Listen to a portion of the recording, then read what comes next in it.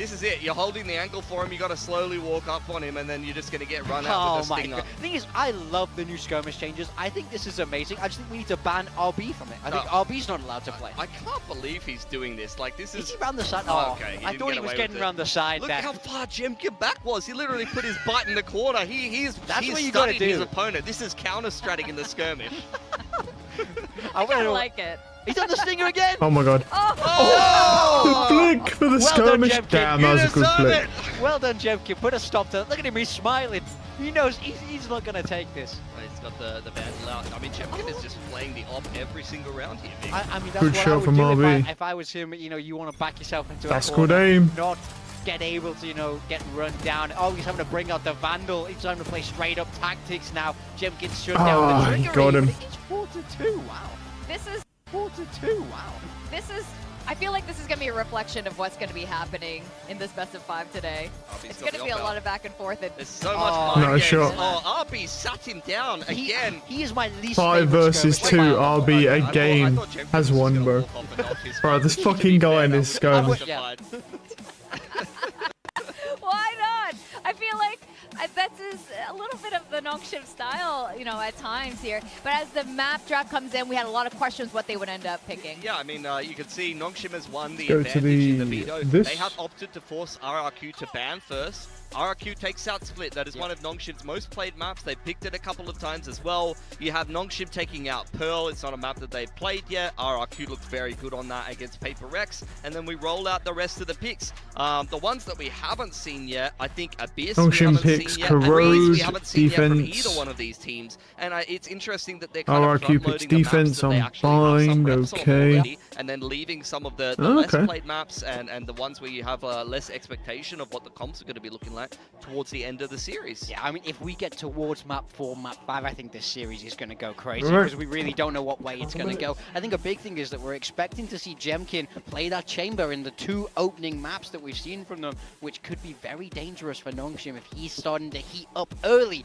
in these opening maps. Yeah, absolutely, which is why predictions are mostly in the favor of RRQ. Like Pilsky was saying earlier, I mean, it's kind of hard not to have them as the favorites here, but I see that you are a fellow Nongshim believer today. Was it the meat shake or was it something else? No comment about what I do on the weekends, but honestly, I think if it's not now, then it's never for Nongshim. They're on a generational run. They've been winning for quite a while now. I think this is a good time for them to beat RRQ. They've beat them in the past already in the head-to-head. They know that they can do it, even though this is a stronger RRQ than they've probably ever had to take on before. Yeah, I think they've got a reasonable chance of winning this series. I wouldn't be surprised if RRQ win, but I want Nongshim to win here. I think I would love to see them qualify to an international team, if not to force the EMEA and Americas players to have to play against Danby Neon, because that would be scary for them. Yeah. Oh, that would be great to see.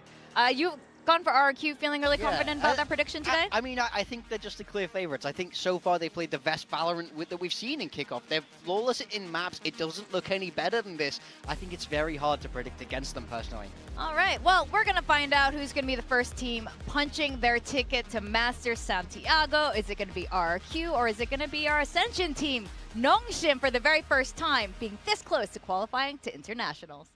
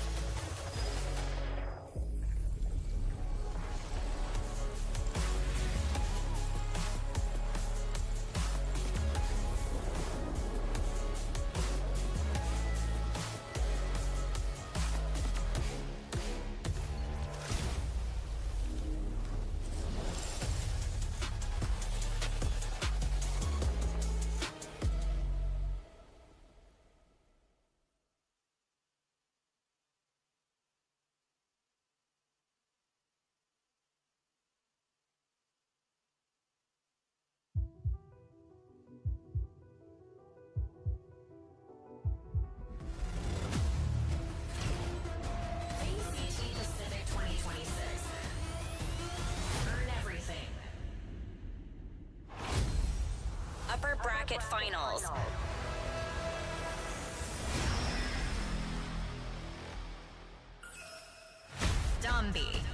It's the final weekend of kickoff where there have been upsets galore, where games have been pushed to the absolute limit. And today, right now, VCT Pacific is finally about to find out who's going to be the first team going to Master Santiago. It's RRQ versus Pacific's ascendant team, Nongshim.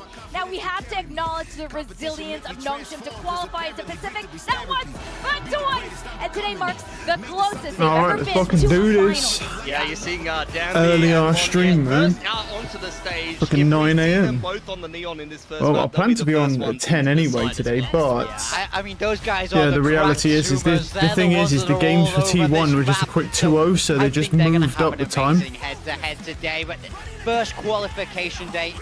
Probably the biggest game of the Nongshim players' lives so far. They've played those best of fives. We know that they've got the wins there crossover. in Tier 2, but this is a different dude's a beast. fucking unit, This man. is about going to the internationals. This is about making your mark globally. This is the biggest opportunity though. Absolutely, and RRQ's already been there, and they're the only Pacific team in kickoff to not So, have changed a single player. for And it this, shows why they're continuing on a stellar run this year in kickoff. if They won we go first in to stage 1, they EMEA, placed there's second also in stage another 2 game last here year, and they've today been completely undefeated at 1 here in PM kickoff, not my dropping time. a single map. Feb 13 today. It's FNATIC versus Vitality. They haven't necessarily gone as deep as they would have wanted, So but they obviously learned we some serious kind of want to lessons, look to and if watch they this win as well. series, I'm they'll have hoping won we'll have enough another time. Pacific stage in It just first depends place, how this and best they of see 5 they're goes. deeper into the tournament this time around, so maybe Yeah. they'll have a much better placement. Yep. Since we were it's first to talking about 3, the you could be, teams the thing and is, the since form it's they were first to coming 3, into in this is kickoff. at 3 You hours all and 38 remarked on minutes, this. and Nongshim this just looked like this team that this was could take coming 5 at 10%, hours. whereas a Because it lot of the other roughly teams are takes maybe about an around hour 50% per of their map, max unless there's like a potential. clean But sweep just on a map. now, our chat with Coach Sungmin, he looked really confident. He says we're at 100%. Yeah, I mean, absolutely. I love to see that kind of confidence from our coach heading into What's this the best bet of 5. saying? Really trust And his they're players, expecting FNATIC really to win believe that then. they're going to have all of They're expecting the FNATIC answers to today. win? That's a big statement against a Oh, sorry, so it's team like Vitality to win. RRQ. They're giving bigger Now we odds just saw Pushy for. walk onto that stage there. He So we're was on expecting a Vitality lot of to our win, build not diff FNATIC, rosters sorry. because this guy is showing what he's Yeah, I made kind of. of see This is that. the I mean, Pushy we wanted to see that last fucking year. team is Yeah, pretty sure. I mean, nasty. you saw him in last year's kickoff. He had a bit of a performance dip stage 1, stage 2, but now again in 26 kickoff, he is once again showing that crazy form we saw that made us all think if this guy's going to be Rookie of the Year. It didn't end up happening. I mean, but maybe here's the he's gonna thing. have the year he was meant to I'm really last year curious this because time around. Nongshim's been on a pretty crazy run. I don't know too much about them. I've watched one of their matches and they did very well. I know Cross is insane, RB is pretty good. I don't know about the others. And Ivy. He's been with the team for so long. Yeah, I mean, I As think far for Xpero as- especially, he's been on this You team know, since as far as it goes for 2023. RRQ, we knew they were Experienced good the ups anyway. and downs The of big this problem with organization. RRQ, They had though, seasons where they didn't is qualify for always playoffs. the same Now thing. they're looking It's the to fact look that they for rely on number Jemkin a 1 lot. seed. I'm He's really been through it hoping all. to He's gonna be see the rock. He's going to be the anchor Jemkin of this RRQ team today. probably just switching. I'm hoping he just relies on his teammates more instead of trying to do everything, because a one-man army just simply doesn't work in Valorant in 2026 or 25 or 24 and so forth. It pretty much only worked within the first year and a half of the gameplay and coming Americans out. in the coaching staff. You get the bleed Toby. through of the brain rot and all of the American memes here in Pacific. He's corrupted. Yeah, I was going to say, weren't they spamming 6-7 in the chat earlier because there was a 67% win rate? That was so unnecessary. Yeah, look, they're all just, But look, they're you know just what? They've spamming done that every 6-7. single Oh, match in fuck's kickoff, sakes, and man. it seemed to do them. I thought he just put Okay. tough for a second there, but I was like, We'll no, be please. starting off with the Crowd as our No, they're first just- map here, and you made a Can really interesting Nongshim point, but win? Jemkin likely going to be playing That's the interesting. Chamber, and jumping on Chamber is absolutely divine. Yeah, I mean, for me, I think I'm feeling better than ever about my pick of RRQ because they're playing the 3 maps that they've shown first. They're maps that they've heated up. I think on in the Nongshim past, genuinely and the have a deeper the chance to series win. gets, I don't the know how more attacking surprises they Nongshim will is. have Obviously, in keep in mind store. Corrode is an It's hard for attacking Nongshim map. to be ready and prepared So as this whoever plays progresses defense on all this the map way pretty much has through. an So advantage. I don't know how this can go wrong for RRQ. I think Nongshim need big individual days. We need to see Danby heating up. That double duelist has to activate and come alive. And for me, especially in this map 1, they need to have an answer for Jemkin's Chamber. I mean, they haven't seen much film on it. I haven't seen Nongshim much. has I won haven't. from I mean, Road, and Jemkin's they played out ridiculous, their so whole I attacking don't know side. what a So chamber they've from shown a lot Jemkin of would their look like. I've tricks. never seen him play chamber. You know, their That would be general interesting to style me. that they run Chamber's because good on they've Corrode, got- so it's Well, likely we'll see the they're chamber good come attacking out style. here, They haven't even considering really the showed fact their he is good on Corrode. Chamber's only good on certain maps, so at pro level, he's only good on certain maps. Obviously, in ranked, you can play him wherever and whenever you want, but in reality, Chamber's not overpowered, so he can't play on every map. He's just a good agent now because they nerfed the utility. Record-breaking matches that have gone so far. Like I've seen people saying, you know, Chamber's overpowered now. I think that's the dumbest shit I've ever heard in my life. But you know, maybe a few Red Bulls. This is gonna, which is pretty crazy. Yeah, it's just that he's a strong agent now, indicated by his pretty significant increase in map pick. Yep, Jemkin on the Chamber. He's not overpowered though. If he was overpowered, you'd see him in every map pick.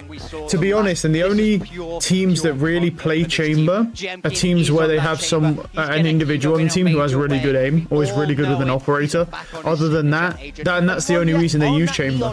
Most teams don't even pick Chamber because they don't have the aimers. Yeah, we've seen the Neon match. Because that's the problem with Chamber. Chamber had zero value to it. Team. He has his alert trip, which is not bad, but it's easily countered in most maps. And the only thing that Chamber adds as value is his aim. So if the person playing Chamber doesn't have the aim, then there's really no point even picking it. Obviously, we know Jemkin is crazy, so. But I'm curious to see. I'm hoping that I don't see a Jemkin one-man army here. And I really want to see more of a whole team. I haven't watched any RRQ in 2026, so I don't know if they're playing a lot more as a team now. Because before it was more just that crazy guy had a pop off here and there. Oh, here he is, dude. Main event. We've got the red corner, we've got the orange corner, the Korean Slayers versus the Ascension Runners right here on the first. I can't tell, by the way, if the guy on the left is 50 years old or 20 years old. I legit can't tell. I don't know. Does he dyed his hair or something? Because he looks like a casual 50-year-old man, but then he also looks like a weird 20-year-old face. I don't know what this is supposed to be. I can't figure that one out. Vetoes as well in these best of fives. Essentially, Nongshim are going to be starting on attack every single map except for the for that fourth map. In the choice of selection as well, they actually get, you know, the kind of final two map selections in there. So guys are chilling, bro. Look, they're bopping away. They're like, yeah. And they start on attack for Breeze as well. So if it gets the depth, that's why they have. I always found it crazy, you know, that people could love Valorant so much that they'd actually buy tickets to go watch a team live. I always found that a really weird concept. I still find it a weird concept now. Just for me, personally, I find it really strange. Like, even games that I've liked that doesn't include Valorant, like, to be honest, I don't like Valorant that much. I mostly just like watching pro play because that's how this game is meant to be played. Like, on pro play, Valorant's amazing. It's just not good in any other facet. So I just like watching the VCT, really. Like, the live matches are pretty crazy. Because the game this is how the game's supposed to be played, and it's completely different how you can play it on ping. Where's our chamber? Whoa, 3-stack on B. Whoa. And the chamber's tripped over towards markets there, and he's sprinted over to B. Playing the 3-1-1.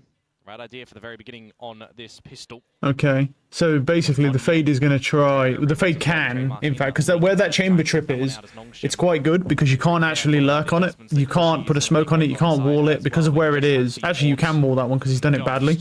So what you should be seeing here, really, with the chamber is putting it right in the middle because that makes it really fucking hard to, like, smoke and wall. I don't think it matters. They're just going to break it anyway, and that's what you want, the info.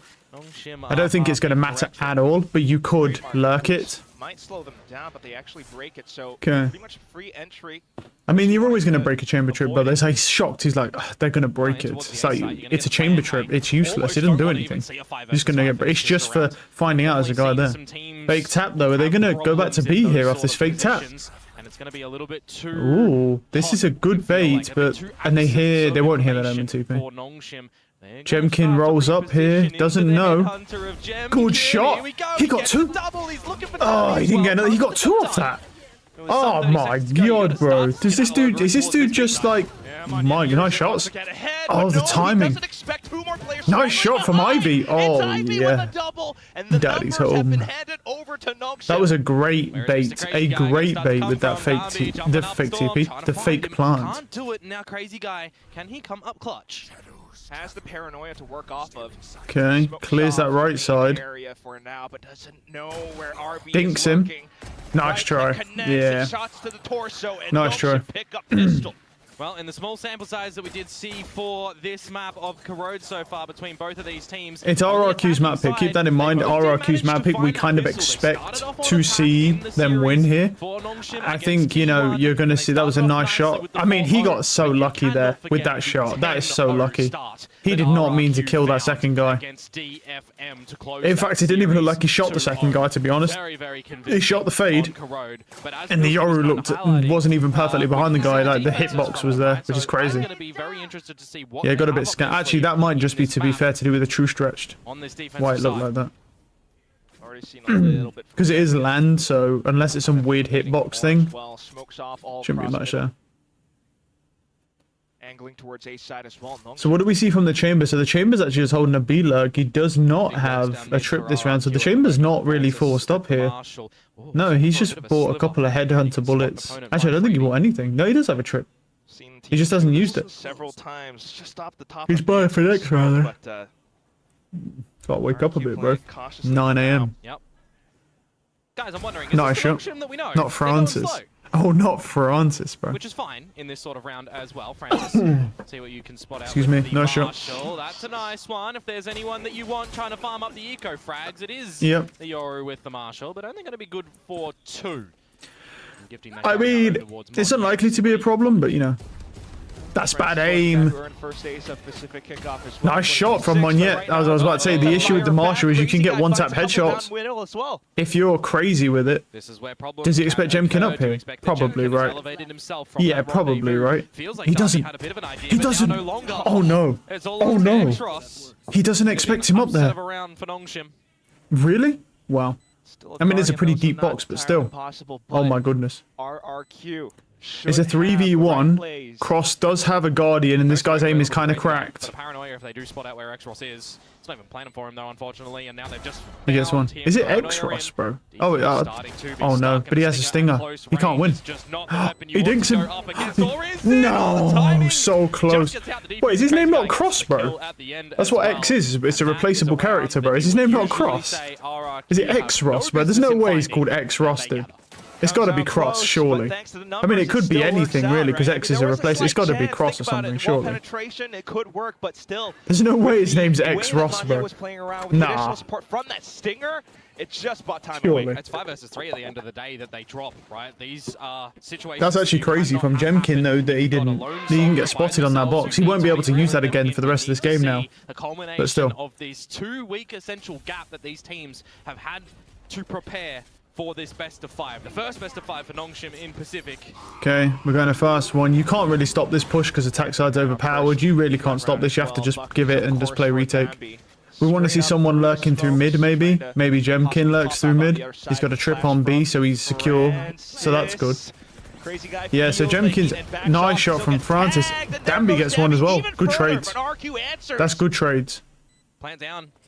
In the chaos of but there's still a Bucky and a Stinger, which is pretty terrifying because you're close range. The Chamber's taking his sweet time through mid.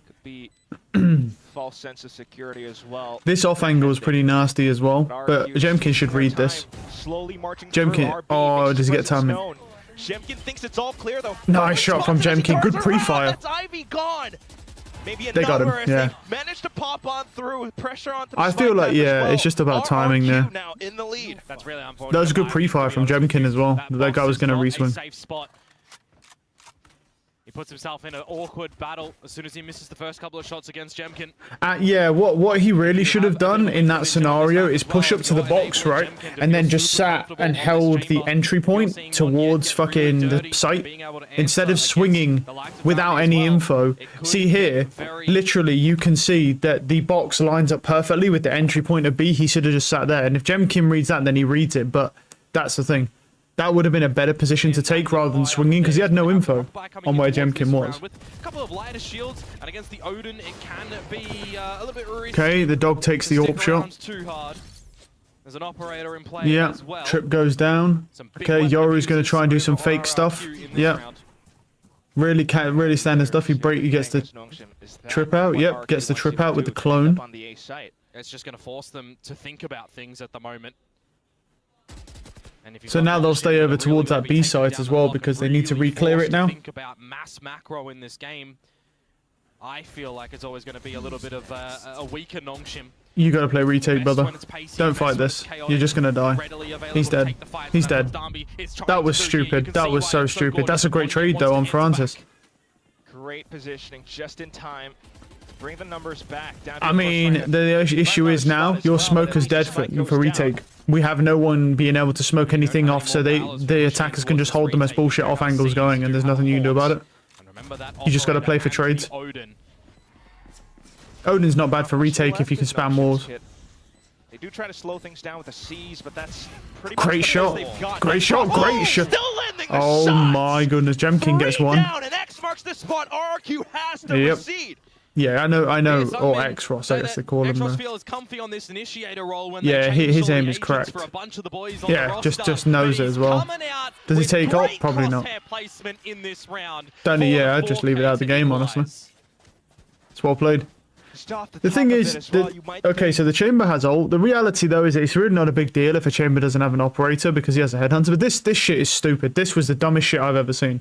You saw the Yoru ulting. You know there's a Neon, right, who travels at inhuman speeds that breaks the reality and the physics of the game. And so you think to yourself, here's what I'm going to do. I'm going to stand on the site way too late so the Neon can purposefully kill me. You, like, bro, like, what are you thinking there? It's an heavily attacker-sided map. They have a Yoru and a Neon, an amazing combo, right? You have an agent that runs at inhuman speeds that literally breaks the game and the timing of the game. And then you have a Yoru who's is intangible, but can see you exactly where you are at all times. Like, you can't stay on the site there, man. You're just killing yourself. And then they have no smokes for retake, so they can't use smokes to block sight lines, so you just fucked. Just a very bad play there if I'm crazy guy. Because it is against the eco, but this is a best of 5. You take everything that you can. You try to make most. Okay, ult's back side. And then the Yoru flashes and TP's in the corner. And now it's go time into this B side. TP, oh, he fakes it. Okay, fakes the TP. Nice kill from Ivy, gets crazy guy. Good trade. Good. Honestly, good trades for an eco. What was that? God damn. That was insane. No, that was fucking vile. That was a sick turn away. That was a sick turn away. Damn, that was nasty. That's why in this game, because that's a bad Yoru flash, right? You don't want to flash off the corner of that like he did. You want to actually flash off the left side wall. So where the Yoru stands, you want to just stand back a little bit, flash off the wall, and it pops right here. So that wall he's looking at there, that's what you want to flash off of. Because you need the flash to pop immediately as it just hits that corner. Otherwise, they're going to dodge it. That flash that he did was shit. But at the same time, that was pretty fucking crazy to do with a Sheriff. Because the thing is, even if you full turn the flash, you still most of the time die. The fact that he full turned it and then instantly just nukes him, that was pretty fucking sick, to be honest. I want to see. Here's the thing: we have a chamber. That's not a sentinel, so I would probably say 4 rounds. I want to see RRQ maybe with like 4 rounds or something like that, 4 or 5 rounds. If they get 5 rounds, that's crazy. If they get 4 rounds, I'd be happy with that on a defensive side of map. To prepare for this best of 5. Nongshim, however, twice over, fighting for their chances to be present in Pacific, top of the top, and now they see themselves in probably the best position. No, arguably the best. Oh my goodness, what is that chamber? The roster is looking comfortable. They've got 3 chances. Most lore accurate chamber. 3 chances to make the international stage. Got another operator in play here. I like the way that Jemkin is managing his economy to where he's had 3 operators. That's good.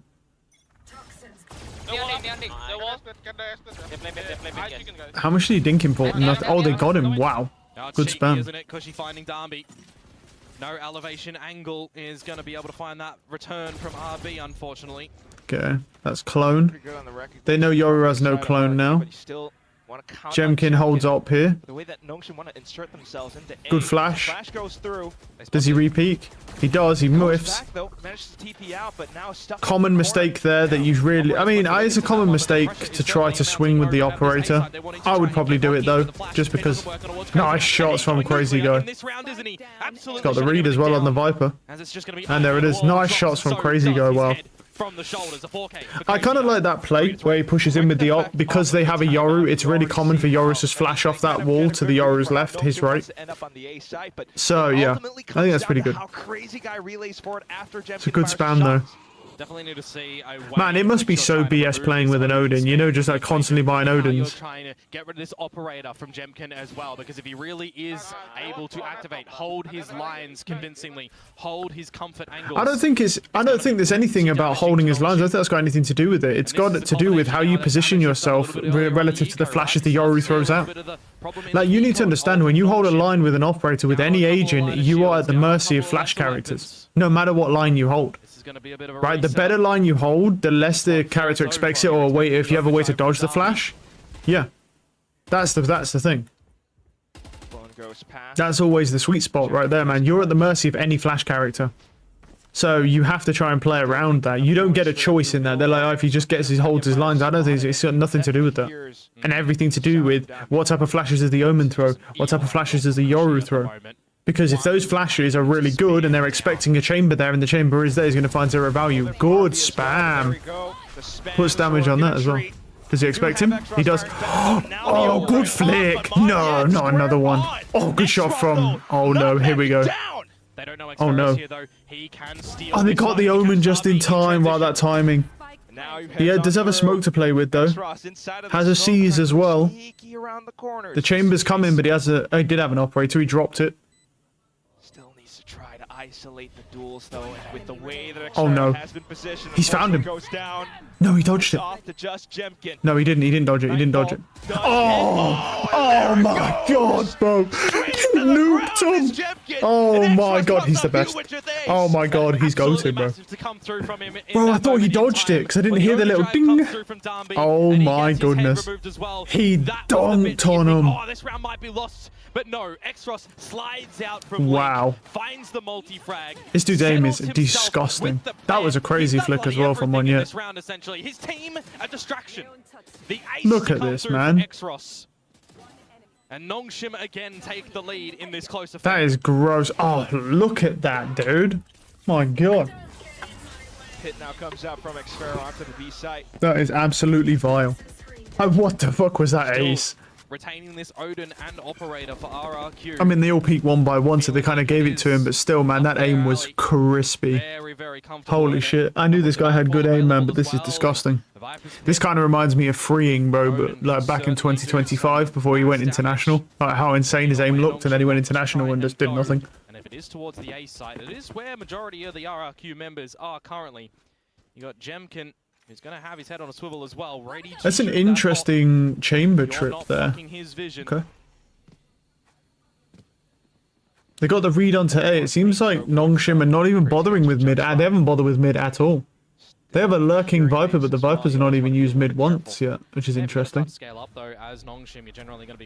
think that's always going to give you a bit of a hindrance there. But they've only gone as a team in mid, which I think is smart for this map, because a lot of the defenders will stack up at top mid and try and just fight back. Okay, so now we're seeing the Viper try and take some mid here. Nice shot from Jemkin. Good trade. That's a nice kill on the initiator. They really don't have anything to re-clear for retake now. What do we actually have for retake here? Do we have anything? Just the Neon, really. Neon's been countered. Operator, do we have a nice shot? Takes down yet another. Now, how do you break into the they got it. Wow. He pops his ult. What a great ult. Oh my goodness. What a great ultimate. The Neon got countered as well based off of a base Neon fucking stun from counter Neon. That was, I mean, you can't really get more value than that from a Neon ultimate unless you somehow kill the whole team, but it just doesn't happen a lot because people practice flicking on sliding Neons. I do like the idea of Neon being played in pro play though, to be honest. It's a lot more enjoyable when you have something that breaks the game just flying around the map. Can't believe he killed that. Wait, really? Oh my god, he didn't really even do anything crazy. He just spammed that. That's good awareness that he was in. But like, I mean, the orb is just crazy, no? It's good awareness, but like, I mean, you know that orb going up like that is likely someone in it. Back in towards middle. I start to expect the Odin spam now. It's going to be somewhere. It's either going to be the B wall or it's going to be in through mid. Nice spam, and he gets him. That's one duelist gone. This makes it a little bit harder for the Neon to entry now. They've managed to pass. It's an eco round pretty much, so. Looking for a way out, perhaps. A bandit in play here for Cross. Hey bro, it's first map of 5 maps and we've already had an ace from X-Ross. First, bind next. You knew that you were going to have to face it one way or another in this best of 5. We hear that there is some sort of answer that Nongshim have to be able to remove Jemkin from the equation. Nice shot. Not like that. Not like that. Brutal. Nongshim find themselves angling back in towards B. You can just see the passiveness from RRQ. They understand the win conditions of this round as well. Not giving opportunities over good aim. Nongshim. You just see him take that to the gut, he just like, ugh, just falls down. Especially in a 2 versus 5 where you have advantage. And it just looks so complete as well. Each and every angle being supported. If Magnet goes down, it's possible that they could just come back. Good awareness. Good trade, but there's not much he can do. Unfortunately, does go down to RB on a slight trade, but there you go. The whole team. This guy's about to get folded. This is the most passive Neon I've ever seen in my life.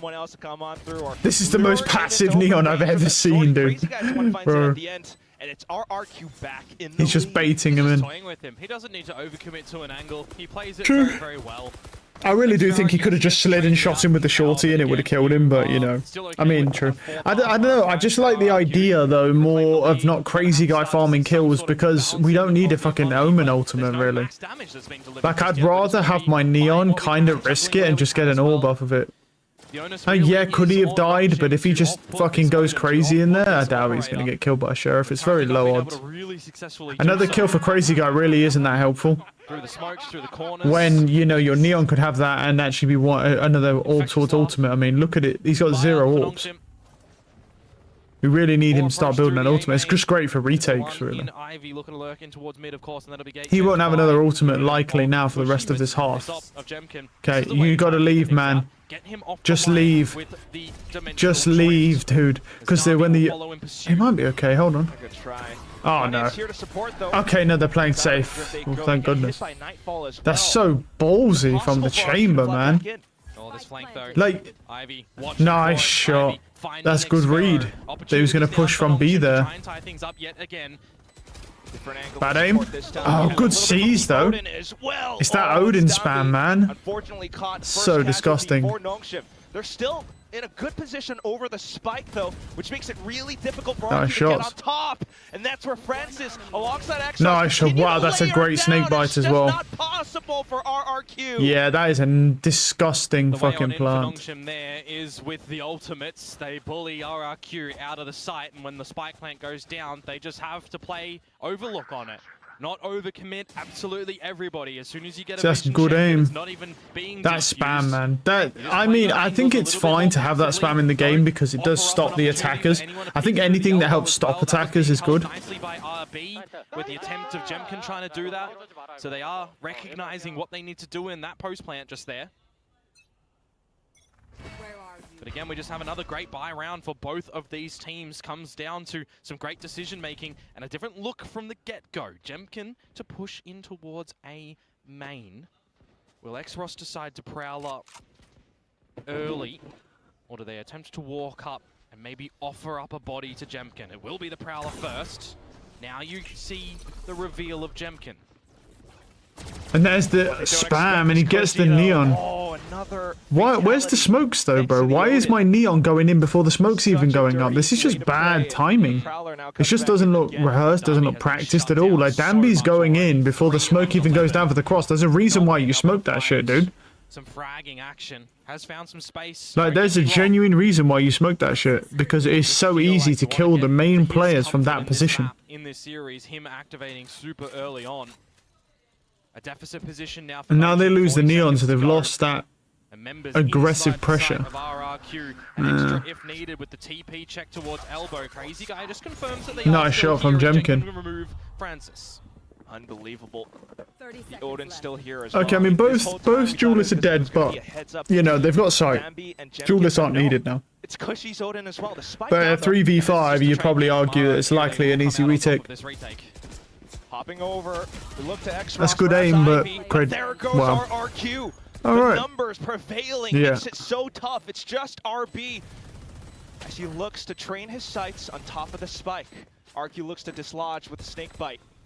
But lo and behold, the Odin back. This guy's fucked, yeah. It's Jemkin onto the other side. It's too good.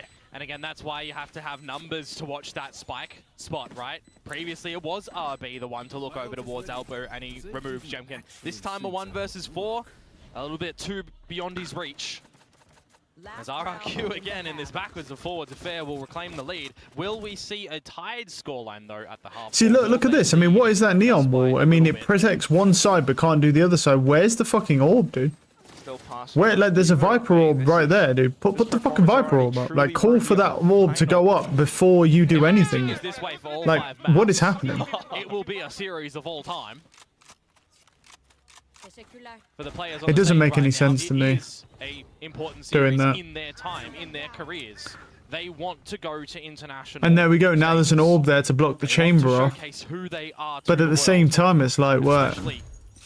Could have done that last round. I mean, 5 rounds. 5 rounds. This map's over. I mean, RRQ have 6 rounds on defense, bro. This map's over. If they can find it as well, to the A side they lean, but not with all eggs in this basket. RB off yonder can reposition if need. I mean, unless RRQ have a big fumble, but Chamber's good on the attack side, and they've got a pretty good attacking side of the team. He's spamming that Odin over at A. So you have to assume the call for Nongshim might be to because every single one of these agents is an aggressive type agent, or can be played so, except for the Viper. Crazy guy as well. The weaker side of the map. They've got to find the timing though. And Neon and Yoru are not good on defense unless you're running a Judge, like an Operator, Odin. I guess you could run like a Stinger or something. Something unconventional, maybe, what you'd normally be. Oh, that's a good wall, though. Good trays. Dambi gets 2. Has managed to do a little bit of work. Yeah. Keep an eye on mid. Jemkin is going to miss the opportunity. Jemkin does have his ultimate active though, I believe, so he has a quick swap here. The plant goes down. Interesting, he's not using his ult to clear this. Green in his face. Has to look for the right timing as well. Monyet still has a full kit. They're just looking at every angle that they could possibly come from. Jemkin nice shot. Good kill, wow. The round ends. RB as well, right off the top of the smokes once more, and that's gonna be a tied. And RB throws himself purposefully a bad smoke so he can hold heaven but cover CT. Crazy guy is the one who is getting. I mean, look, that's well played by RB there. He throws that smoke so he covers himself from CT but throws it purposefully bad so he can still see heaven. The mass fragging option on this map, but hey, if he's able to call a good game and continue on fragging, who are we to say? Look, it's a nice round. I like that. Look at that. And he even has a sliver for sight as well. But here's the problem, though.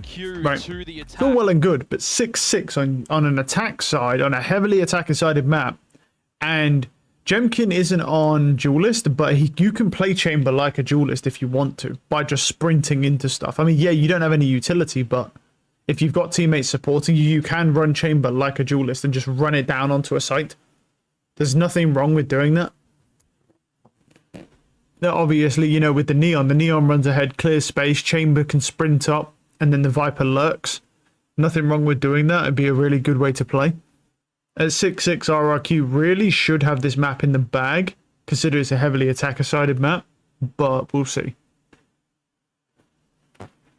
I think it really depends on how good the Neon and Yoru are on defense, because if they pull out Operators, either one of them, probably the Yoru, and, you know, I don't know, a Neon has an Odin or something, or some sort of Judge just playing real bullshit, it's definitely possible that they could win this map, however unlikely.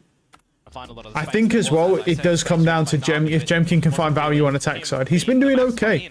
I mean, it's a good performance from the Chamber. I mean, the only reason Crazy Guy's above him is because they pretty much only went to the A site for the vast majority of the time. It was like a fucking 70-30 split, it felt like. Unless they went through mid. The sole member at this B site, he has to be very careful with how he's going to. Okay, 6 bullets and a trip, yeah. get some quick assistance for the rest. I think that's quite good. Instead of 8 bullets, I think 8 bullets is but it will go good. silent. It's just that I don't know. I think 6 bullets is more than enough most of the time. Okay, nice try for the dinky. Gives respect there as well. Just trying to check and clear a possible utility on the ground, but nothing's found. We're going back to A. Now, drawing out the Snake Spider of Ivy there is actually quite big because you understand an idea that the Fade and the Viper are over at the B site, and now you just start to ramp things up over at A. Tags Danby. Bad aim. Oh, that's bad aim from Jemkin, and then he got his aim punch with the last shot. Oof. RRQ might have to yeah, it's a common mistake there. I mean, he's just spamming as fast as possible with Chamber. Not as fast as possible, but he's just spamming with Chamber, trying to get the flicks. It's better to just take your time with your shots, man. Especially on pistol. Because it's really easy to get tripped up. Happens all the time. When you're playing pistol, bad stun. With Chamber. Especially on pistol rounds, because everyone has such broken-ass movement that they can just jiggle like crazy and all their bullets go straight. Nice shots. Wow. Good shots. RRQ really didn't need this round. Finds the first one, gets onto the spike. Okay. Crazy guy just swings by. They didn't really need this round, man. I mean, like, Nongshim did kind of need this round because it's a heavily attacker-sided map. The first 2 rounds usually don't matter. And here it still doesn't, but I would have liked to see Nongshim win that one.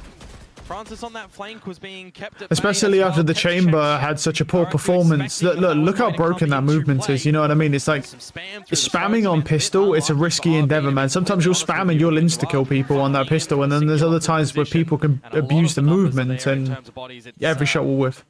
There's not a lot you can do about that. There's a good right click though. Pistol rounds to RRQ, 1 apiece. Jemkin has there, okay. Yep. Ooh. And this round, Nongshim are going to be looking to do the same. Lovely little Marshall high-low setup, but just a graze for now. Okay. Okay. Back in towards middle though, and thanks to the smoke, they might. I mean, the Chamber is one shot now. RRQ players by surprise. Prowler checks. Oh, you did spot RB. Did he see him? Yeah. Have to get down from that position, and when the smoke souls do start to fade in mid, Darby's going to be left on an island. He didn't get his favorite item. And the Chamber here is still over at A, looking for people. Maybe he takes some space. Insert it into a corner. Yeah, but by the timing of the gate crash expiring, he is locked into this position with the Bucky. Okay, the initiate is faking, and there's the Bucky. Wow. He actually went for a shot there, I'm surprised. RRQ are just going to break and enter in towards and steal the location. All the goods alongside with it. Positioning towards elbow, maybe a little bit more space towards back sight. Tough retake now. Yeah, but throw caution to the wind, I guess. Get Danby in with that Bucky, do what he does best. He has been handed it. Crazy guy though, look at this angle. Smokes it off as well, continues to jiggle around. Good spam. Francis dies. Danby's gone. Off. They got one. More shots though, Ivy continues to swing. Good aim. Oh my goodness. See, that is not bad. A little bit too one-dimensional, of course. In that's not bad. Halfway to his Viper's pit already. To move on that mouse. Just needing to click the button as RRQ stretch the lead.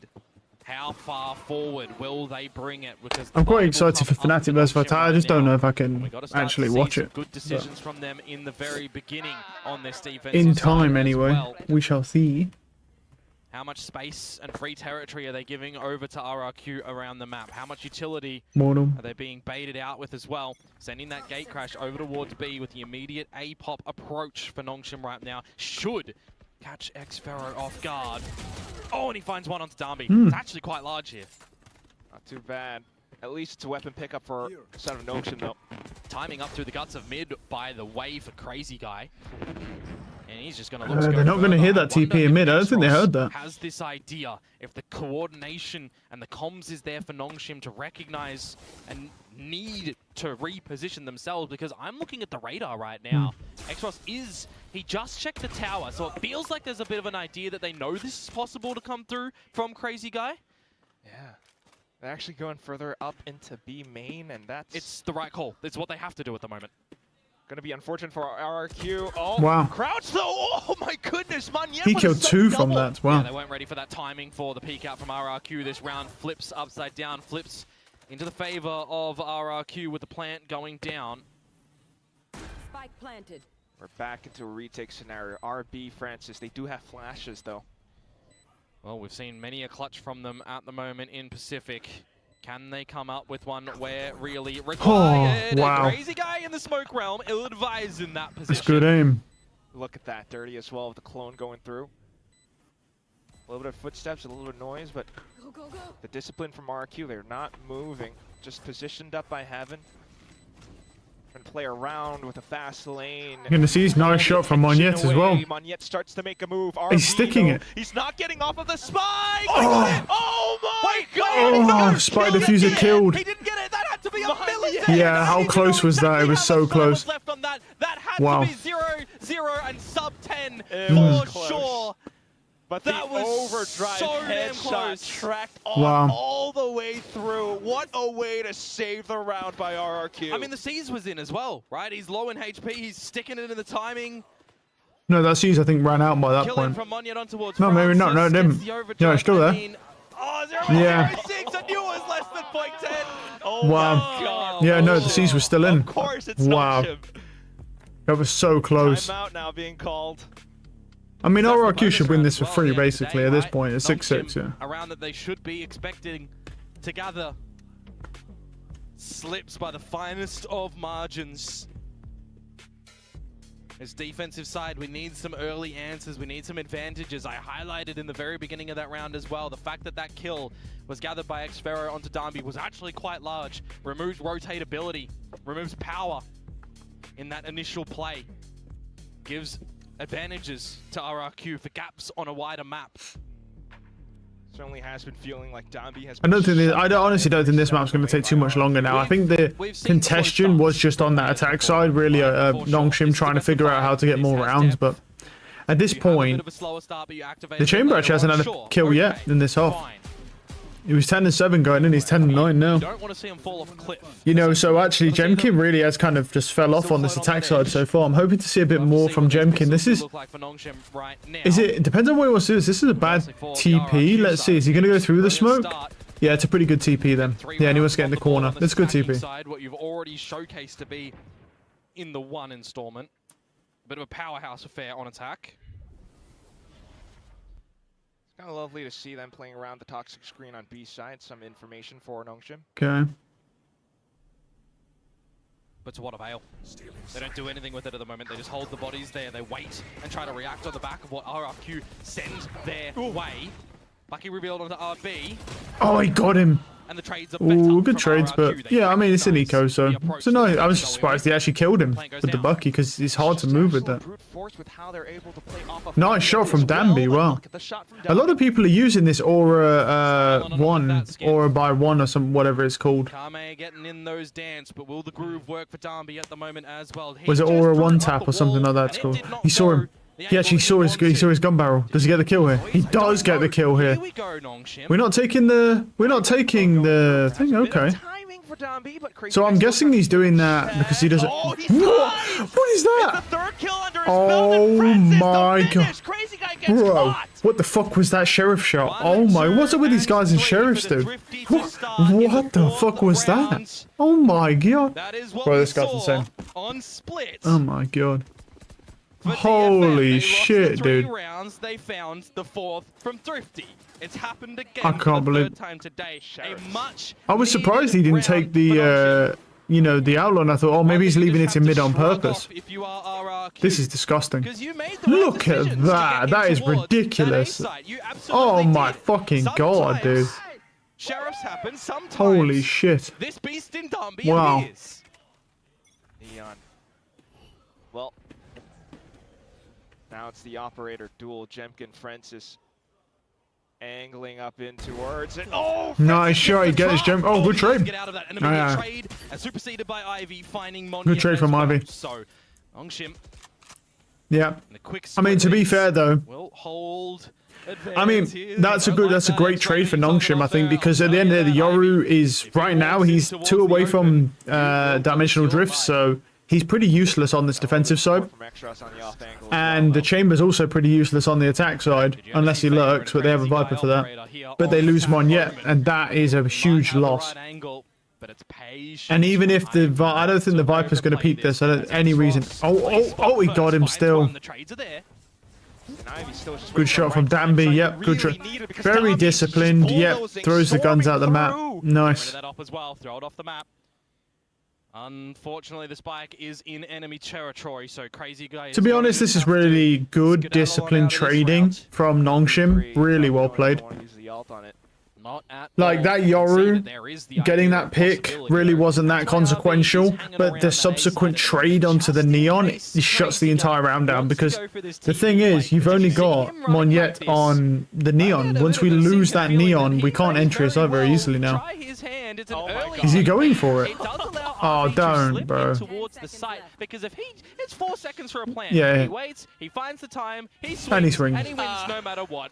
This man has been around the block. I don't think it matters. I don't think it matters so much that he did that, but at the same time, it probably would have been better if he'd have just saved it to TP into spawn. But the ops, I think, the way how Nongshim started out, that's...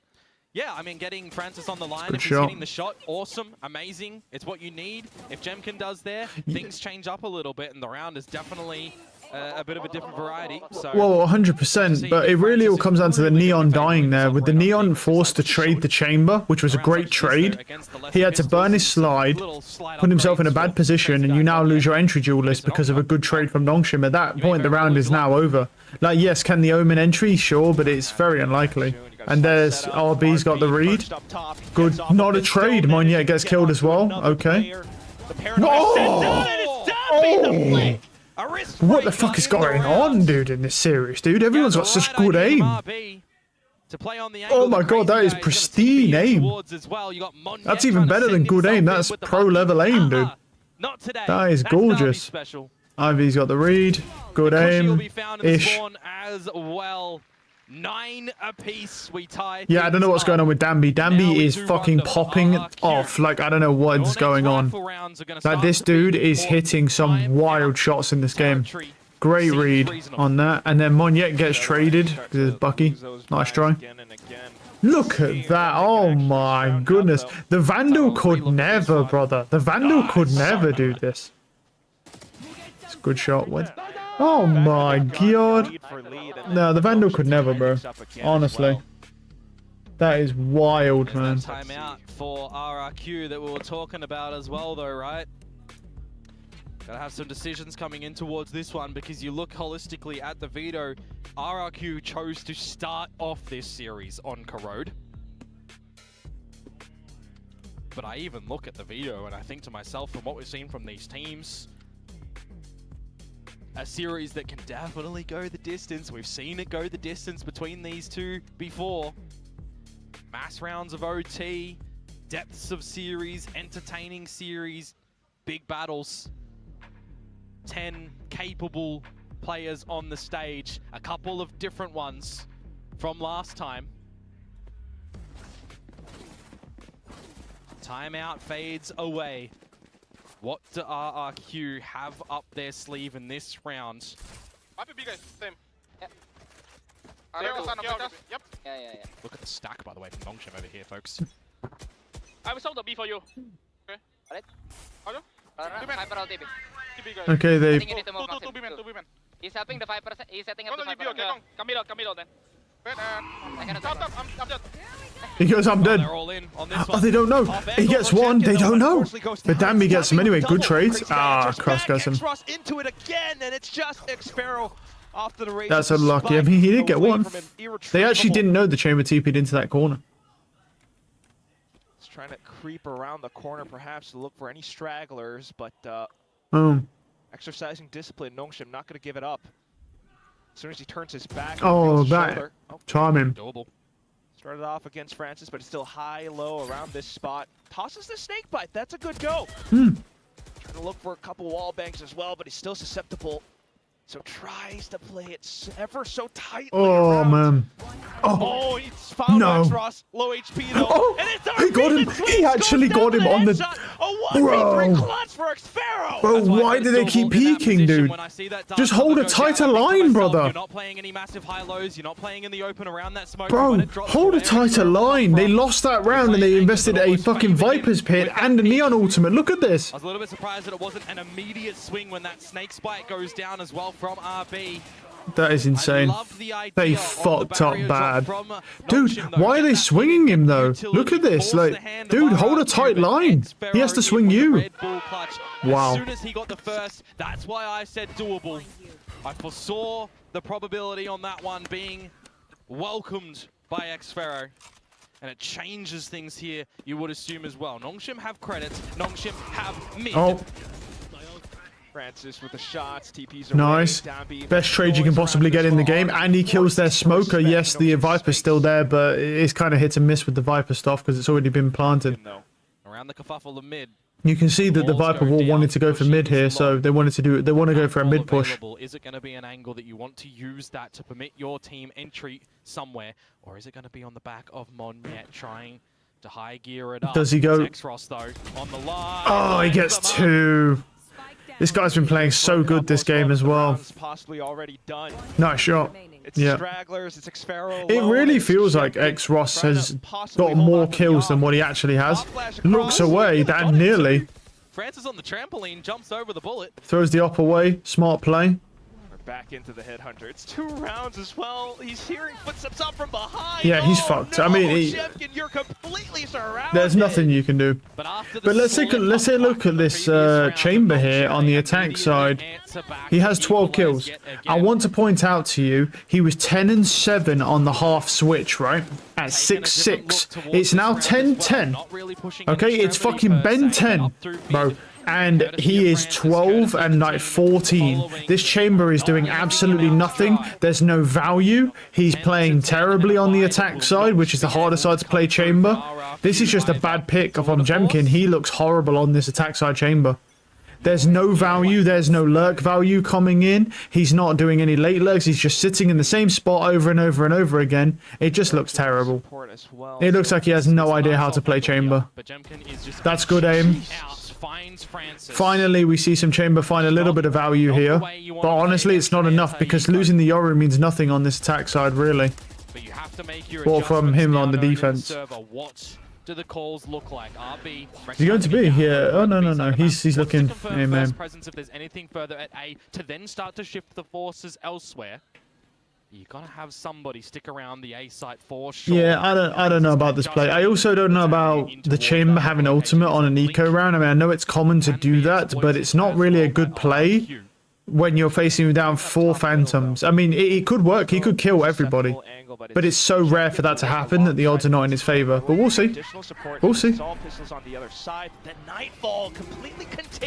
Nice kills. And they saw the chamber. They didn't see the guy in the corner, though. Xfero finds a shot, looks to pick up the weapon. It's still Jemkin trying nice to kill. He takes Nice try. Ivy takes down Jemkin, and then it's just left 2v1. They've got overlook on the spike. He'll pick that one up in this 1 versus 2 into the site. Yeah. To the cross. And so this is what I'm talking about right now. We don't have a tour de force. Like, yes, is it cool? Is it a cool idea to use a tour de force on an eco and try and kill everyone? Sure. Is it going to happen? Very likely not. There's probably a 10% chance of you doing that. Maybe less. You know, the reality is that you just want to save your tour de force for a round where your team can actually buy, and then you have better economy because you don't need to buy a gun. Rather than wasting it on an eco where you're going to find 0 value other than getting a few useless, pointless picks. It's just this, yeah, no, Jemkin looks really bad on chamber. Like, really bad on chamber. I think that's a really big thing. That's what I was worried about, is this chamber going to look good on the attack side? The answer is no. To the site. Okay, I think it's an A push. It is an A push. Well, it's an A split even. They may have... Oh, they don't have to respect it yet. They can still fight site here because no one's elbow. They can actually hold site easily because no one went elbow. And it's just a chamber holding, so they can't do anything. They're actually trapped on this A site. Oh, that's good value. Oh, that's good value. He got him as well. And it's the choke point that prevents RRQ from gaining And then, control. and look at this chamber. Let me ask you, what has the chamber done this round? He pushed A main, he just stood in elbow and did nothing. Just stood in elbow and went AFK. Didn't do anything, didn't even stand in elbow, didn't even get to elbow, did nothing. That this chamber looks horrible. They're literally losing this round because of this chamber. They're literally losing because of how bad this chamber, the Jemkin's playing on chamber on attack side. Because he's finding no value. He's not lurking. He's not getting map control. He's just going with his team and dying and not providing any value. Chamber's not good just going with the team most of the time. Because he has no value with his utility. He has no utility. You're better off lurking and just trying to find value in mid.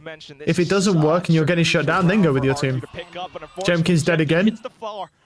Yeah. Just crazy guy left. I think he's in a pretty good position here. Starts to clear all around. Nice shot. Oh, nice try, but Francis is on it.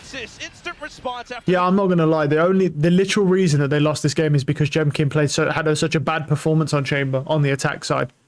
That's literally it. Chamber has 14 kills. He has had 4 kills on this entire half, and he's died 9 times.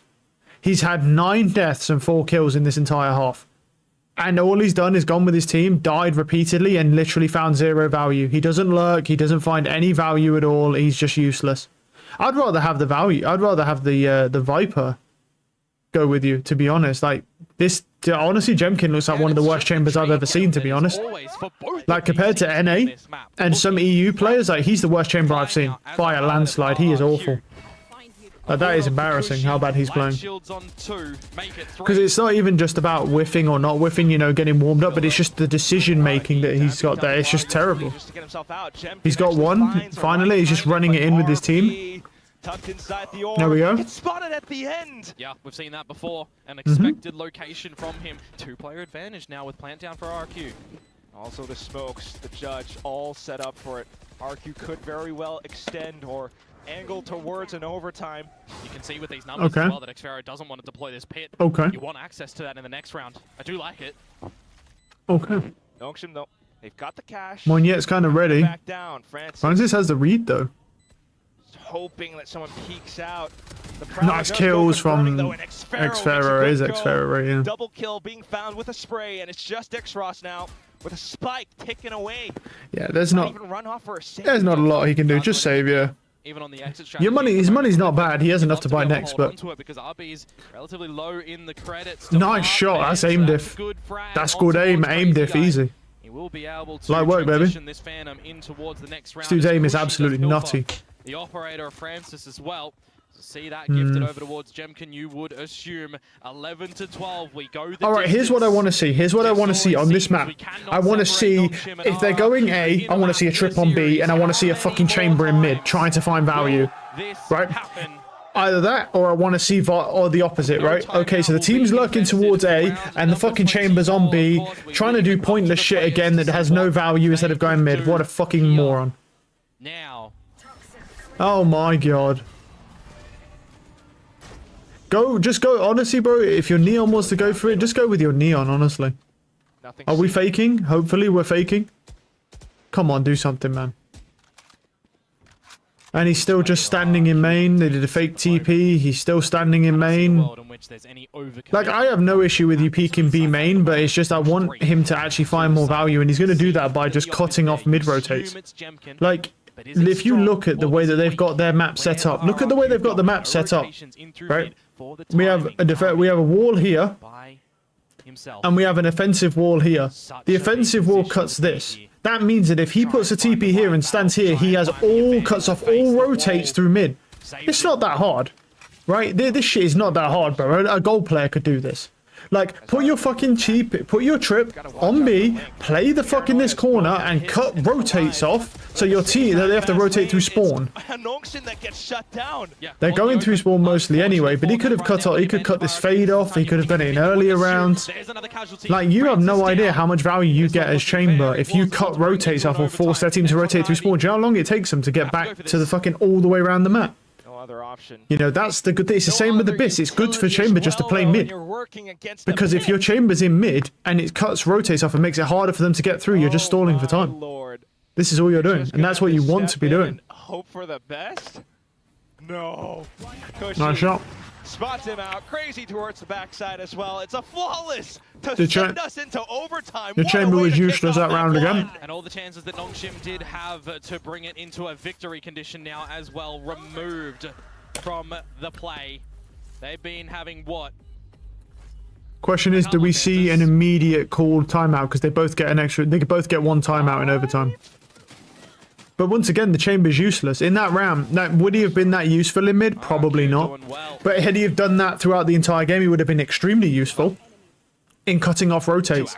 Like, this shit is simple stuff, man. As a chamber, your options are go with your team, lurk on another site, or sit in mid and cut rotates off. If you don't want to lurk and get bullshit timinged, sit in mid and try to cut rotates off to make them rotate through spawn. And if you kill a guy in mid, all the better. That's the best thing. High risk, high reward, I will say. Well, the smoke's obscuring still for now. RQ not overextending either. It was the 2 solid chances that they had to close. Okay. Now they're going to have to find 2 more rounds. Gets hit by the slug. They know that the neon's in. It is the technical weaker site with only the 1 member. They don't know if it's more than one, though. He's going to relinquish control of at the moment as the spike is not. Finds him. Okay, they know he's elbow. He didn't get out. It's a good dog. Chamber's looking for a mid value. I don't hate this. Jemkin pushes ever so closer in towards mid. He's on the right angle to potentially find Ivy. The gun barrel to reveal himself. Oh! Headhunter whip out. That's good aim. He had one shot and he hits it. Oh, that's fucking great aim. Oh, so that's very nice. It doesn't absolve him from playing shit in the entire attack half, but that is a beautiful shot. Absolutely gorgeous, that shot. Try to thwart it, so might as well. 4v4 though. That's a good hold. Great read. What a great read. Now you got to defend the spike with your life. Your position somewhat revealed. RB. Nice shot. And he does. Oh no. Oh, this is bad. Monyet was. Oh, there it is. Nice. Nice. That's a beautiful shot by Jemkin. That was just disgusting. 1 bullet. Very nice. Very nice. I love that. See, here's what I don't get. He has the mindset to go into mid on a defensive round, but doesn't have the mindset to go into it on an attack map, like on an attack side. Like, look at that, yeah. One shot, wow. There's only one bullet. That Jemkin has, by the way, in that headhunter, and he finds the frag. The round will be coming forward for RRQ. They now see themselves. Yep, there's a timeout. In a winning good timeout. opportunity here and over. Bear in mind, this is RRQ's map pick. Let's just keep that in mind, right? This is RRQ's map pick. I'll be honest, like, the reason why this got to overtime for Nongshim even to get to 12 first is purely because Jemkin did nothing on the attack side. Like, he has one of the worst attack side chambers I've ever seen. He was up there. He's honestly up there with when I saw Ye play attack side chamber when I saw him when he was on EG. Like, that was embarrassingly bad. And Ye is a much better chamber than most people, but it's just, it's not about how good your aim is. It's about the decision making. You have 3 options as chamber. You're going with your team, you're lurking, or you're going to sit in mid, right, and try and cut rotates off. That's it. Those are your options. Important. Like, if, you know, and he chose to go with his team, but also find 0 value, or just standing main and do nothing whilst his team kills everyone. Like, he is getting deadlifted by his team right now. And he finally did something in the overtime, which is amazing. Now I hope to see him do something. And again, he's just playing on B. I hope he finds a kill, because otherwise he's useless again. I hope he finds a kill. I pray this man finds a kill, because he has no idea how to play chamber on the attack side. Like, they're rotating mid. RRQ though, just still trying to find any sort of lead. The Prowler so far not doing too much. Oh, this is going to be so ambitious from Darby at the moment. He is by himself right now. He's trying to be a tip of the spear. He's trying to be the playmaker. Oh, okay, they got the read. Do they expect him on this left? But do they know that he's left? Because it's a Neon. He could have got away. He's fast. Neon's tricky. They don't know. I think he's dead now, though. He's dead now, though, yeah. He should have held a tighter line there, bro, and just let the guy walk up. I know, you got to take the risk, though, man. You've got to take, it's overtime. You got to take a risk. It's not even your map pick, so if you lose, it's no big deal. Leans towards the former. And so will the team. Still concealed as well, Jemkin. So now the attention brought back over onto Link. Ivy tries to get good dinks though. Dinks, but it's not quite connecting fully. RB though gets a good little nice kills from RB. Phantom sprays. It's oh, nearly. HP. They hunker back down and they take honestly, down this is winnable for X-Ross. This is actually winnable. On for a 1v3 retake. I'm not gonna lie, this is still winnable because Cushy's one shot. Jemkin has no armor, so he's 2 shot. Full health. Maybe 3. No flash. Yeah, nice try. Nah, crazy guys got him. Headshot. No long OTs for map 1. Look, I'm gonna be honest there. I think Jemkin got really lucky. Really lucky that his team deadlifted him in that. That is, he should not be happy with that performance. That was terrible. On defense, decent chamber. But it's easy to play chamber defense because if people walk into you have good support from your team, you just get free kills most of the time. You can get unlucky games, right, where you just get really unlucky timing stuff. But if you have a good team and they're covering all the angles where you're going to get flanked from and shit like that, like, yeah, he's free kills. It's the attack side where you want to see that chamber come alive, really. If your chamber has a good attack side, then you know that as long as you do your job as a support to support him, he's going to have a decent defense half, most likely. So, you know, this is a problem. What we're seeing here is just not great, honestly. That he had no clue how to play this map on attack side, and if you're going to play chamber, I think at pro level especially, where chamber's just not that crazy in the sense of, well, he is pretty crazy, but it's not that crazy if you don't know what you're doing. You know, because all these players are really good at getting kills, which is exactly what chamber's good for. But he's going to do nothing if you don't know how to play his attack side and don't make the right decisions. And on this map, why is it buffering? Why are we buffering? Hello? That was weird. Can I buffer to the light? There we go. That was weird. You know, this is one of the big issues, and I just think it really fell apart. Because like I said, on the first half, he was 10-7. He was the only person above him was Crazy Guy, because he had a good half and they mostly went A. So fair. And then we go into the next half, and he got 8 kills that entire half. But it was pretty... near the end, because of the overtime, it was good. But remember, 18 kills with overtime is not good. And before that, when it was 10-10, he had like 4 kills and 9 deaths on that attack side. It was fucking terrible. That shit was embarrassing. Yeah, I think the decision making is completely wrong with the chamber there. I think the trip is fine if you're faking A main and then you rotate to mid, because then they can't retake the A main space without smoking your trip off. I think that's fine. There's nothing wrong with that. And like I say, he is partially doing well to keep the map control in the sense of just sitting at B, having his trip on A, but no one's mid. See, if Nongshim, with the one round where they force that mid, because the chamber's not at mid, the one round they forced that mid, they did well in that round. Had they forced that mid more often, they would have done a lot better, because that mid point is really, really weak for RRQ, because Jemkin doesn't know how to play attack chamber, and he refuses to sit in mid and cut off rotates on a map which has a really long spawn. Like maps really, just like anything along the lines of like Abyss or Corrode that have really, really long spawn run through. Same with Breeze as well. Like having a chamber in mid that cuts off the rotates through mid, or attempts to cut rotates off through mid, is huge value. If the chamber also then finds value in mid, that's also awesome. But what's important really is that you just stop them going through mid, because it bundles them all up in spawn. You can abuse your utility, and it takes longer for them to start to rotate. So the bomb timer ticks down further. Fun. But what's really interesting is seeing this sort of stylistic difference for both teams in a way that I didn't expect. I thought it would have happened on the other side. But let's talk about Nongshim first, on the first half especially. Yeah, so, I mean, a big thing for RRQ is they want to get the chamber on the line. You can see Cushy trying to help him out to be able to get on the line there. But Nongshim, they really prioritize taking this A main control. And actually, for a team that has a reputation of being crazy, being this team that is just balls to the wall aggressive, they play very standard. In fact, they play very by the numbers for how any attack FPS attack would look. They start out with like a 2-1-2, they work the mains, they control what information the defense has, and then they always move into a 1-4 and off. Yeah, I think it was a good play. I think they played well. I think it's a really, really good showing for Nongshim on a map they did not pick. It's not their map pick. They got it all the way to 12. They wasn't able to close the map out. But to be honest, a lot of that was to do with everyone else playing on the team. Jemkin did not play well after the first half. He did okay in the overtime. But in that attack half, he nearly threw the entire game for his team. And his team managed to pull through, get him to that overtime.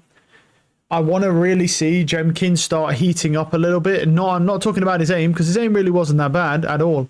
It's his decision making was fucking awful. But I think it's a lack of knowledge and understanding of how Chamber really needs to be played to find the most effective value at a pro level. Like, you know, if you're playing fucking ranked, sure, run it down, stand in a main, don't do much. Like, I like the idea that he's controlling. Well, since we have a map here, but I love the idea that he has a trip here. They fake the A main pressure. They go back into mid, and then the trip here covers the re-aggress into A main, even though it doesn't really, because they could just hide an A main over here. But like the Chamber being here the whole time, stopping B pushes is good. The problem is that every round was the same shit. Starting A main, trip goes here, Jemkin goes B main to cover the push. No one's mid. And so had Nongshim recognized that and explored that mid, they would have easily just dominated and won the map. All they had to do was push this mid control and they would have just broken everything down. Because if you have a guy sitting on A and you have a guy sitting on B and you take this mid space here, now they're forced to go onto A. And the Chamber's going to be forced to be pushed back and try and find a pick in mid. And then you reset them over and over and over again. There's nothing they can do. It's just that Nongshim was not able to recognize that pushing this mid when no one was taking mid control would have been a good play. Right? That's the problem. And so the Chamber was actually keeping good map control even without doing it properly. Because ideally what you want as a Chamber is if your team goes mid, that's fine. But because no one was really starting mid, Nongshim at the start of the round could have just abused that. And they did one round. And they did it one round and it worked really fucking well. And it would have continued to work because everyone starts A main. Jemkin puts his trip in main. They spray for fake pressure on A. Then they reroll wrap to mid. And then this trip here stops them from getting reflanked by someone pushing from A. Now, another thing that they didn't do, which was weird, is that yes, the Jemkin trip was here, which they didn't know, of course. But the reality is that if the Chamber's starting B, he can't put a trip here. So you should know that you can sit in A main and take that control.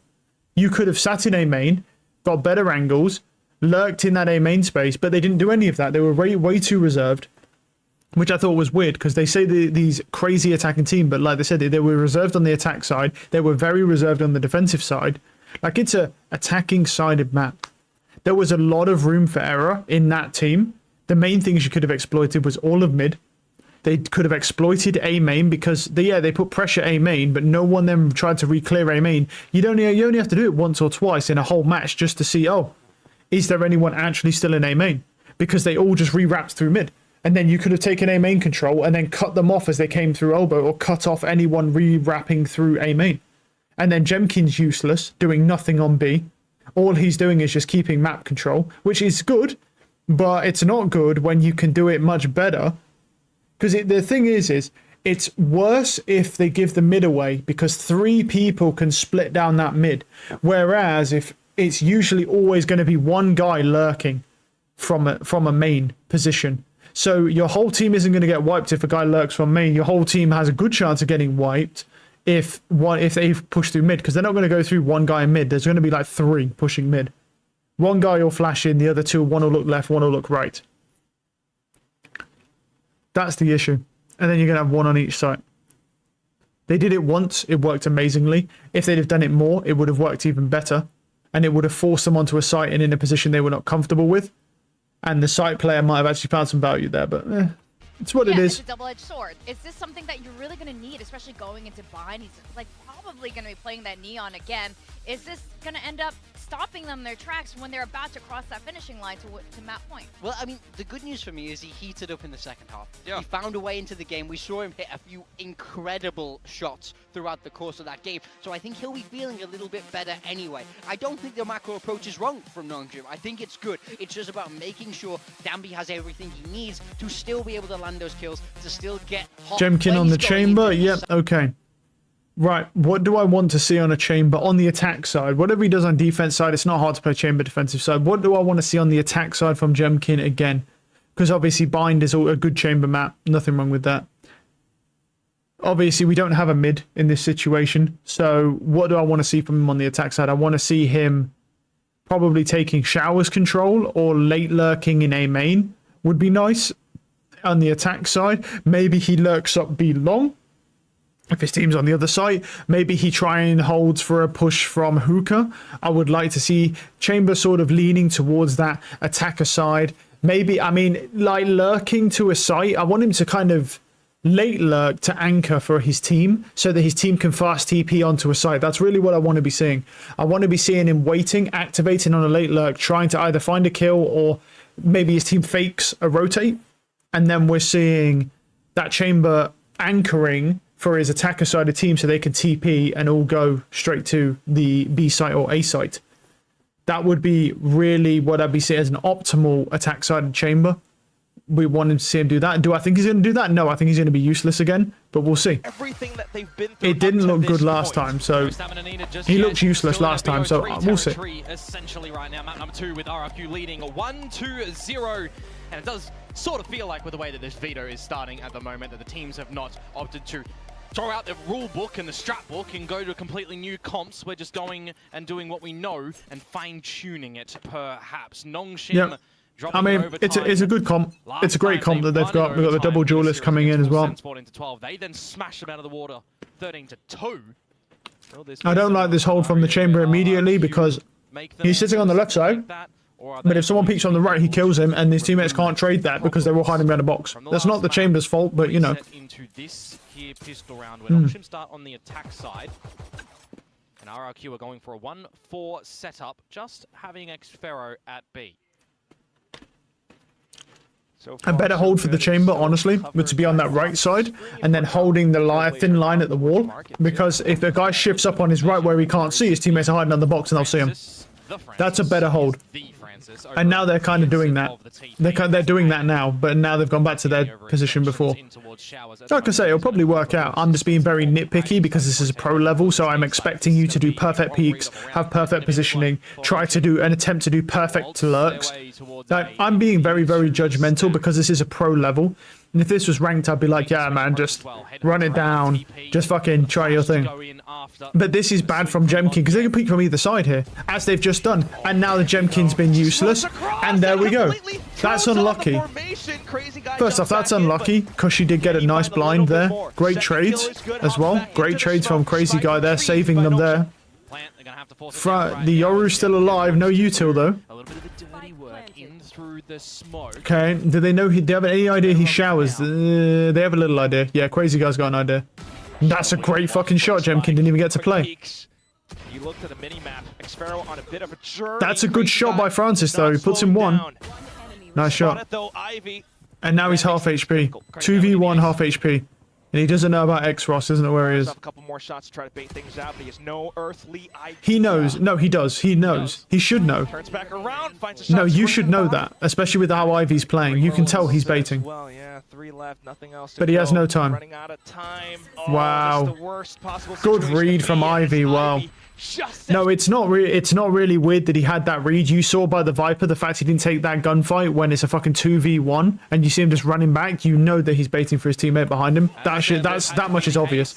There's only 2 places he can be at that point. He's either in lamps and he's going to peek off this box over here somewhere, or he's behind him, and he's pretty much always going to be behind him. It's a good play. It's a good read from Crazy Guy. A little unlucky. He got 4 though. His team kind of trolled him that round, especially Jemkin to get him. They'll find the first pistol in the map again, likewise of last map. But will they drop this second round? That's the interesting component for me right now. Little birdie out through B long immediately. Cushy. It's a shame, really, because Jemkin, I know Jemkin has amazing aim. It's just his decision-making on chamber leaves so much to be desired that you can't help but get annoyed by someone who has such good aim but such bad decision-making. Really careful on It's unfortunate, because you know how good he could be. That's where you start seeing people activate like Baby Bay, for example. You know, he's got pretty good decision-making and he's got good aim. And that's why, you know, he dominates someone like Jemkin on chamber easily. I believe that anyway. He will. Not too big of a pickup though. As with his position revealed, he goes back down. He got some damage in there. It's fine. Just a bit against Francis, but it's no big deal. They're on their eco round. Taking a risk, lurking into someone's spawn is fucking great. Like, you just tried something. You know what I mean? You never know. You might get lucky. Go straight in towards the truck as the TP comes out from Crazy Guy. It's 4 versus Chamber 4 goes heaven. I do like this play. I think it's a good position, but he has one shot in his fucking headhunter. So unless he hits that one shot, which, you know, he might. Interesting. Were they timing that maybe? Oh no, okay. I thought they were going to try to sprint through the smoke maybe. RRQ though, still looking for further damage. Alright. The Brim's trying to get ahead of his own molly. Kind of like that. Nice shots. Smoke unchecked. He finds a headshot. Nice kill from Monya. Right click. They all have weapons, so a kill there is fine. That's one gun down. Step a bit through. Come on, Crazy Guy. Try and kill that guy. He's going to die to the bomb, though. No, he doesn't. He doesn't die. He can go. He got him. Nice kill. Nice. Good kill. No, that's a really good kill by Monyet there. Well played. Killing an extra guy just tries to secure you that next round. It's a good kill onto Ivy. Obviously, it's what is he actually dinged that guy as well. Because the last time we got to see it was against Paper X. RRQ started on the defensive side. They started off with a 5-0. That was the other series game where Paper X was not Paper X. Buys up now, though. We'll listen in. Team comms coming in. Okay. Guys, Crazy Guy has got no shield on this round. He does not. That's a great point. That's a great flash. Good to push Jemkin off the angle there. Bucky comes in. This chamber, and he's got support. Great support from his team there. That's what I love. I aspire my teammates to support me like that on chamber, but that would never happen because it's ranked. So 2 players from Nongshim, somewhat stranded up around lamps. Amazing stuff. Team played really well there. It's just great support for that chamber. That's what you need, really, because Chamber's so devastating if you've got the right support system. He's also equally as useless as well, though, if you have no support system. Like, unless you're literally just out there raw diffing people, like, if you don't have the right support system, bro, it's really easy for a good team to just fold you, no matter how good you are in Chamber. You can be the best Chamber in the world, but if your team is bad, and they don't support you in the right way, and their team is also quite decent, like, you'll just get folded. As RB did pick up the orbital strike in this round as well. Not having an opportunity to be able to find the right timing to deploy it, though. Different position of time really ticks on down. It's 4 alive scenario at the end of the day for RRQ as well in their first buy-up round. I'm coming, brother. No, brother. Operator out for Jemkin now, going to be on the line of A. Good flash, good value. Crazy Guy gets the orb. We like to see it. From Crazy Guy. I would like to see some sort of the one thing, though, to keep in mind, right, is when that smoke goes down, that automatically means you know the Chamber's not playing on B long, which is one of the most notorious places Chamber can play. So it kind of gives you that information. Right, I mean, I wouldn't say that information is worth trading an orb for, but not like you can stop the orb take anyway. Unless you flash through. Like, if you have the Yoru, in that scenario, they keep doing that. I want to see the Yoru going B long, and I want to see him fucking flash through that smoke with another guy. Nice trade. Oh, okay, he lives, though. He's good. Still surviving, however. Yep, good positioning. Danby is low now. Yeah, and he's on the attack side. They do have Francis still available, though. Still not been found out just yet. Bad hold by Jemkin.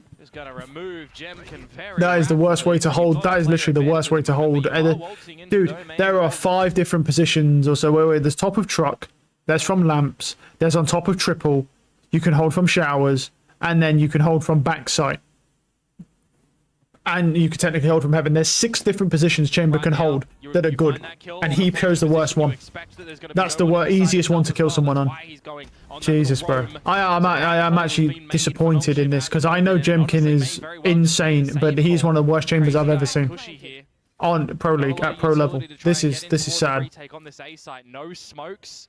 Other postcode. Like, brother, like, did he ever watch one person who's good on Chamber, who knows what they're doing? Did he even watch one guy, or did he just think, I'm him, bro, I'm just gonna pick Chamber and play the worst, most generic positions ever that are easy to read? Like, if people, you don't get it. Like 4 other people on his team are playing really, really well, and then there's him just doing fuck all the entire time. He is nearly the single-handed reason they lost last match. They nearly lost last match, and he might be the reason they lose this match, with how bad he's playing. Like, please, someone take this man off Chamber. I beg. Like, I'm here to give credit where credit's due, man, but I'm really, you know, I'm not going to sit here and pretend like this guy's playing well on Chamber when he is making the worst decisions I've ever seen. Find the early timing on that, see what battles up through short A he wants to do as well. Got a lot of options for him. And the preparations coming in towards this map for Nongshim. And for RRQ, that's a crazy shot, though. Look at fucking Neon, bro. No counter to that, by the way. Any sort of tendencies, yeah, that's the reason you don't sit on top of truck. And you can, there is a way to sit on top of truck, right? And actually hold just the one line and not get folded like that. He doesn't know how to do that. But another thing to keep in mind is that, you know, if Showers is open in that position, he doesn't have a trip for Showers. Is that a good trip? No, I mean, he's got a trip all the way at the back. He's, I mean, the Viper trying to lurk through.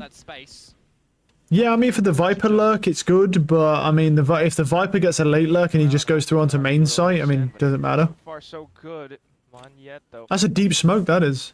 Okay, so now they're going to expect the Viper. Can you get through this wall? I like for where Monyet's playing now. Good position. Oh, he sees him. That's good. That's good info. He sees that Viper. That's good info.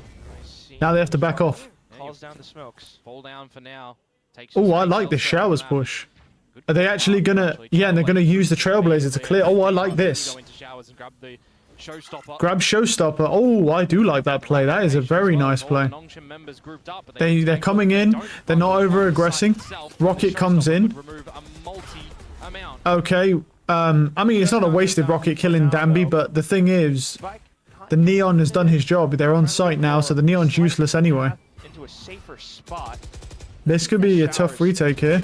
Yeah, it's a nice shot from Francis. He knows what's up. Unlucky. They've still not planted. 19 seconds though, they've still not planted. Great shot from Ivy. You can see his head. Oh, never mind. Ivy's so... Oh my god, this guy's insane. And the Chemkin's just limited. Yeah, you got to save. You got to save. Nothing new about that. Oh my goodness, Ivy just went crazy. Unfortunately, but what a play by Ivy. I mean, a slight little deviation in the seconds there on the plant might not even go down, and you've got a time-sensitive issue as well. It's not even a slight little deviation. Literally, if Ivy doesn't kill that guy there at Heaven, he would have killed the bomb planter. He could see his whole head. Well, I say that, actually, he might not have killed the bomb planter. I mean, it took him a while to, like, track that, so... It might not, he might not have killed him, but still. Either way, it's a great teammate placement to save him. You did it at this point in time last map. Okay. You're going to do it again. I'd say yes. Not the cleanest aim I've ever seen, but he got it done. Definitely could be helpful. I mean, I'm not. You ain't gonna hate it.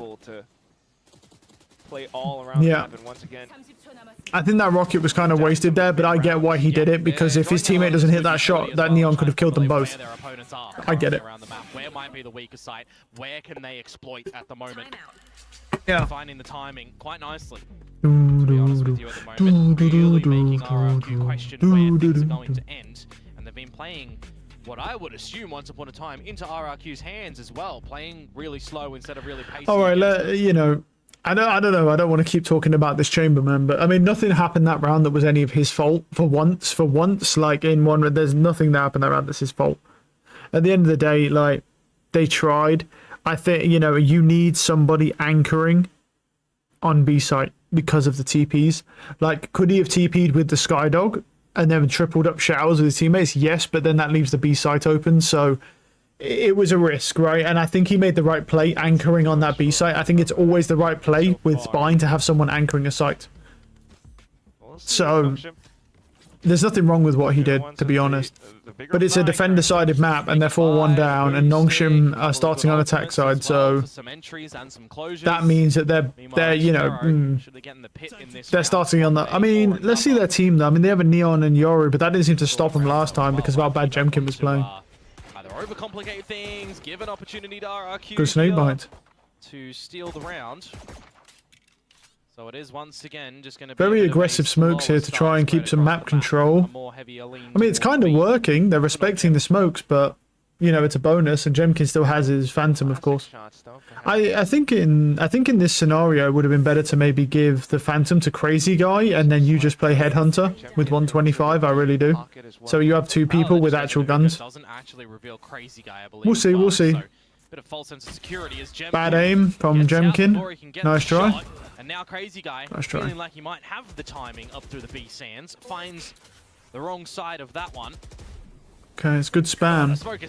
That's a great shot though. Ivy just folds him. Things cushy down. He's keeping interest for RRQ over at this A site. You know, it's so weird. It's so weird to me when I watch the Pacific or even the Chinese games, right? Their aim is just so fucking ridiculous, right? Like, it's so insane. And then you watch them when they hit an international tournament and they start aiming like gold players. It's like they're all cheating except for when they go international. I know it's just going to be the nerves and stuff because international is much harder to play.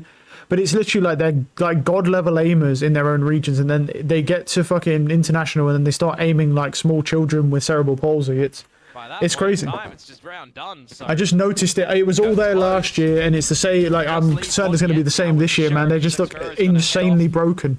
Like, the shots I've seen are like god level. There's been like, that's good aim. Great movement.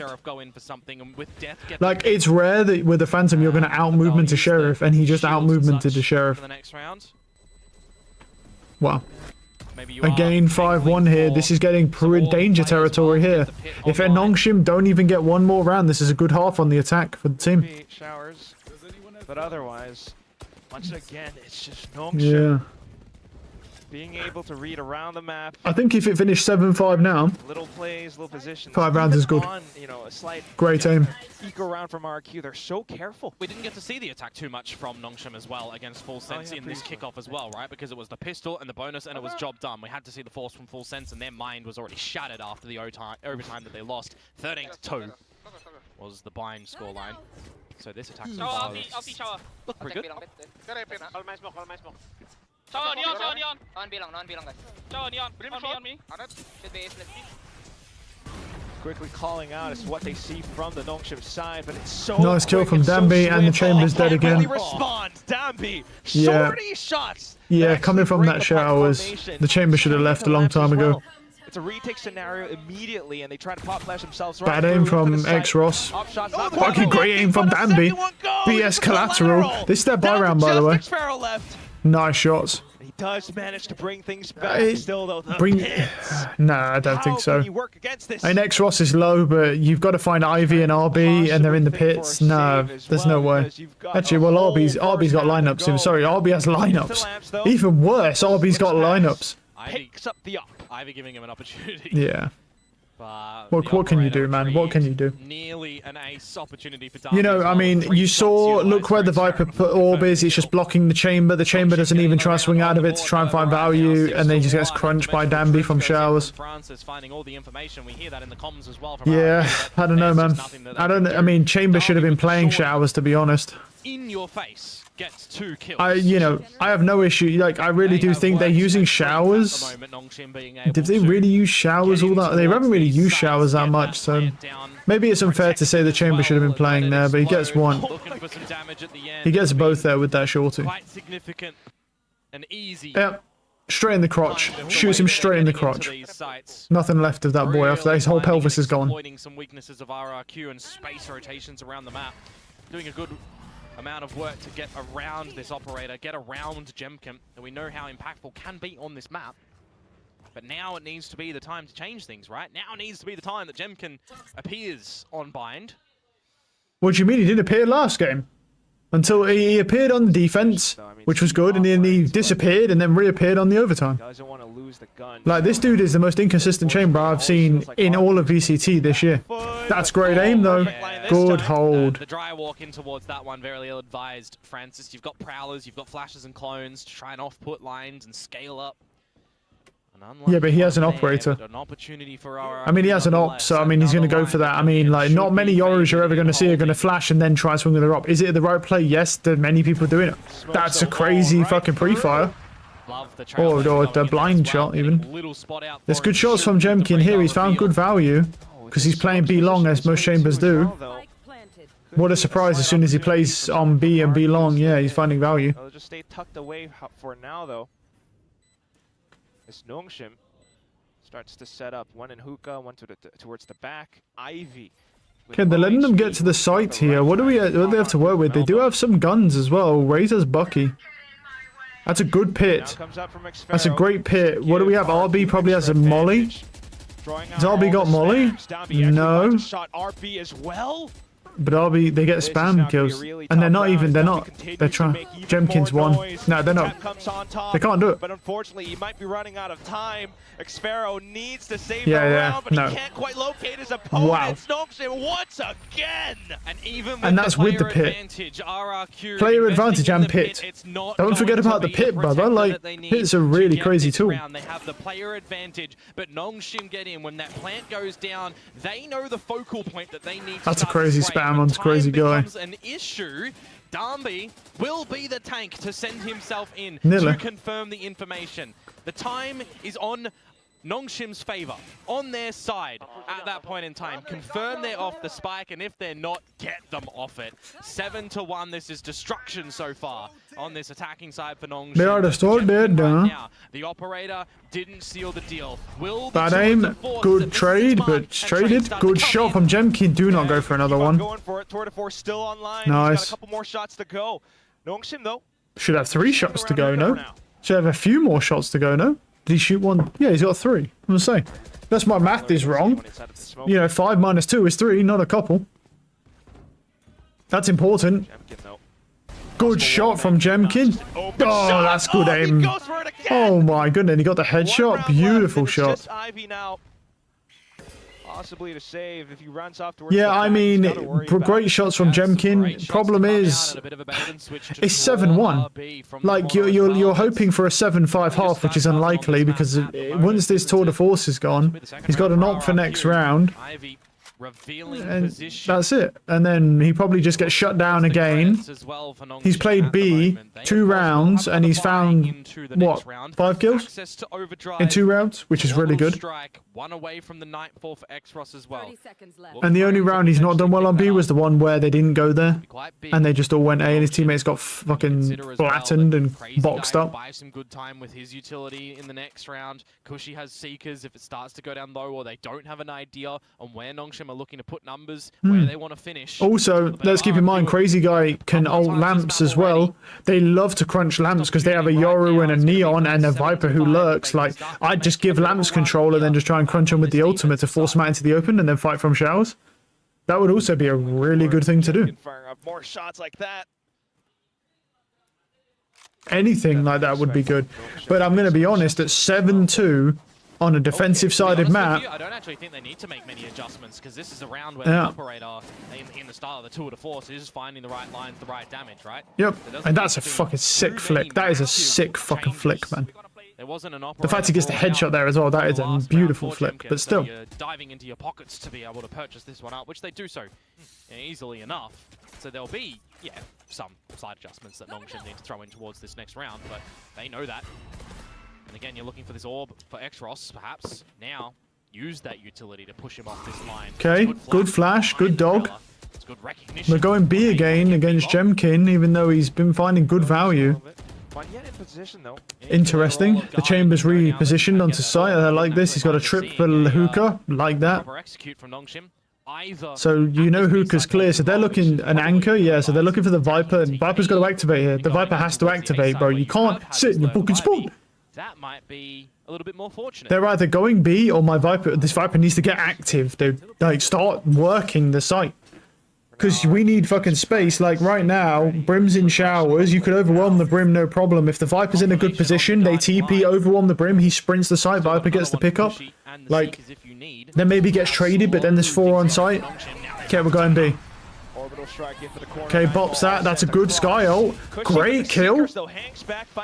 Damby's not finding much value. Oh, that's good damage. You gotta leave it, bro. Your ult's gone. Leave it. They are so That's good damage, though. They're going to hang back and respect all the space that has been garnered. The spike gets planted. That's going to fire. It didn't find him. Oh, he sprinted away. Wow, I thought he'd hold that line. Maybe because of the Sky flash. Does Sky have another flash? No. Okay, that's a bad read then. That's just he could have just held that line. Chamber puts TP down, good. Like to see that. The issue is they kind of gave up. They've got elbow control. Nice shot from Danby. Nice shots from Danby. Operator's got to save, but he won't be able to. Oh, okay, he gets him. Spams him in the body. Just to force off and look for a possible kill. Yeah, they know the value in removing this operator as well. It's something that Crazy Guy again has this ult. Like, is Crazy Guy ever going to use his ult? We are on round 10, about to go into round 11 of a 12-round half, and you're telling me that my Brimstone has still not fucking used an ult even once in this game. RB's charging up for another ult. Definitely in command. What is Crazy Guy doing, dude? Like, is he going to use that ult at any point in time? Like, does he not think in his brain, like, oh, do you know what's a good thing to do? Maybe I fucking don't die and then just use, like he died there. Why didn't he just fucking, like, bro? Why didn't he just hang back and then just ult as they ran into the site here? Do a counter Brim ult? That would have forced them into such bad positions. Next half, if they have to make a run back, I think you do have to kind of hold on to it at the moment. We have seen Naruto do incredible things against not Naruto stuff, dude. Smoke. This could be another op, of course. Same line. Nongshim up towards Hookah now. The Brim, sorry, the chamber doesn't push through there. Interesting. It's because his TP's so far back, he can't. Elevation for Monyet as well. Saying that though, you can't push through that with the other TP that's closer either. You'd have to have it. You'd have to have your TP in garden, which is so risky. Nice shot from Crazy Guy. Good read. Awareness. It's Trailblazer. More utility. Once again, working against Jemkin's operator. Nice shot. Just dives in for it. Jemkin instantly reacts. That's twice now, Dami. You've walked in towards Jemkin's crosshairs. The headhunter previously, the operator this time. Need to think a little bit better of it. And there's that elevation. No, I mean I mean the other time was just a troll thing, really. Individually done. They had the site, and they've got good money. Well, actually, they've got okay money, not good money. Ah, wow, bad aim from X-Ross. That's his first site actual whiff of the fucking whole series. Just to hope for perhaps kills if you can find it through your elevated spot.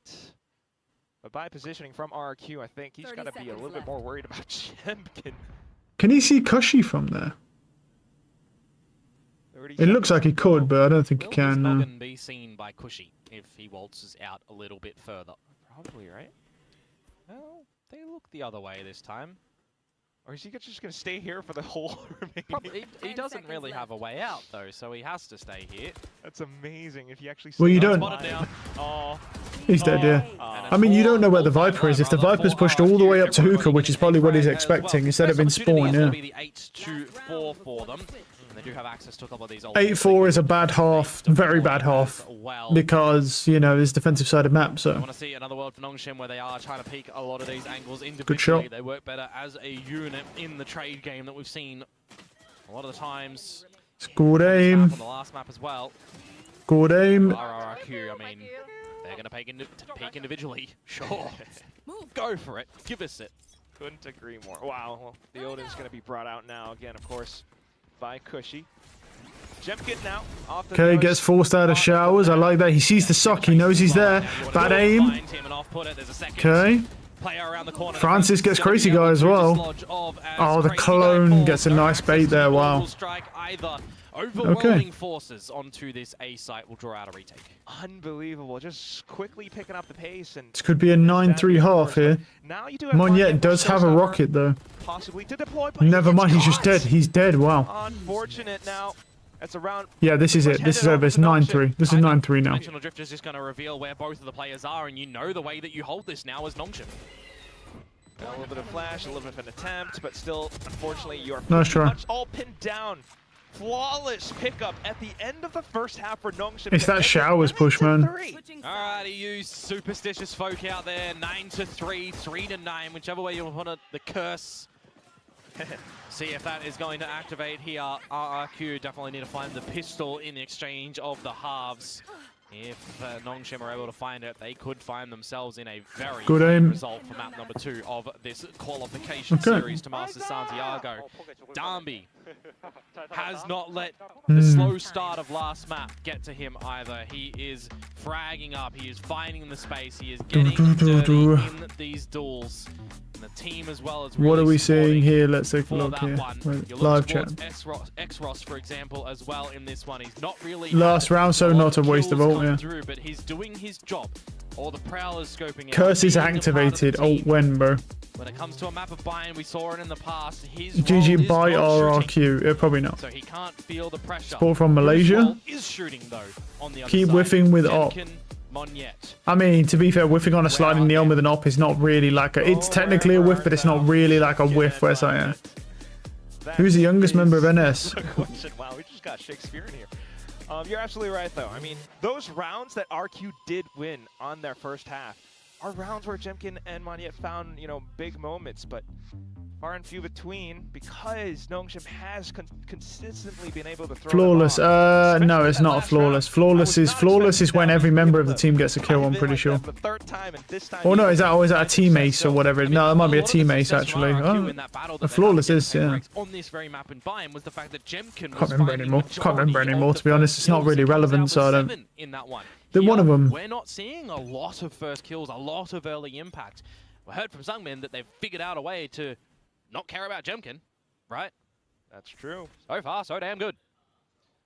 Well, on to the That's because Game Jemkin has honestly been holding some of the worst angles known to human history, bro. Straight in towards Baths. You're not seeing too much just yet, but Ivy holds information. Well, if you had a flash at the available spot for Francis, you want to throw that in right It's a now. good dog. Finds value there. Oh, that's a great counter from Danby, but Jemkin... Oh, wow, they win. RRQ come out on top of that one. Okay, they need these 2 rounds. Put it 9-5. They need this. And yeah, you'll see what you can perhaps do. Yeah, especially with all the utility that just got thrown in across. A little bit unfortunate, but of course RRQ, the ones to hang back, just hold down the lines. And now it's X-Ross. He will not find some treasure here. Gotta love his name. Well, perhaps a couple of isolated kills, build some more alt points up towards it. I mean, maybe, but you just got sheer numbers on the site for RRQ. Now That's that good they aim. reveal where they're playing from, X-Ross at the tower. Just jump around and see if you can get anything extra right. It's going to be a very important pistol round, though, for RRQ here.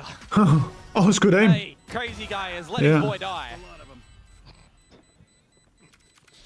Important rounds, important scenes for RRQ. Didn't want to go out of this map without a fight, so they do get the pistol. Maybe it is an answer. Maybe it is the early stages. Maybe this is attack between these two teams.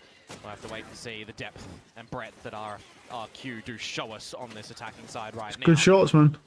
But a lot of space garnered and gathered by Nongshim just with the 9 rounds. They can not overcomplicate things in their buys for the very beginning.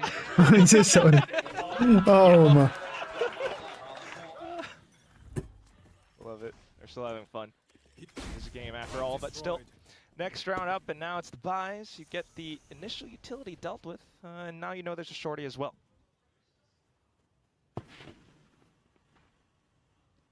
Here. Slow and steady. Rinse and repeat. The differences of this B smoke as well here for RRQ on defense. Could be doing those deep smokes with flashes through them. Not that same opportunity for Nongshim, unless they want to try and get those blind sides of Francis. A bit different compared to a Sky. Okay. Darby, though, not expecting Xfero to already be pushed up into the cubby. Which is a little bit of information for the rest of Nongshim to work around the A side at least. They are hovering around, especially around the smokes, but okay, a little right click fired off. Just don't find too much. No one from RRQ out of position. So just continuing to hold and... I'm wondering right now if the approach for Nongshim is just to all group up at the tower, see if anybody pushes your way, and if not, go up. Well, they're sending the Sky in on a recon mission because he's 3 away from his ult. I like this play. Juggle some weapons on Chambers going in as well. Send him hunting. Same can be for Oh, they're not doing it with the Sky actually. Almost one in the vents with no rendezvous escape strategy, so he needs to hit some shots with this Marshall right now, which he does. Oh, nice try. There's 2 of them. Yeah, just the one. Nice shots from onto RB as well. They got the read on that. No real big ults being built up on. Not that close anyway. Good management. Good state of affairs for Nongshim to be present now. And we'll see if their defenses are going to be strong or if RRQ will have... Okay, again, we have a decent half from Jemkin on the defense. Let's see if he does anything on this attack side.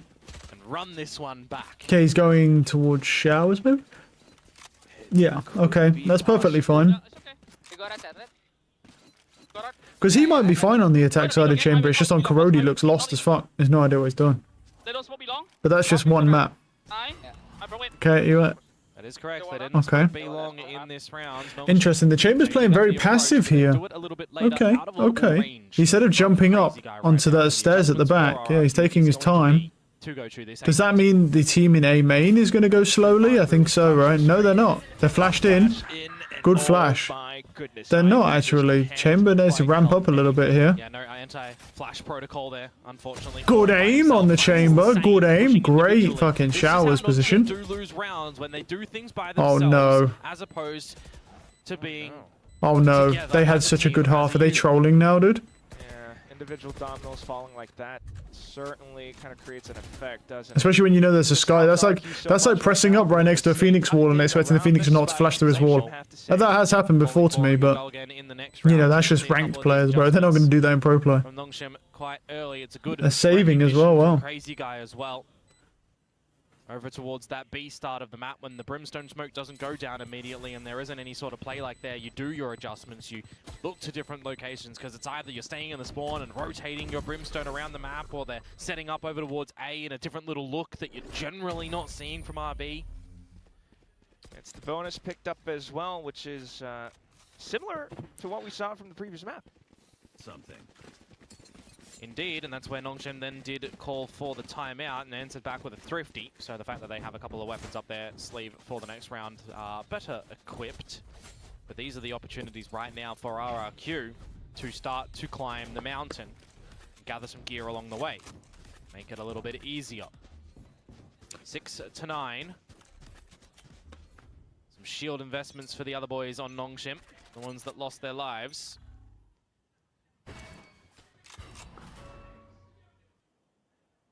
Ones who haven't lost their lives.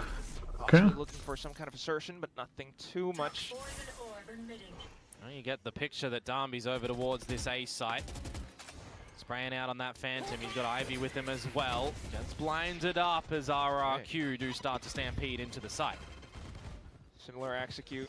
Nongshim wise to it this time. They're looking to take control over Baths and hold down to the site from this position. Oh, the Prowler goes through, but that's the timing for Jemkin to slip in towards the teleporter. They're not going to be able to exploit this anymore. You have to just forget about him, because how long do you focus on the team? I mean... It's something to worry about, which is not comfortable for the side of Nongshim. Oh. Spike planted as well. Oh, they got him, yeah. The fade gets him. Pick up an extra rifle. Yeah, it's a good season to the TP from extra. Yeah, for some reason his teammate kind of fucked up with the dog. I think it's because it tracked onto him. That's a good clone. Now you know who Crazy Guy is. Look for space. Look for a launching pad back in the site, but at the same time, Cushy on a bit of a flank. RB breaks through in towards Lamps, but Cushy still undetected.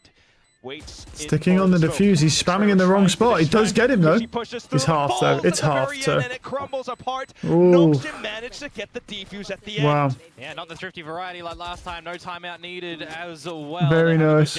Good round. Adjustments in the middle of that round too. Very well done for X-Ross to not immediately. I think we're going to run out of time here as well. There's only a couple hours left and these games are taking so long. I don't think we're going to be able to.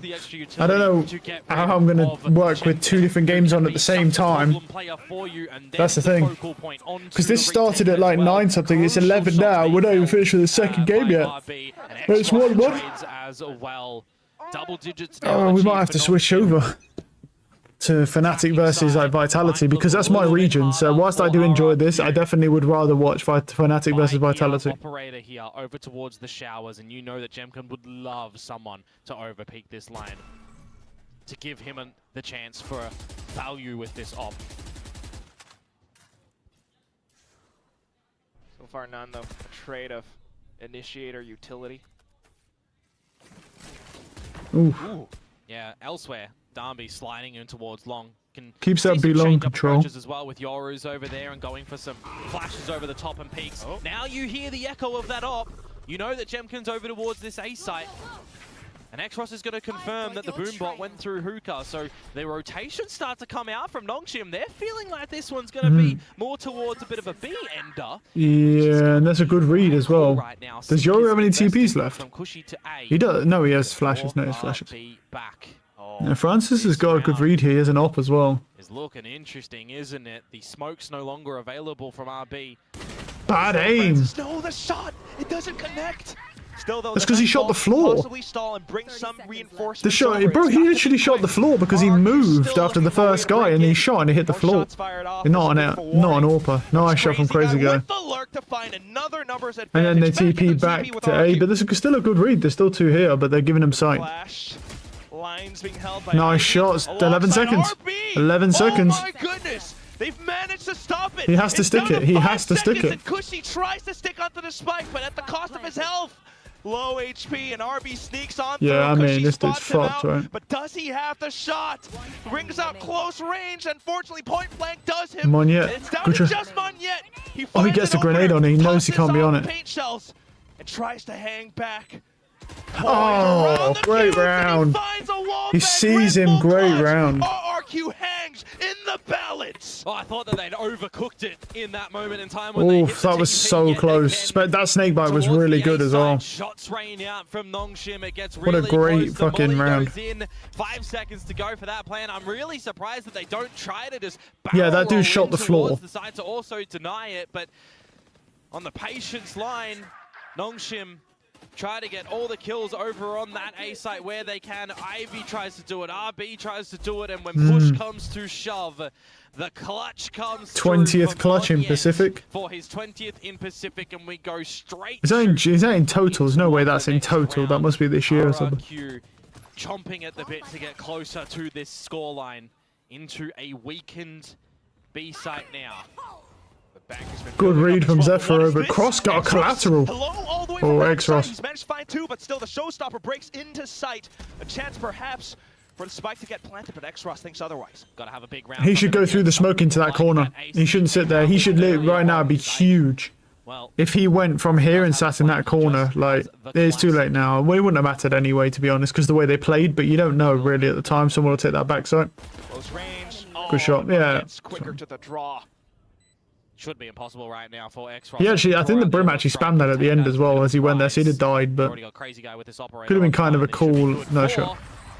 Could have been kind of cool. Alive for RRQ. They get closer towards the scoreline of Nongshim, where we now are starting to possibly see attack prowess on this map for both of the teams and lacking. He accidentally killed 2 people with that spam, dude. Oh my goodness. Just so that's insane. When the attacking teams are able. Bro, every round is just going near overtime because they're so close in skill level. This is insane. I mean, we're kind of getting to, like I said, we're getting to a point where it's like, this is going to work. This is actually going to run out. I'm going to run out of time because we only got a couple hours, just a bit less before FNATIC Vitality start. It's what it is though, man. You can't be everywhere at once. Nice shot. Gun barrel reveal and a crazy guy going off yonder. I mentioned Francis, curse him into the scoreboard in this round. Monyet, see you later. And that is the start that Nongshim have been desperately waiting for on this defensive side. What a slippery way to play around ahead of your smokes as well. RB trying to repeat it alongside Ivy. Nice shots from Ivy. And utter destruction. RQ just cannot find a single entry. And I didn't know that there was a universe that existed where Jemkin found a 1 versus 5. Oh no. As RB is going to quickly put a shutdown for that. Nongshim find 11. Around the bend, however, RRQ. But Jemkin has ult. Yeah, we got a Viper's Pit as well. Good shot from Ivy. If you can get to the site to get the pit down with that orbital Good shot. unless you're using it for an entry. There's options here that RRQ have to try and keep Nongshim from getting onto map point. Especially because you've got a lot of bank to work with too, so hopefully, but... Oh, they're just going to pit immediately Nongshim's playing right now. on defense here. You're meaning to get invested around So they have to let through showers now. See if you want to tackle this. And the showers is smoked off. Oh my. Francis changing location as well from showers towards B long, spotting out all of this information too, that nothing is around the fountain. So it should give you an idea that it's either up through B short or up through showers now, as those are the only gaps around the map currently, unless you have a bit of a feeling as Nongshim that it is going to be a pit exploration from a Trailblazer perhaps from Cushy. Just down to the timing though, isn't it, right now? You hear the Trailblazer going up through Hookah. What does Francis look to do? Can he find crazy? Nice shot, wow. Gorgeous shot. They have no smokes. They have Zephyro, but he's a lurker. He doesn't have any smokes available. Does he even have an orb? He just No. needs to make sure he doesn't, Orb's already gone down. Paul, you know, the fucking. There's nothing. in this one. Surely not. Well, the pop flash man very well make it Good happen, stun. but he's got his stun, he's got his slide. Oh, nice try, but that was ambitious. That was really ambitious. From Derby. He's buying out time. He could have just stood on the box. RRQ to go. And RB is off by the wayside. No orbital strike. Oh, what a shot. That's an insane shot. And Francis gets Zephyro as well. Oh my god, bro. I don't know. You know what? I might stay in this series. The people aiming in this series, bro, are inhuman. Can you even try and reroute to A? No, you can. Like, honestly, I might stay in this series. This is insane. Like, the aim I'm seeing is just fucking stupid, bro. This round is done. Absolutely shut down. Francis. 12 now. 12-8. They've got to close this one out. It's a defensive sided map. They've got Francis who's hitting like a fucking demon right now after his whiffs. 4 map points Jesus. now for Nongshim on their map pick for this best of 5. Wow. Would guarantee a 4th in this qualification series. Abyss if we need it. That's a great fucking shot. My goodness. Just because it's these two Nice shot. Yeah, well. Oh my god. One can dream. Time out. Timeout. Time out. Perhaps a desperate one. You mentioned 4, and we'll see if RQ can actually deliver. And you see those dots under the little red logo? No right 9-3 curse GG easy. Oh! They have not needed a timeout in the driver's seat in this map at the moment. No way. Nongshim feeling super comfortable. And you got the, with how yeah, things have been light played work, out. no reaction. Access for them in these next Bot 4 team rounds just mid. if RRQ The rage bait is crazy. to try and push us into overtime. Yeah. You're just so comfortable with how everything's been going on as well. RRQ though. 2-0 NS. Reinsert themselves back in, especially. So if they didn't troll on Corrode. I mean, they did troll a bit on Corrode because Jemkin was playing the worst game of his life on Chamber on that attack side. Everybody on Nongshim is having some glimpses. Just need to make sure that you're not falling into the trap that it's only 1 round. You still have to take every round. Yeah, I mean, what do we have though? We have Danby's ultimate, we have a dimensional drift for retake as well. And that would work really well if they get on site. If they get on site, right, and they pit, dimensional drift would be huge if Francis lives. He's going to have to TP soon. Oh, you could put a TP into showers actually. Just put another TP into showers, he doesn't have TP out. He's not going to TP out actually. Put another TP in showers, go. Do it now. Nice. Good utility. He's managed to escape. Well, we might need to see the same thing for Danby. Managed to escape if he's locking himself in this corner for the spotting of Ivy. RRQ has been doing a pretty good job at checking so far, but here we go. Yet on the judge. I didn't clear it. No, I think he was thinking to launch himself into the site, and unfortunately that's going to be a mistake. Nongshim might be able to close it out right here. Still though, Xpharaoh slips right through the cracks of the smokes. not quite detected. No He shot. will take down RB. Instant response from Danby as the 40 teammate seconds falls. now. We've got time, but, you know. On the drifts going on in. Dami with the Here overdrive comes the if they need to as drift. well. Yeah, Zephyr is out of this round, so no Convincing pit. call from RRQ now. Just so much information with the dimensional drift. My goodness. You know they're all corralled in towards Labs, except perhaps for Crazy Guy, but it's still not too much of a worry. Francis in position pretty much, especially with Shorty as well. The rest of Nongshim even. Oh, with Danby the gets it. And that's a overdrive, GG. just looked at Yeah, they get it all folded. in Danby just this kills round. everyone. It's the overdrive from Danby that does it with a quad. 13-8 as the final score. Did you ever doubt Nongshim on VIT? Yes, No, at because times, Jemkin I looked did, terrible with on how Chamber RRQ for a was quite, starting to like in the make last map. He did a bit better in the end, but yeah. in the end, What just happened to the great rounds Garfield from iceberg? Nongshim, because it's never over until it's over, until we get Must this be nobody music. getting One impressed more over it other in than this you. Best of 5 for the upper bracket of Pacific kickoff. Nongshim clean on this map, close on map number 1. Haven, the next map. Up L for grabs for Ragebait, these two APAC best teams. region, And this lol. Guaranteed. But will we have I don't know about that. change-ups? So far, I don't know if APAC are the best region. They're probably not. They're the best region to watch when they're in their own region, but when, you know, when they go international, they're not the best. I think NA are the best right now. I mean, EU is one of the worst. It probably goes like, right now, I'd probably say from what I'm seeing, it's probably NA, and then APAC region, or your Pacific region, and then EU, and then China. That's pretty much how it seems to be shaking out at the moment, but it's only kickoff, so a lot of things could change. But EU are definitely like second worst. They are fucking shit, bro. They are just flat ass, man. For the majority of the region.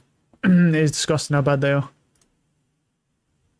I'm hoping that will improve. You know, Vitality have a decent team. Team Liquid have a bad team. FNATIC also did well still when it came to, you know, sweating it down. So we'll see.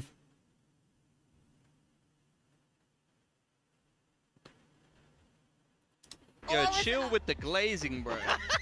I thought he was gonna say everyone except me again, because he did that last time, so I was like ready to get a little hurt there, but I'm glad he kept it collective. This is a gorgeous desk and also a gorgeous game by Nongshim on Bind.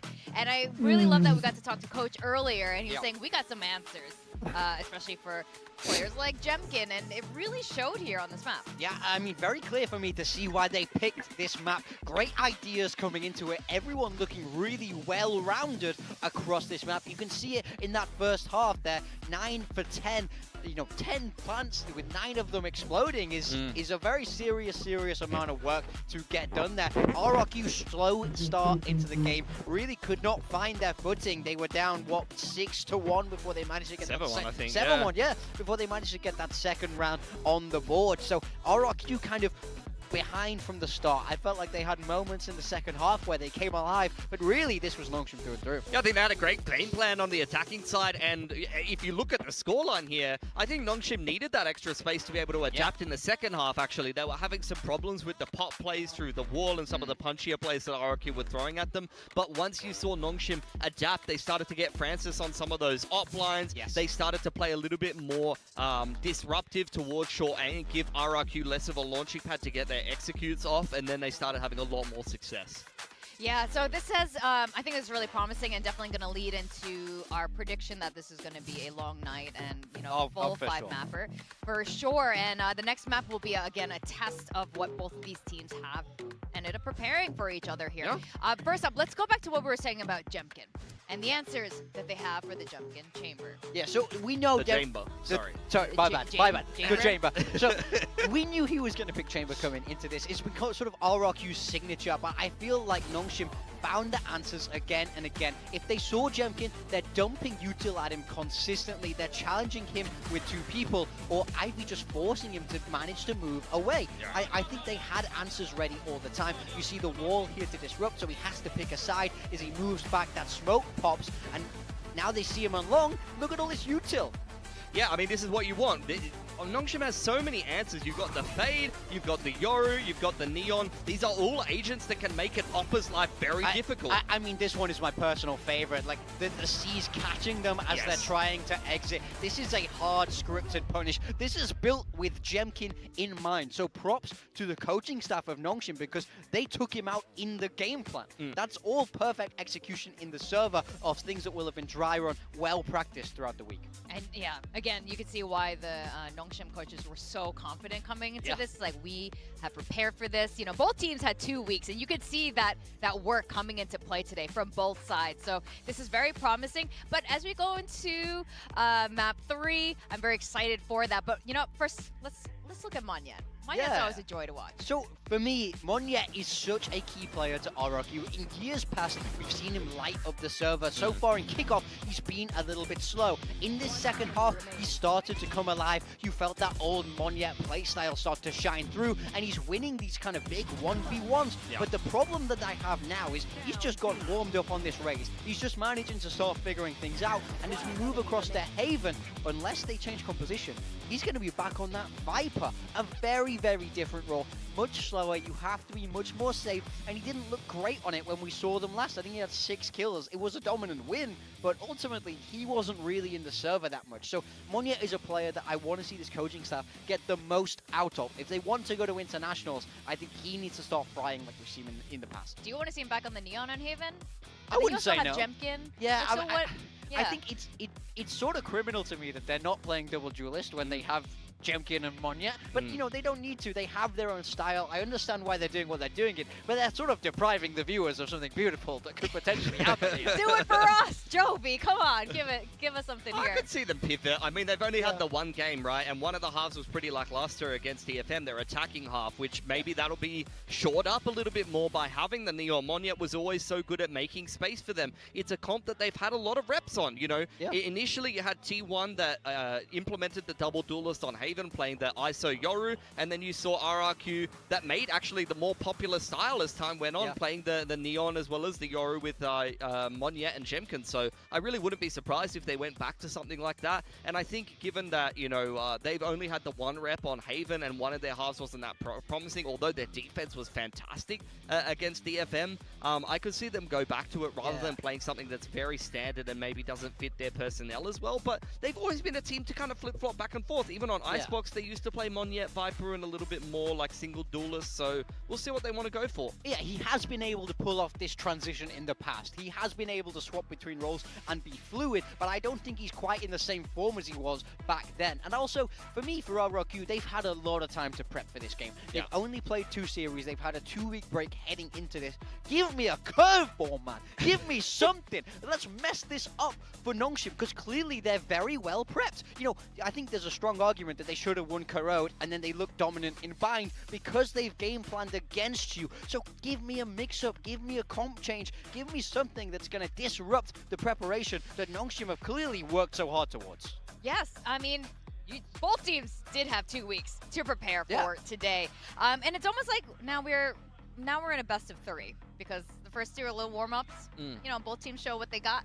And the last 3, Haven, both of these teams have shown their strength on it. So this is still a very difficult one to call. I mean, we're in a best of 3, but we're in a wacky best of 3. Like the map, this is the last map where we're like, okay, we've seen both of these teams play it. They both won it. Nongshim has stomped 2 teams on this map pretty concisely, so they're probably feeling quite confident. RRQ has won their 1 game against the DFM boys with a big comeback. That was one of the opening games we were a little bit worried about RRQ, to be honest. But even in the past, before, we've seen them play tons of Haven many times. They're very familiar with this map and how it plays. So look, I think this is another kind of middle ground map where I'm not necessarily sure who's going to win. And then we get into territory of Abyss and Breeze where you throw everything out of the window and you're going to get some crazy stuff. I mean, I gotta say, I'm really happy that it is 1-1 so that we will at least get to see Abyss. We will at least get to see some new things coming out from these teams. But I think Haven really could be the key to this whole series, to be honest. Definitely, and as we are getting closer to Santiago, we're like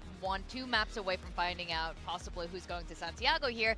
I guess we'll, you know, show the international stage what these 2 teams have got. And now, we also have different predictions on this desk here. We do. How are you feeling now that we've seen a lot more? I'm cards feeling on the table? confident. I think if you're an international viewer and you were looking at the Pacific bracket, and you're like, Nongshim's up the top, Paper X, DR, all these teams, Gen G, all down at the bottom. This is why these guys are legitimately really good right now. Yeah, I mean, I have to agree with you. I think Nongshim are a scary team. I think so are RRQ when they're in form. That last map, in my mind, wasn't fully representative of their power. Haven has been a staple map for this team. Hey, and Jemkin's finally off that fucking chamber pick, man. You don't pick chamber again, brother. Please don't. Please don't pick chamber again. You're going to get boxed up and sent home in a coffin, bro, against NA fucking chambers. Please don't pick chamber again. Yeah, he's on the neon. Let it go, bro. Just stick with the duelist. You're a really, really good player. Just stick with the duelist, my guy. You're not him. Hasn't had a whole lot of with the chamber. For Nongshim, as I mentioned before, they've had 2 really, really good games. I can't remember how insane his Yoru was, his neon's crazy. Yeah. On prepping for the team itself rather than changing up their comps and approach overall too much, because I feel like they've got a very strong approach right now. Yeah, that's right. You can see exactly why they're doing that. So this is very interesting. Best of 5 now becoming a best of 3, and it's going to continue to be a very long night here in Seoul, South Korea as we go into map 3. Let's send it back to our casters, Quack and Komodo. Yeah, Quack Komodo back at it. Let's keep the ball rolling. I mean, no composition change here and there. How do you feel about that? We heard from the desk. They were kind of, Jemkin OP. Yeah, we'll not in this series, he's not. We'll get to see something a little bit new. For right now, it's all game plan, it's all preparation, and how you're feeling in the server. Of course, for today, 1-1 apiece for these two teams. Haven, Nongshim starting on attack, which is where they had a great showing against T1 and then ended it flawlessly on the defensive side as well. But for RRQ, they had that shaky play on attack, and they first ever #1 finish in VCT Pacific for an Ascension team. That is pretty ridiculous, to be fair. From what we've seen so far, on a cool side, and what we've also seen so far on this map, is this bloody wallbang outside A main with Sheriffs, with Oberos, with Odins, with all of it. I remember GE countered it, stole it and did it back to him. Nice shot. Well, not gonna be that's a lot of body shot damage. That is a lot of damage. And Nongshim picking up the pace. Slowed down by Crazy Guy Smokes, thankfully, but for how long? Look at the damage, though, my friend. Yeah, he did so much fucking body damage. RB, not that much healthier. An extremely winnable circumstance for RRQ, even for little Timmy Turret over at the seaside. Nongshim exercising some extreme... I don't like that Abyss pick coming up for Nongshim next map as well. I really don't like that.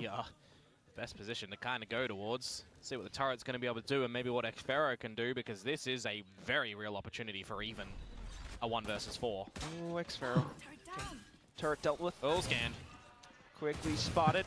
Gets on top of the plat, but... This guy's dead.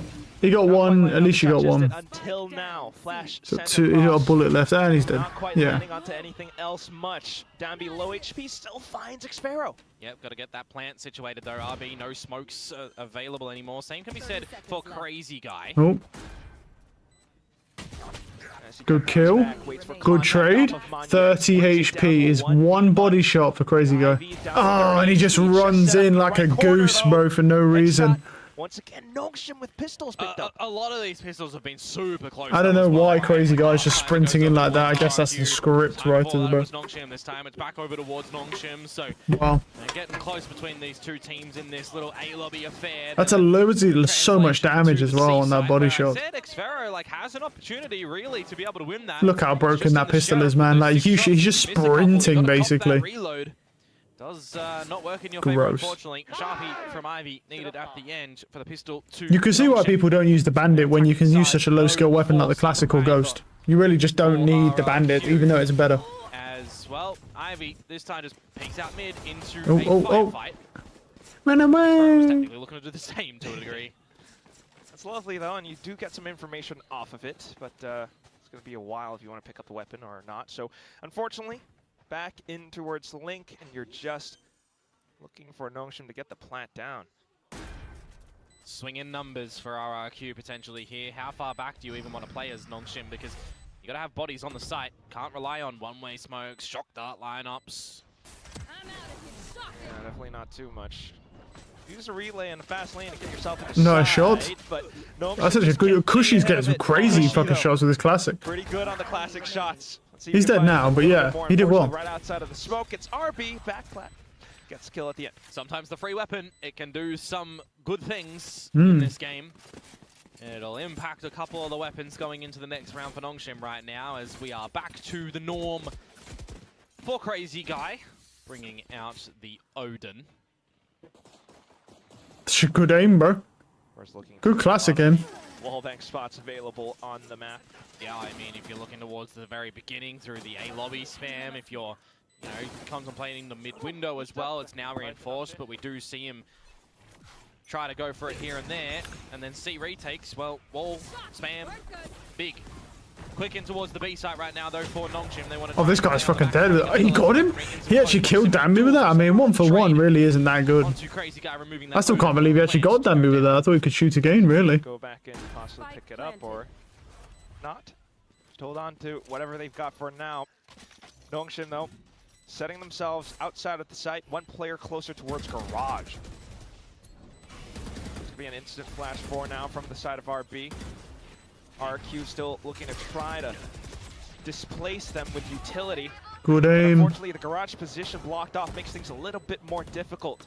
As soon as they peek out of this position, they might get caught. But oh, we got him. Okay, a couple of spams. Yeah, they got him. Wow. From the back of window position. He killed the fucking diffuser. The damage. Yeah, the biggest thing when it goes into those sort of B plants as well, right, is you are full focus on towards the spike. If you can get the tap out early by RRQ, you can try and draw attention away from a little garage cheeky push, but it's really well orchestrated by Nongshim that they are making sure that the turret is watching that, and then that they can peek on the back of that information as well to remove an opportunity. Ivy doing that perfectly, making sure that he is focused on these flanks to potentially come on. Bro, you just see the server sprinting at him with an Odin. Look at him. That's scary stuff, man. And then they could just really focus on that spike defusal denial. Really well-structured bonus round to come through. That's a good kill. Oh my god. Bro, and you got this guy on the chamber when he can do shit like that? And you put him on chamber? Why? Yeah, definitely. Dragging Nongshim through the mud. 3 players That is remaining, disgusting, those shots. have the firepower. They hear all the footsteps at the moment, and Xferro can call that you can go and get the guns outside of A lobby if you want for RRQ. It's not a bad shout to be able to at least pick up one of them from Jemkin and jump that towards your teammate. They're going to do that. Do you go flank, though, or do you focus to retreat and retake through spawn? That's what you really got to look towards, but with the utility that they somewhat have, I guess. There's one garage right now as well. To work together as a team instead. All the way from C-Link, though. Oh, but Crazy Guy gets caught by the timing. X-Ross has got 2. Window. Double kill, quickly picked up. And this looks to be a 4-0 start for Nongshim. Certainly it's an attacker-sided map, though. Keep in mind. Xferro coming up with another clutch. Good start for X-Ross, though. Getting dirty with a couple of these kills as well. Should give him a bit more confidence now. Again, right, a highlighted bind. Technically not his role to get mass frags. But you got to have that self-confidence on this stage as well, right? Because you got to remember, he's the newest addition, right? He's not been in these atmospheres before. Stepping up into this Nongshim team, integrating himself nice and early. That is fucking disgusting, bro. That is vile. Look at that, dude. Like, what the fuck, man? This is a massive opportunity. Even watching from his POV is pretty vile. I mean, technically call them a rookie squad, even though they were here last year. Like, there's things that we can sort of throw in there for that later on, but it's a big step up for him. Big round right now for both of these teams as well. The buy present for RRQ, the operator for Jemkin, the Odin for Cushy. Not yet revealed for now, though. Smokes, you get the orb, you get away, and that's what Nongshim wanted. Get closer towards this dimensional drift as well. You've already got a couple of these other roles that you don't necessarily need to invest unless you find yourselves in a needing situation. Just clearing everything out with the drone, first and foremost, close positions at A long. It's going to answer back by requiring Cushy to get some further information. It's good value. Spot the Omen of RB. General tell to keep 3 members here on the Omen's not going to be lurking because they only have 1 real smoker, so they only have one smoker actually. No, they do have a real smoker, yeah. They have the Viper still. If he can take down Danby again, but the Viper's been pretty useless anyway. Can't be a smoker because they throw everything at the start of the round, so. With the walls coming back up and down. Yeah, you know. This is a big duel for Ivy. If he bests Xferro on this line, gives open flank potential. Absolutely. Well, once again, inserting Oh, here we right go. through the back Oh, he died. He lines, lost. and there goes the Odin. Hunter's Fury as well, though, and it does find a little bit, but Xferro Ivy tried gets to slip Ivy. through and unfortunately got caught. He actually, From even the though he's shadows, jumping. goes over onto the seaside, Oh, no, but does he- Jemkin is right here. And he's looking for the right opportunity. X-Ross, though, makes it a little bit No, more that guy's difficult because fucked. of the Yeah, start no, they're positioning. fucked, bro. The Rush, neon excuse just me. goes It's crazy. the overdrive, though, that 13 instantly seconds. stops everything out from Nongshim. Yeah. Because Francis is the only one left. He's only got 10 seconds. Might be able to pick up the spike. Even if he gets the plant down, it's a 1v3. Nice shot, but no time, yeah. Himself, and unfortunately Just goes forces down him just off. enough. Good round from Jemkin there, but they do lose the operator, and Francis can get an orb in this round and then just dimensional drift. I want to see if they're gonna go A. I really want to see RRQ here fighting for the A orb. Force them to go C long. Bit unlucky in the midst of things that Darby is still jumping around when altered on that overdrive, and I mentioned the Ivy fight for a specific reason as well. If Ivy wins that duel against Xferro, a completely different result to the round, perhaps. So just the one round that RRQ do pick up, they need to make sure. Yeah, I really want to be seeing. I want to see them fight for this. So they're not actually fighting for it. That's really bad. Because now they're just going to get this orb, then they can dimensional drift straight through the site if they want to. Which he does pick up the ulti here. Still be quite valued in the round. Crazy guy pushing deep mid by that timing as well. Ivy is not going to know this. Are they really not going to go for this orb, bro? Fights first. Do they just not care about the Yoru ultimate at all? No. Drone does kind of pull RRQ. I mean, he's 54 HP, bro. This would be the perfect time to use it. Okay, they're just going to take C orb instead. It works the same either way if they've got C long. That's a good kill. Damn. They didn't even take orb. Francis they just don't want. Doesn't matter. He killed him anyway. But with everything covered by smokes, it's a shock dart that does big damage. Downbeat slithers through. Nice. He finds double. And then just Cushy left with the Odin, which probably wants to hold on to, but doesn't know RB inside of smoke. Yeah, he's like snake in the grass on that one, isn't he? Danby just peeking up and biting you at the right opportune timing. Crazy guy, you think he's done the right call. He's made the right bold decision. Shrouded stepping up through mid, trying to find all the good shot. Information that you need for the team. 4 versus 5. Okay, bro. At a moment in time. He actually used his dimensional drift there as well. Oh no, did he use it? Actually, I don't think he did. He was just going to use it, but there's no point. Find a way to get back into the C site when it's just overwhelmed by Nongshim, who are coming out with the better trades in this instance again. Timeout. Timeout drawn for RRQ because they are starting to lose control of the cards that they have to play. Really want to hold on to him, but unfortunately just got robbed away. Makes things a little bit more worrisome because of how quick Nongshim can be in some of these rounds. We start to see it already.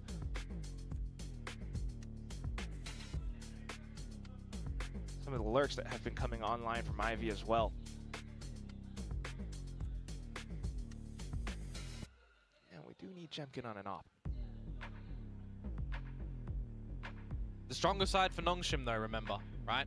This attack side where they can dictate the pace. Highlighted it earlier on. They pick attack where they can in this veto. 4 maps in this best of 5. They start attack guaranteed. Just the one. That is going to be RRQ. And that's Abyss next. Pistols for RRQ right now as well.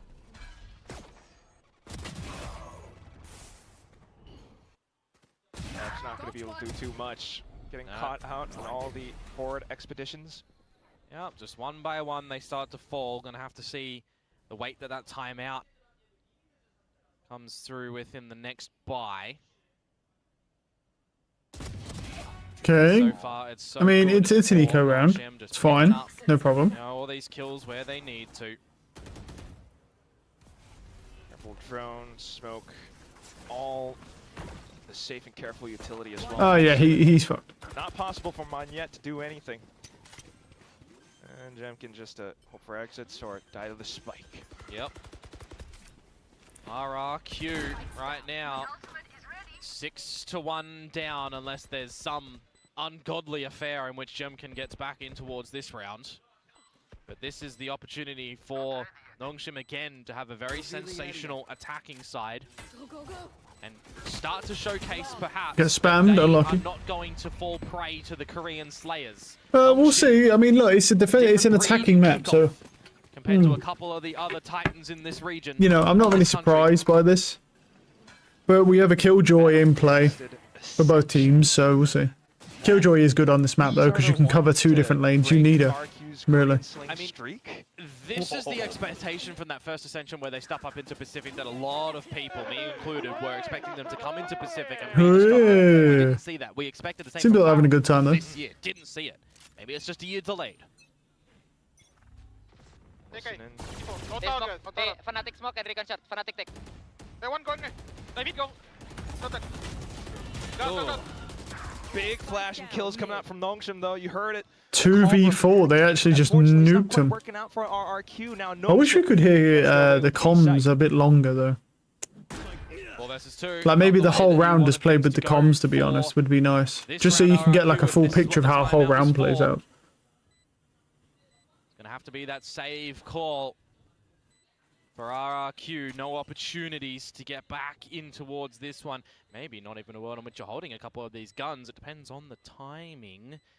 As Kushi could have found Darby if he held any longer.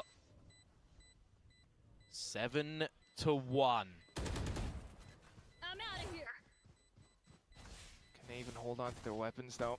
Nongshim have built up quite a bit of bank, so they're one of hunting. Kushi spots up by 1. Xpharaoh holds off to another angle. Ivy. He got him as well, yeah. Unfortunately Okay. goes down. We're giving them some ults, I guess. Yeah, there's a lot of kills. Those guns would cap them at the knees for what they're going to be able to do in the next round. So you can understand the idea that they want to go for that, but yeah, giving them a couple of extra pieces to do something in the next round is going to be interesting to see if it does bite Nongshim back. I mean, they tried. They had actually a really good position. There was 1 mid, 1 to the right, 1 up top, and 1 garage, and they actually lost that as well. Pretty crazy. Done something. Well, unfortunately, it did not. So we'll see if RRQ Unfortunately, it did not. Yeah. Something before needing secondary intervention from Jovian. Nice kill from Jemkin. A good start. Jemkin Push up as well. Oh, he gets a collapse. Wow. 3, 4. Oh, wow. In this A lobby crunch, in this play, RRQ do find 2. You saw all the utility being dumped through. Just the right recognition coming through from RRQ to make that play at that round as well. Can't quite fully respond when Monyet is the one slipping through from short. I mean, protocols for these sort of things as well. If you're going for that A lobby control, That was a crazy flick on that guy, man. General Sova utility first before doing anything. This time you change up the pace as RRQ. Send in Jemkin, layer in your teammates behind as well, and just make sure you're ready to fight. They're not going to fight this time, though. They know that. But can you do it again? Because 5 is what you are chasing. The answer is going to be no. 5 would be pretty decent for a defensive half here, considering it's an attacker-sided map. Start to get a bit of Nongshim would want 10 rounds if they can get it, obviously. And if you wanted to attempt it, you can understand why. The lockdown available for Ivy. Drone goes through, forces TP out from Crazy Guy. Can you angle for the ult play in this round? I don't remember that Xpharaoh has one to answer back as well. Right positions. Jemkin with information despite the glass cannon build. They are setting up to go in with the Hunter's Fury now. Ooh. It's going to give them a bit more control, but the snake bite completely stalls them. Timing of the toxic screen as well will not permit entry for Nongshim. Refreshing on this vision blocker utility makes things a little bit awkward. I do like the timing for Jemkin, by the way. Spot that nothing is coming back over at the C site, so you should give some security for the team to stick around A. Now he just trying to walk. Nice shot. Good spam. Contact. Okay. Lockdown's the first one that goes in, but at the same time, the Odin as well. Such a big threat. They're good. They're just fighting for this. Kushi gets one as well. Good trades. He's got to get out. I don't think he can. He can't get out of that. He's done. Is he running him? Yeah, yeah. We're looking for the knife kill now. Surely. Oh, there it is. At the end of it, we'll get a couple of slashes in, and That's it's it. the 2000th That's his 2000th kill, bro. No way. Getting it with a knife is just a little bit funny as well. Damn, that timing is insane. I'm actually interested. That TP that RB does towards the tower as well, immediately spammed down by the Odin. They kind of hope we see that. Yeah, they didn't break dart because he was fighting. See what? He did jump down, right? Yeah. Oh, we don't get to see that one. Anyways, it's all good. Vibes. Vibes. They lost their vibes, guy. We stole him. 7-3, another bye for Nongshim. A little bit lesser, though, if you consider things with the Guardian of Francis and the Judge of Danby, if you even want to make an argument that that's lesser with how he pilots this one. One away from the overdrive as well. I want to see if they can figure this one out. For RRQ, though, changing the Killjoy setups towards this A site as well, giving a different taste this round.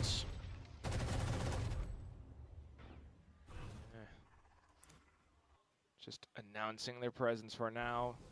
Warning signs to Nongshim. Well, RRQ is just not giving them anything at the moment. No mass reveals on who is playing where until Jemkin perhaps on this line. Oh, that was close. Past RB's ear, and Ivy cannot find the duel on towards Cushy. So Spike, force for Nongshim, starts to go to this A side. RB, by the way, is not going to be able to assist them from this distance. Can't even reach tower, for example, to smoke.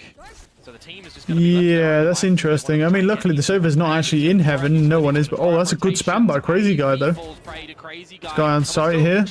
Nice kill. The Judge gets there eventually. You're not keeping Judge, bro. You're on site. You're not keeping Judge. Why are we not keeping Judge here, bro? That would be really good just to hold main with.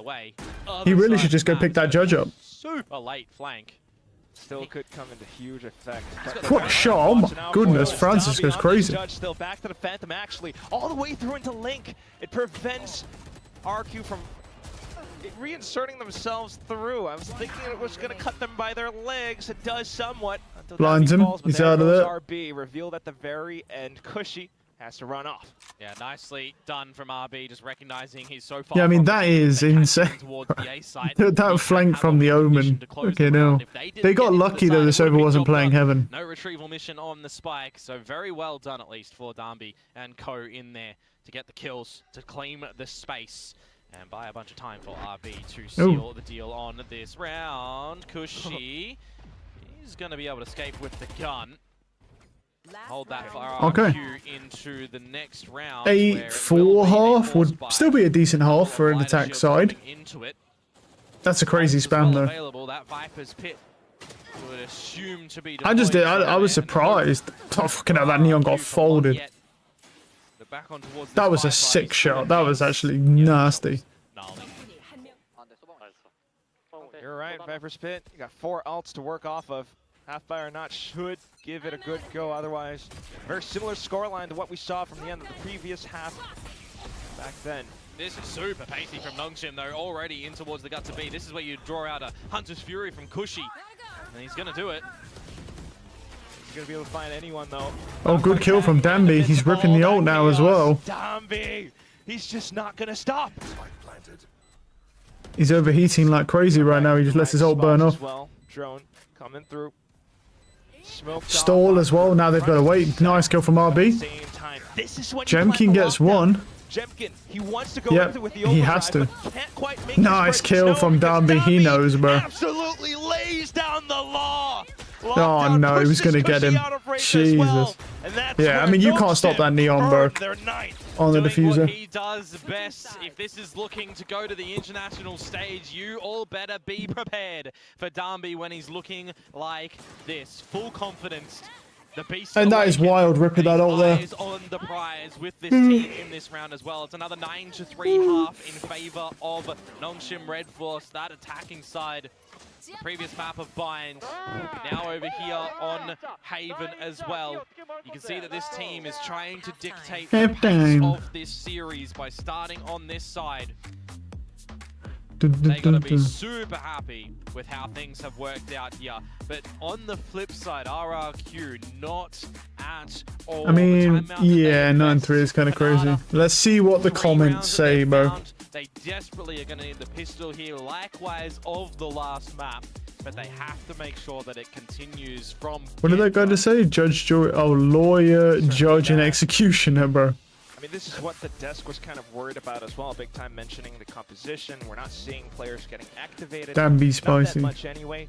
Just a couple rounds here RRQ, wake up, please. So I mean, look, I'll be honest, bro. I ain't about that. Oh, top bands. A lot more. Because otherwise, Nongshim, with the way that they've been switching up the pace at times, getting so much confidence. Why they keep leaking RRQ comms like 5-6 times in a row, bro? RRQ to respond. Yeah, it certainly can be.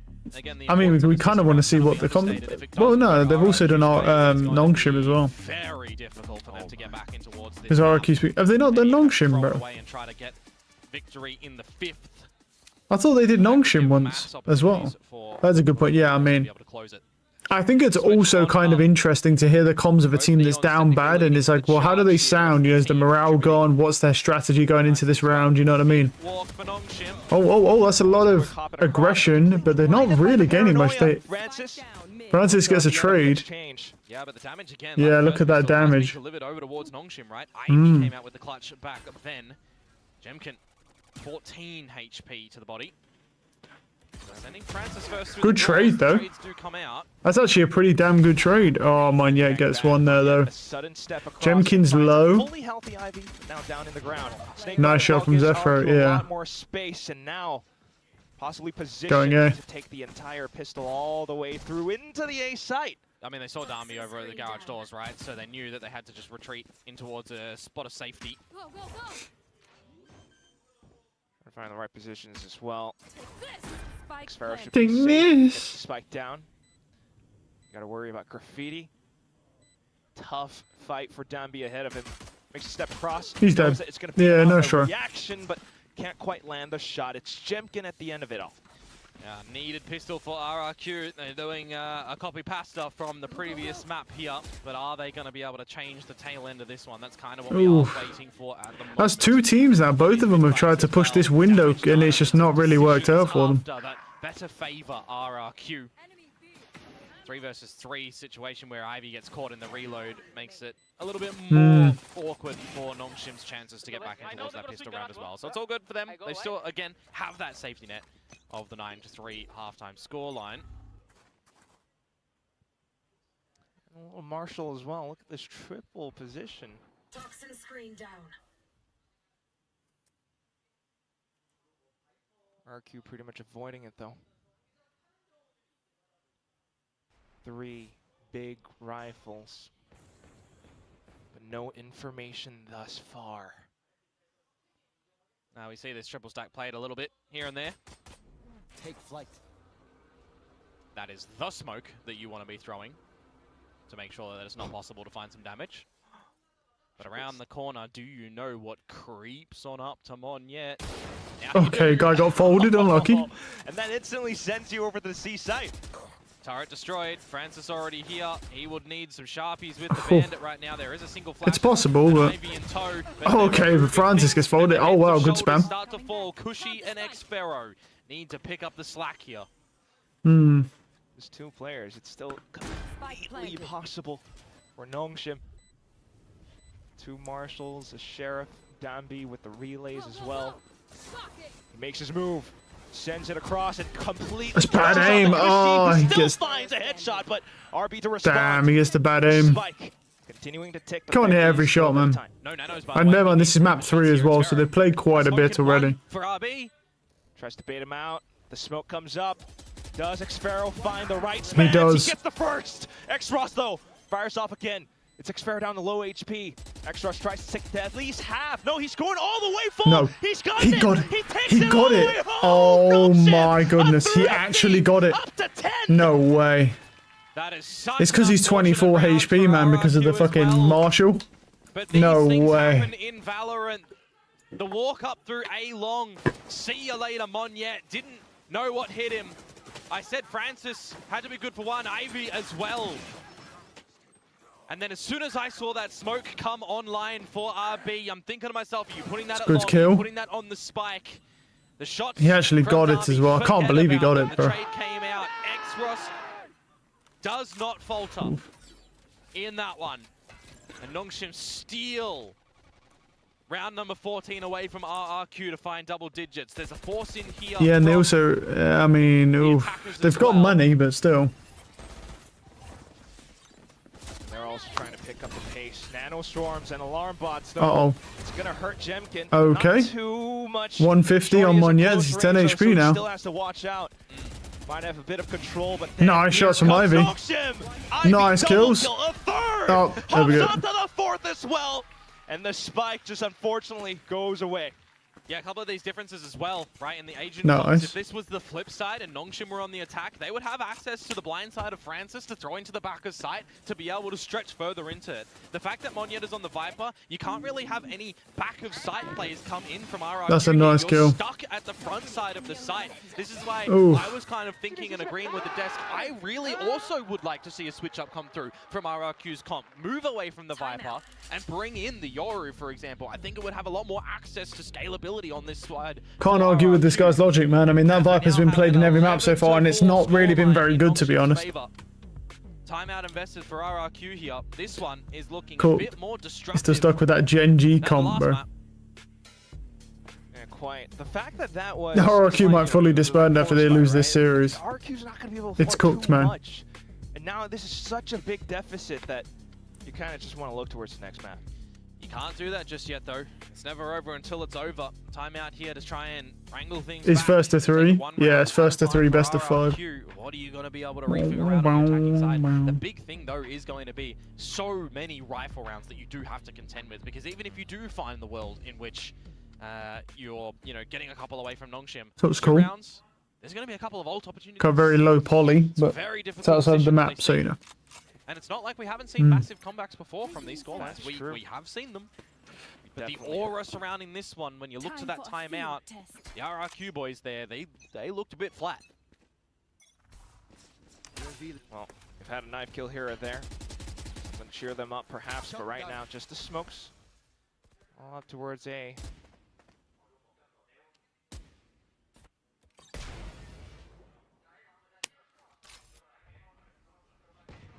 Having access to the Hunter's Fury for Cushy in the next round would be quite nice. See the Francis as well for the investment in this one is with that Outlaw. See what easy frags he's going to be able to potentially find, though it's only X-Pharaoh. The rest of the squad has purchased up the heavy shields. So it could get the better of Nongshim. Steal some guns. Get some chances in this round to find one that you pretty much shouldn't, and that's a good start. Heavy down. But look at this triple stack again. Imagine having something like a Yoru here to flash the corner. You could stun it as Jemkin, you can paranoid it as Crazy Guy. They're a little bit lucky that they're opting not to walk into the A side of the map. Okay, It's just going to molly, be keep the over smoke towards up to C you. instead. Casting V slide, okay? Hmm. Ready? Yeah. 30 seconds left. Left. I take gun. I recon flat. It's the right call. Get the fast lane and everything up. Still nothing too much. Yeah, you know there's no one So backside. Yeah, I mean you could. I think you can crouch from that, no? Cloud tries to reposition, and at the same time, the rest of I'm not Nongshim sure. from that triple Nice stack, kill, they though, from begin to Xross. explore all the way back out towards grass, and this gives them garage. And look, is the Killjoy going to re-wrap to Garage now? This would be an interesting play if he does. You'll have an option there for Cushy. Yeah, he's going to re-wrap Garage. He needs to kind of speed up a little bit, Smoke though. up the flash to try to slow things down. Jemkin relay as well.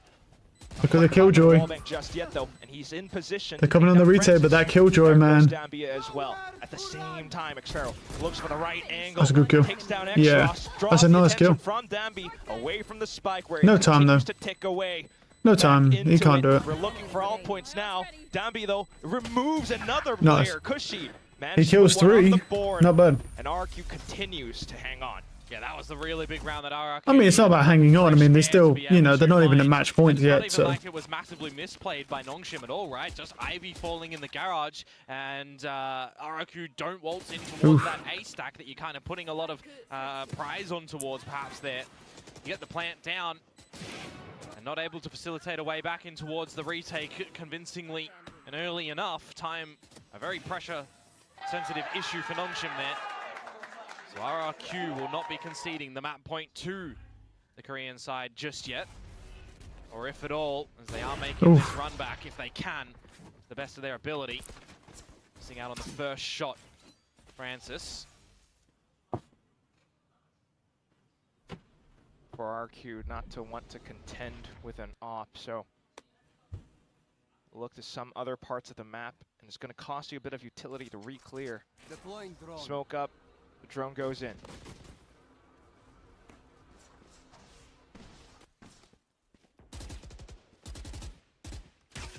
keeping my eyes on what Monyet might be able to attribute here over at the seaside if Ivy gives him a fight. Meanwhile, X-Ross has put himself in a pretty risky position here. RB with a TP though. Tries to lure RRQ into a false sense of security. Oh, he only got one. He actually only got one. I thought he was going to get two from that. At least for the trade, but he's down to low HP. Ooh. Crazy guy losing his life here. Yeah, they have no smokes. No. Kind of hurts RRQ, to be yeah, honest. no smokes, bro. Try to stay in towards this A lane now. Do you play with your own toxic screen that Monyet has up? Do you feel confident that he has C free of charge? Damn, oh, they're going to fake it and then try and go to the other side, but this is happening in this round. Catching oh no. Gotta confirm that nobody else is towards this Kills long. Yeah.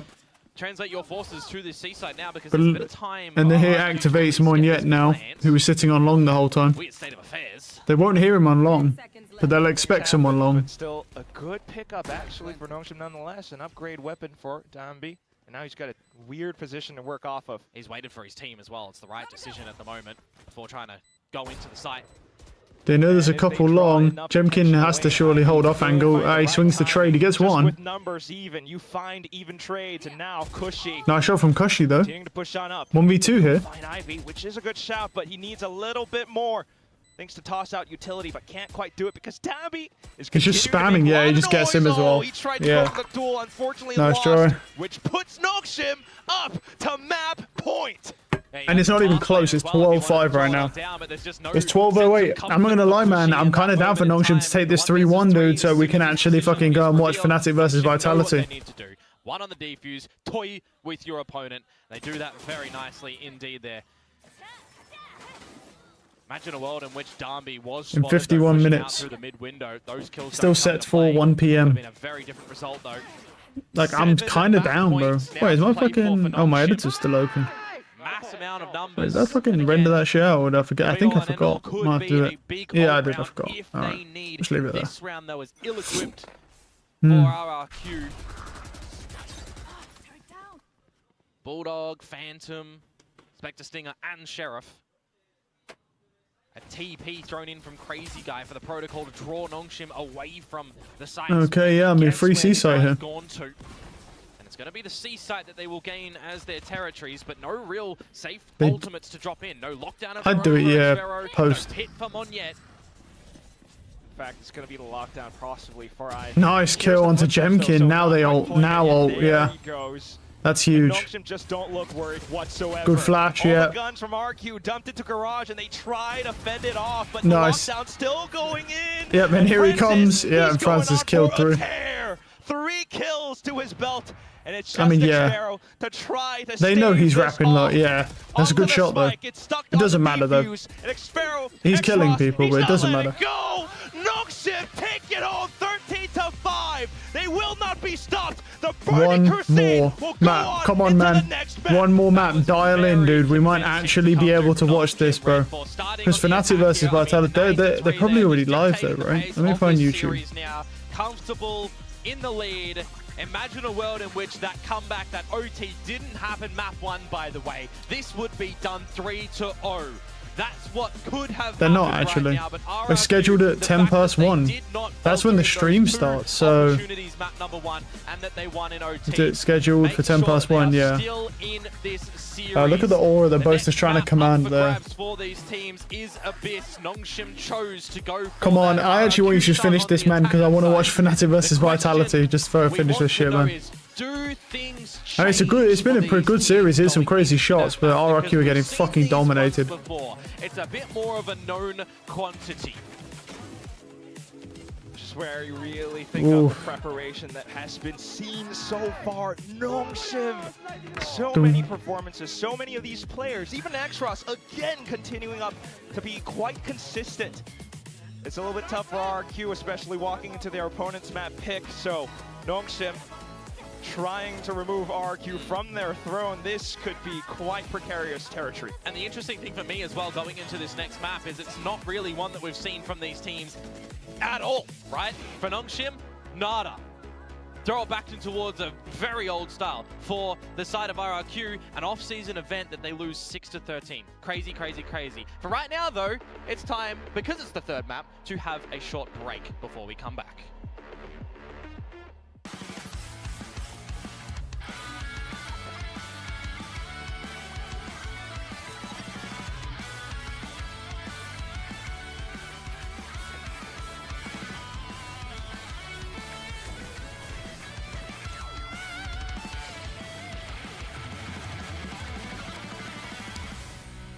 pretty cool. Come on, man. Upper bracket finals, 5 minutes, dude.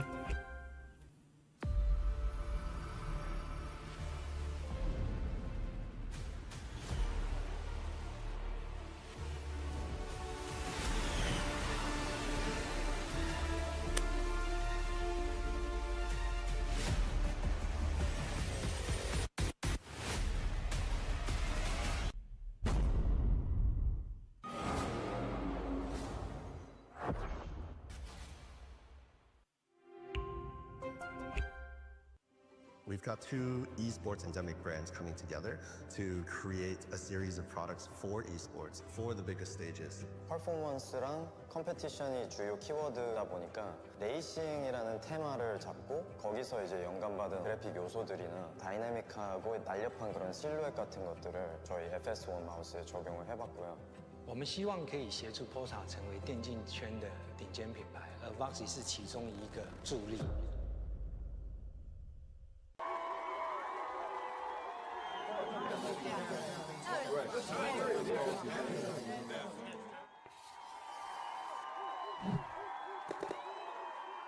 Red Bull gives you wings. Alright, how many ads are we gonna get, bro? What's the live chat saying, bro? Let's see. Best of 3, best of 5, it's best of 5. If it was a best of 3, the map would already be over.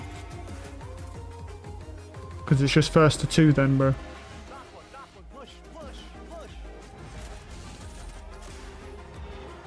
Yeah, I don't think a lot of people know what best of 5 means, bro. It's best of 5, first to 3. Like, so it's a 2-1. So no one is still going, dude. Red Bull gives you wings. RRQ on the off-season airport arc after this. Thinking of the Augurs one like they're an RRQ team for Val and Dota people think one org plays one game only. 3-1 all Rex trash, bro.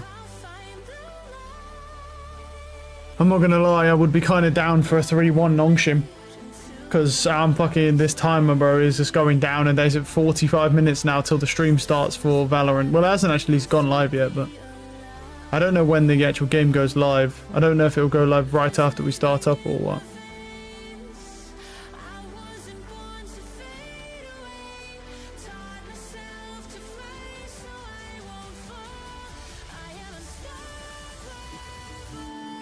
Ill player from RRQ.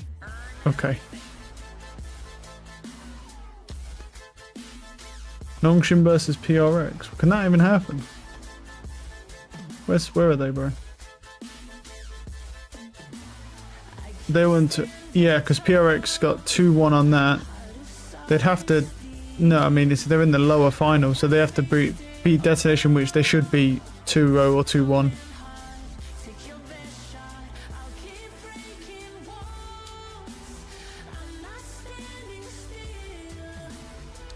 And then each one qualifies, yeah.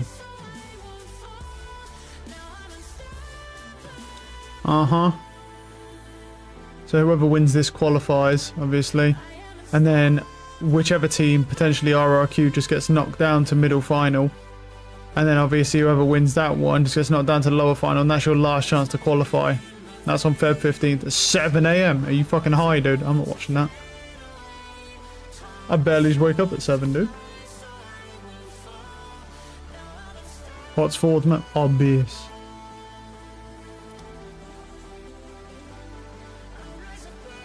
Is that Palpatine, bro? Why is Palpatine there?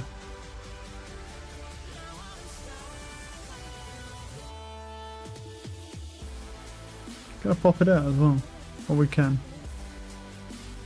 Nothing to see here, we popped out, bro. Yeah, Abyss is next map. CS2 better? Yeah, I mean CS2... Well, see, the game CS is better than Valorant, but CS2 is probably not better than Valorant because it's pretty much fucking mess. Hello, welcome back to VCT Pacific, you're watching in the upper bracket finals. We are about to find out who will be going to Santiago. The first team from Pacific is going to be Nongshim or RRQ, and I gotta say, Nongshim is off to a really good start. I'm your host, Victoria. Pilski, big time. It's been a long freaking night full of good games. Yeah, I mean, it's Nongshim really on the heat up now, settle into this series, and they ran away. I hope they just continue with that, bro. RRQ barely managing to find anything there. Yo, 9 out of 9 post plants. Yeah, it's clean. You're not retaking on the boys. They are holding it down. I mean, this is how it always goes. When you're playing against that Viper comp, the Viper wants to flood in. He wants to move fast. He wants to trap you as you're trying to plant. RRQ couldn't find a way to do that. Then they're left up giving up the site, and you just can't retake. You don't have the utility to be able to pull that off. So it's not surprising. They need to disrupt. They need to be ahead of this. Once again, Nongshim incredibly well prepared for what RRQ are bringing. That's the third game of Haven in a row where they've won like 13-4 or 13-5. They are smashing every single team on this map. Oh, absolutely. Imagine doubting Nongshim win. There's plenty of time. Could have been me. Plenty of time. And why? But yes, you're right. Nongshim, absolutely. Their pacing on this map has been phenomenal, and it's really caught RRQ off guard there. Yeah, look, you had a better game from Cushy there. Jemka did pretty decent on the Neon, but overall wasn't enough to get the damage done against Nongshim. I feel like all 3 of these maps have been winnable for Nongshim. They've won 2 of them, and I feel like the coaching staff preparation for RRQ has been phenomenal from Nongshim. But the job is not done yet, and now we're flying blind. Abyss and what's the Abyss map? Breeze. Yeah, this is like unknown territory now. There is no coach prep that's going to win you those maps. So this is where, you know, you got to figure it out on the fly a little bit more. That's the key for me. All 3 of these maps, Nongshim have looked incredibly well prepped. They've used their time very well to understand what RRQ have already shown and how to counter it. And they brought those counters here today. RRQ playing in a very similar way from what we've seen in the past on all 3 of these maps. What did they do with their 2 weeks? I'm actually not sure. I think they've been drilling down. I think they were trying to, you know, sort of define what they've had on these maps, and maybe they've been prepping these maps that we've not seen. That's my hope for RRQ, is that 100%. as we move through the series, they'll be better when it gets more surprising. But first, let's talk a little bit about Haven, because both of these teams really got on it, but this bonus round, fantastic. I mean, it's exactly what you want to see on a bonus. Just no nonsense, straight up into the B site. Danby, fast lane across the site. You're going to try to get your Omen in there, get into a very, very quick post plant. You disrupt the links and put yourself in a winnable position, and this got Nongshim off to the races on the attacking side. It was very hard for RRQ to retake, and this was just one of 9 post plants that Nongshim won. Yeah, and I think they were so strong in this. They were able to create these post-plant situations where RRQ can't deal with it. And I think if there's one player we really want to highlight, especially in this series so far, it's Xros. Yeah, Xros has been insane. This is qualification game time, and he is ready to go. 100%. He's changed his roles a number of times. I wasn't really too sure about putting him on the initiator. We know that his mechanics are phenomenal, but already in probably the biggest series of his career, he continues to deliver, and you can just see how solid he is when you put him in those situations where he has to multi-frag. And honestly, as an initiator, you get put in a lot of situations like that. You use your whole util set, you're droning out, you're darting for the boys, then you're the one that's put in a post plant in a clutch in those situations on Corrode with the fade. He's dogging back into the site. He's trying to set up the duelist for the re-entry to try to retake into the site. And then he's offered the last man alive that actually has to get the multi-frag done and defuse the spike, and he's able to do it. Yeah, I would say the head-to-head between him and Cushy is very interesting. So I'm seeing Cushy drop off a little bit here. He was off to a really hot start, but now Xros on the other side as their initiators, you know, consistently, you know, stepping up for this team. But another player I want to talk about, it's your boy Monyet.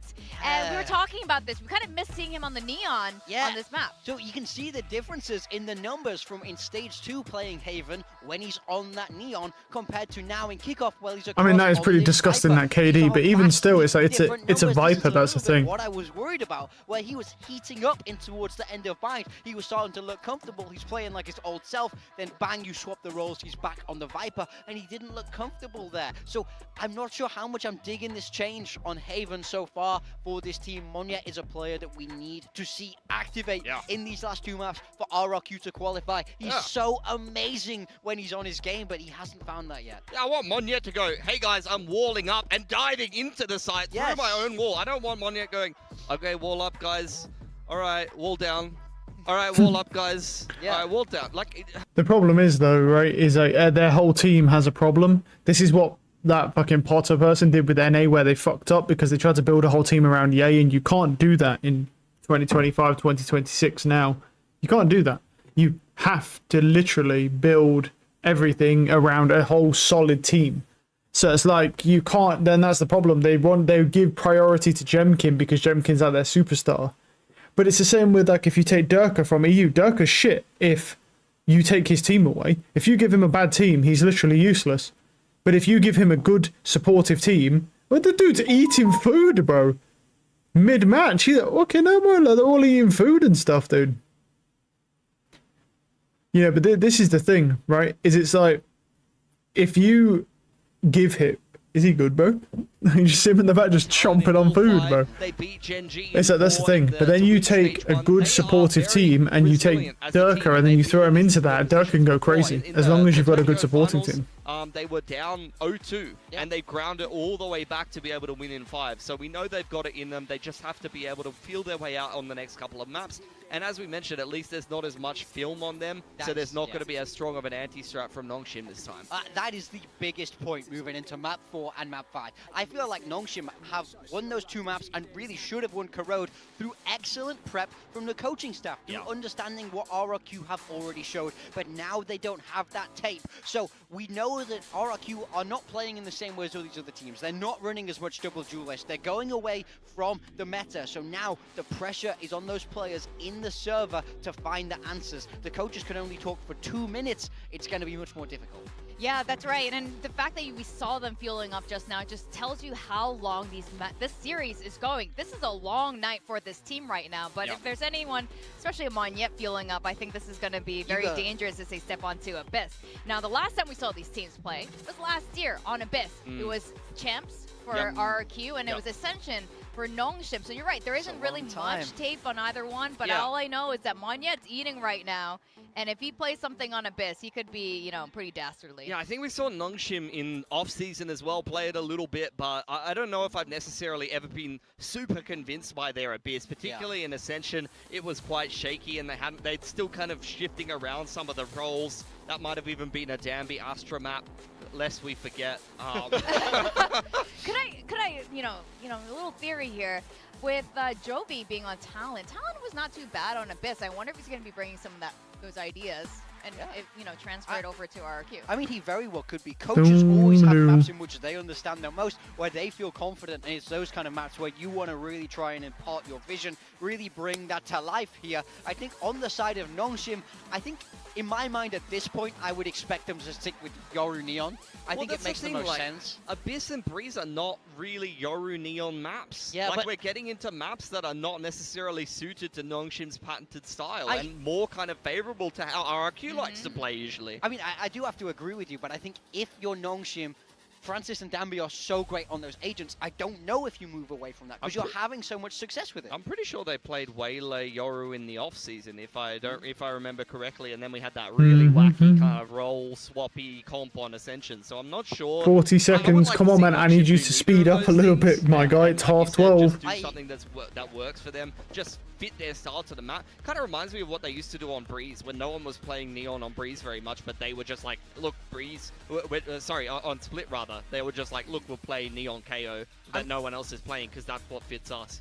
I feel like regardless if it's off meta, if it's the best thing for your players, then it's the best thing to do for your team. I've always been a big believer in you need to make your people feel comfortable in that server, and they're clearly so comfortable on Yoru Neon. If they move away from that, I think there'll be a little bit of doubt in their creeping in their heads of like, okay, I have to adapt now. I have to change. If Danby's not on that Neon, it's going to feel very different from him when I think he's only been on Neon this whole kickoff. Yeah, he could be on the Waylay. Remember when Danby used to play the Waylay when it first came out? When it first came out, was a different beast. That was not good. That was not good viewing. I'm sure he's learned a lot they've since worked then. on it. Yeah. Please tell me they've worked on it. I mean, it's a very popular pick at the moment. Nongshim Alright, what do we does see pick here? this What do we up. They will see? start out on Finally. the defensive Jemkin on side, the and Yoru, indeed, Monyet on the you'll see Waylay. Jemkin Nice, that's a back good on the pick. Waylay, Yep. Francis on the Yoru. It's double This is going to be controller. It's interesting. very A Brimstone, small though, and an Astra. Double control here is interesting. Double control of both, actually. RRQ, they're moving back to double duelist. It's also going to be Waylay Yoru, but that supporting cast is a little bit different because instead of that Omen, you got the Brimstone. They're starting on attack. There's going to be some punchy executes here, and as well as strong post plant if you're managing to hold on to that molly. So I kind of like this. It's almost a mirror, but I think if RRQ are able to use the punchiness of the Brimstone, build up a lead on this attacker side, I think I like this so much more. I'm happy that they're going back to double duelist. Monyet Waylay as well. These are two players that I don't necessarily associate with the Waylay gameplay, but they're two players that do like to get active.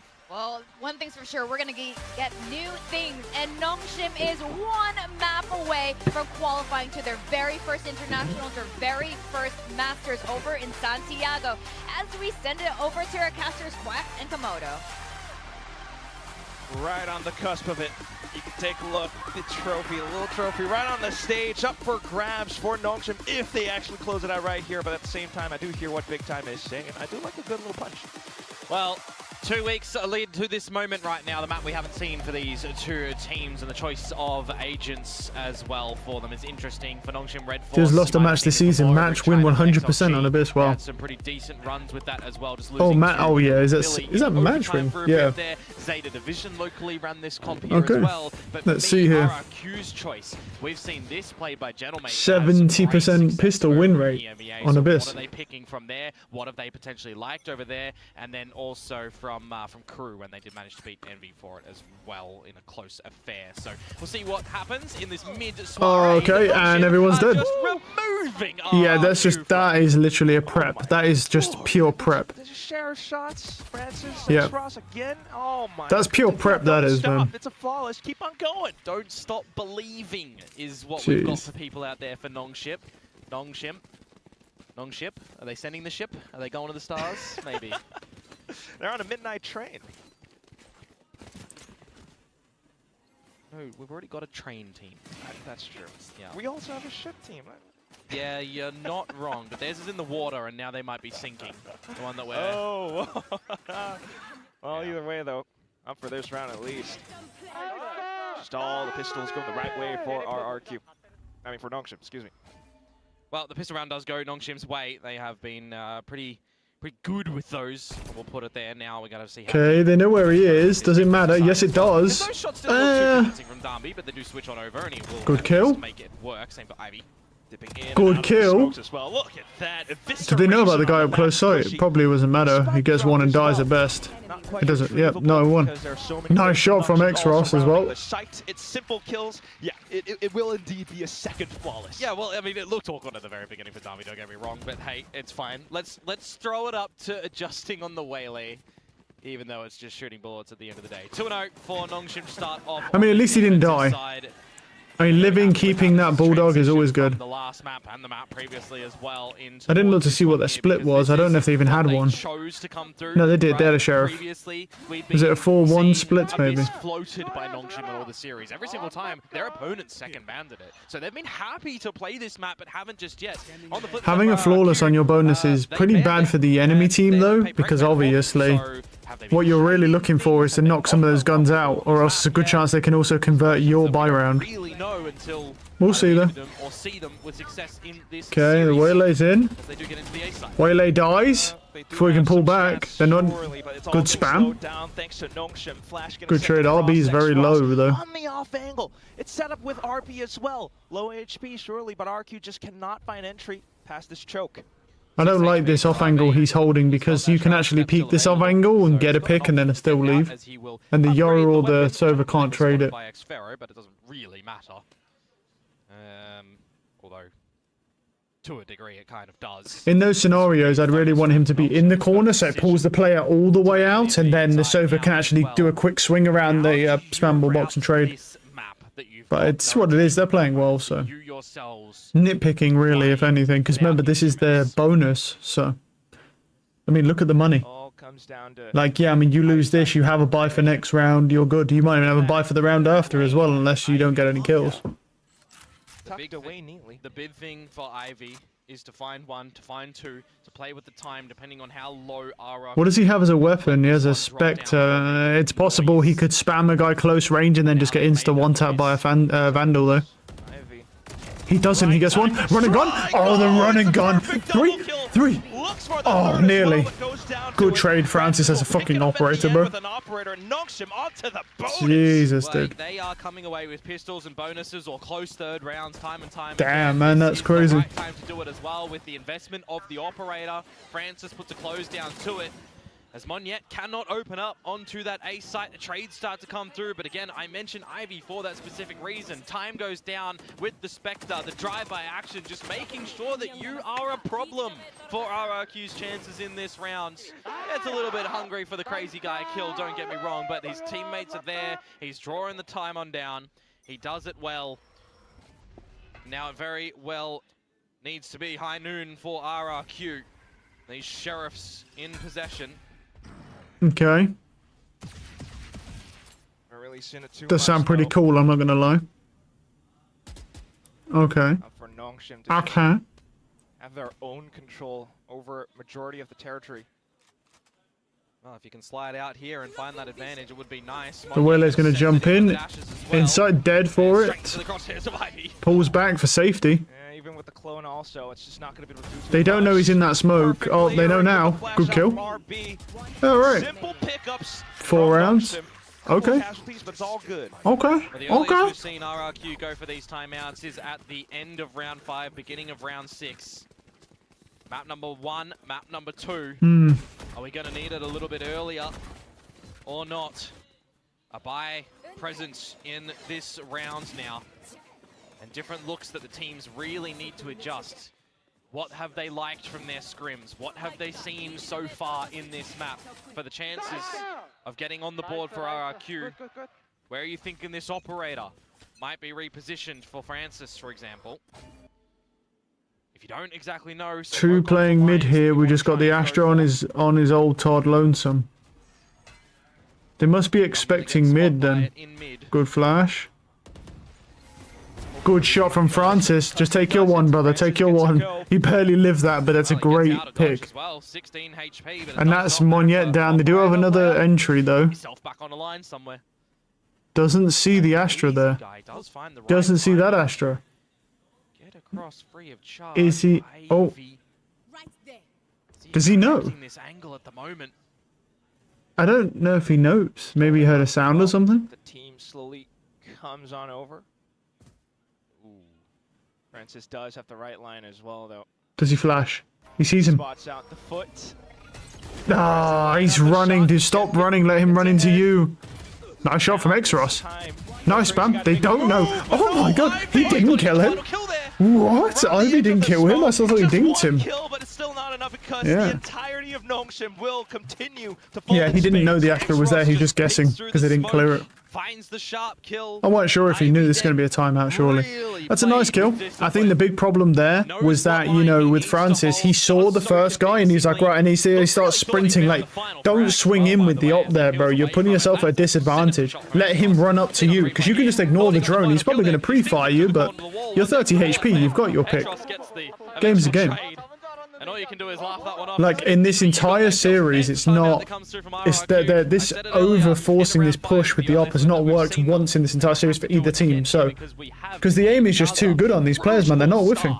Like, and you need a guy to whiff when you swing in with the op, or else you're dead. This is not how you want to start things off. I mean, this is better. Yeah. This is better. They had, what, the 4-1 and the 4-1? This time it's a 5-0. And it is Nongshim's map pick after all. Call the police. Yeah. Pressure starting to build up for the side of RRQ. Yep. Sure is, and they're either going to crumble or be turning into a diamond if they can come back in towards this one and try and send us into breeze. Give themselves a fresh amount of air on that map, because this is not looking smooth at all.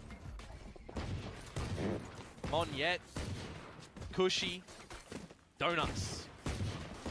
And Monyet's the guy that you need to see step up in this series. in this map, here and now. Maybe not this round with what you have to go and find with. Stinger. Some Sheriffs. Standing ahead. Waylay as well, so it's always charged with different responsibilities. Yep. This time around, at least. It's a 1-4 deployment for Nongshim Red Force, and they want to find the information nice and early. Just step in towards main. And bad aim, good trade. It's nice that he's playing with the teammate there. Ivy, you gotta be prepared, good sir. Should very well be. This guy's fucked. He got dinked immediately. He's dead. Yeah, he's dead. And a second one thanks to that stinger. So Spike now They have that. Maybe did they have that gun or did it fall off the map? Fell off the map. That's actually good that it fell off the map then. If you need to, Darby convergent pass, X-Ross with the Hunter's Fury. That will be baited out earlier by the tapping of the spike. Good kill from RB. It gives enough time for oh, the timing though. He knows. Now he does have a phantom. Mentioned Drift and Jemkin wants to figure out where these three members are going to be mounting this retake from. Doesn't he knows the Sova's there because he hears drone. He knows Sova's in the corner. He knows all three are there. Danby looks to fly in across. No he doesn't get one. Danby fucking got folded. Catches him on his landing. At the same time, bad aim. Monyet gets 4. Because Monyet, with that weapon picked up, manages to scrounge up the Thrifty for RRQ. I mentioned it. He needed to step into the server, and this is the time he was on 0. Now he goes to the top of the team with 4. That's the absence nice shot. of frags that we've seen from RRQ, or lack thereof, so far in this map. A Thrifty will start them off finally, and they'll steal a couple of these guns as well that they'll need because they have to mount majority a rifle round. Nice shot, good aim. Style in this map. Get fired up. Absolutely, you need to. Time to jump. Keeping an eye on the time as well, so I don't miss the FNATIC vitality part. This is one away from the drift on this peak as well. How do you change it? You see the gate crash, you note it. Damn, we're going to be tasked to destroy that, remove possibilities from RRQ. Oh, that timing on that pullback. Jemkin gets Francis.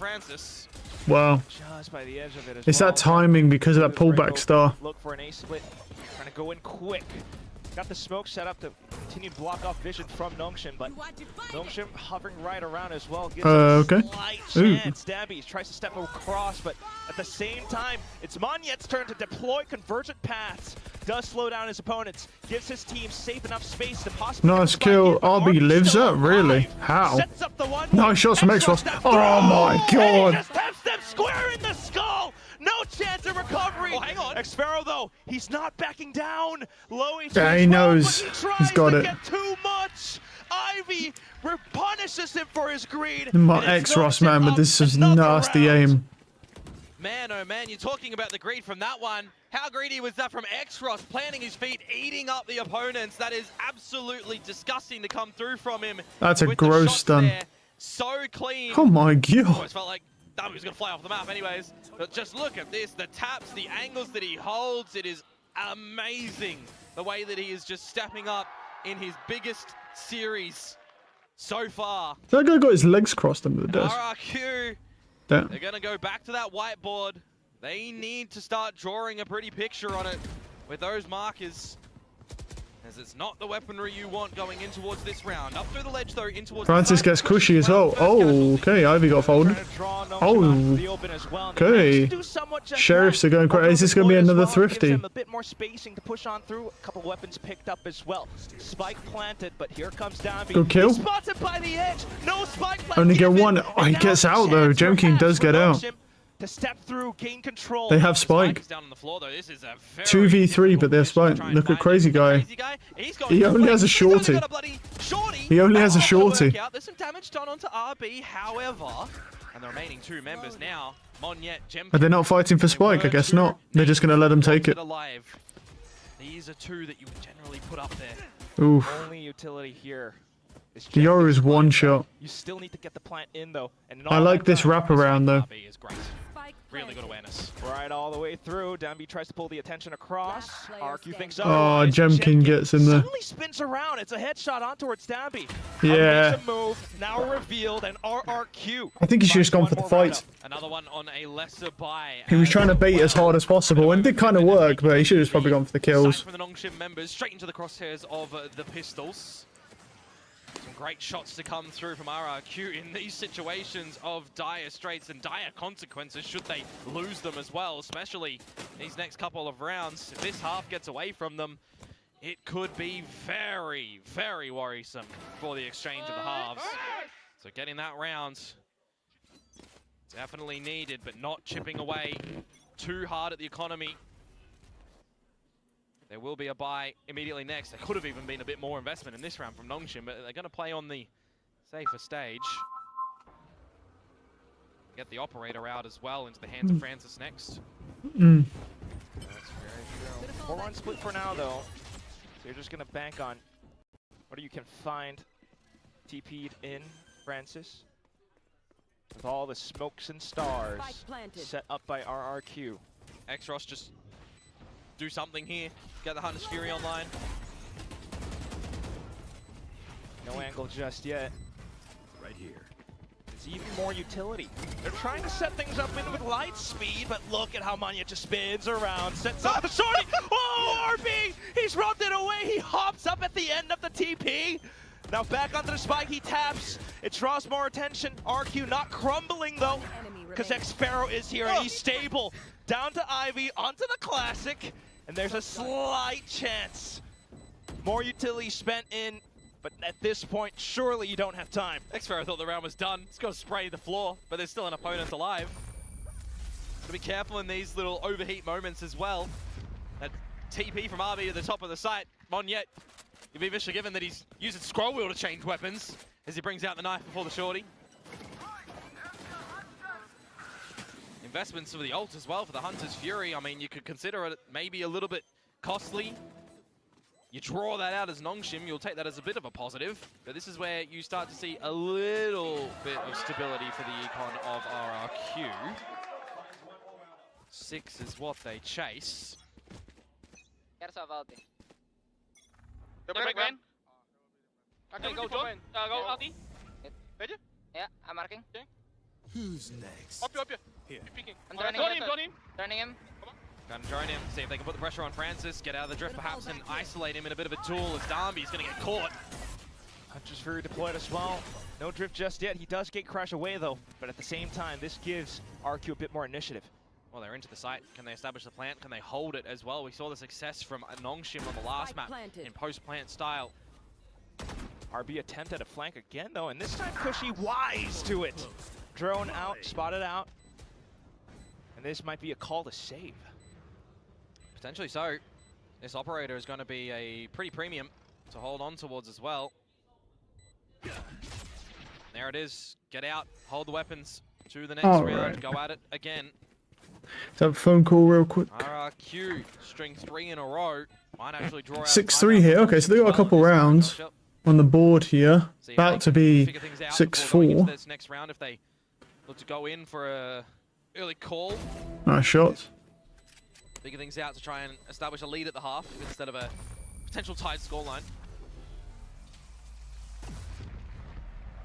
It could come in handy, but otherwise this is a very good, quick and pacey recovery coming through from RQ repeatedly onto the A site. I think it was just more importantly waiting for the wake-up call for a couple of these RRQ members where you've been sleeping in a bit too long. You missed the first couple meetings. So we'll see what this buy out behind the save looks like for Nongshim. Going for the 1-4. Heavy lean at the right side of the map. I mean, oh, this could be pretty good for them or pretty bad. Oh, ooh, nice shot from Jemkin. Smoke's still obscuring. Okay. Jemkin manages to find one through it all. Francis feels the need to back off the Virgin path, so makes things a little bit more tricky. Oh, wow, can't get the waylay. Not quite able to relay through. Damn. That's going to be Monyet then finding the third kill. This round is done. Yeah, absolutely. None of those. I think there's going to be a 6-6 half, to be honest.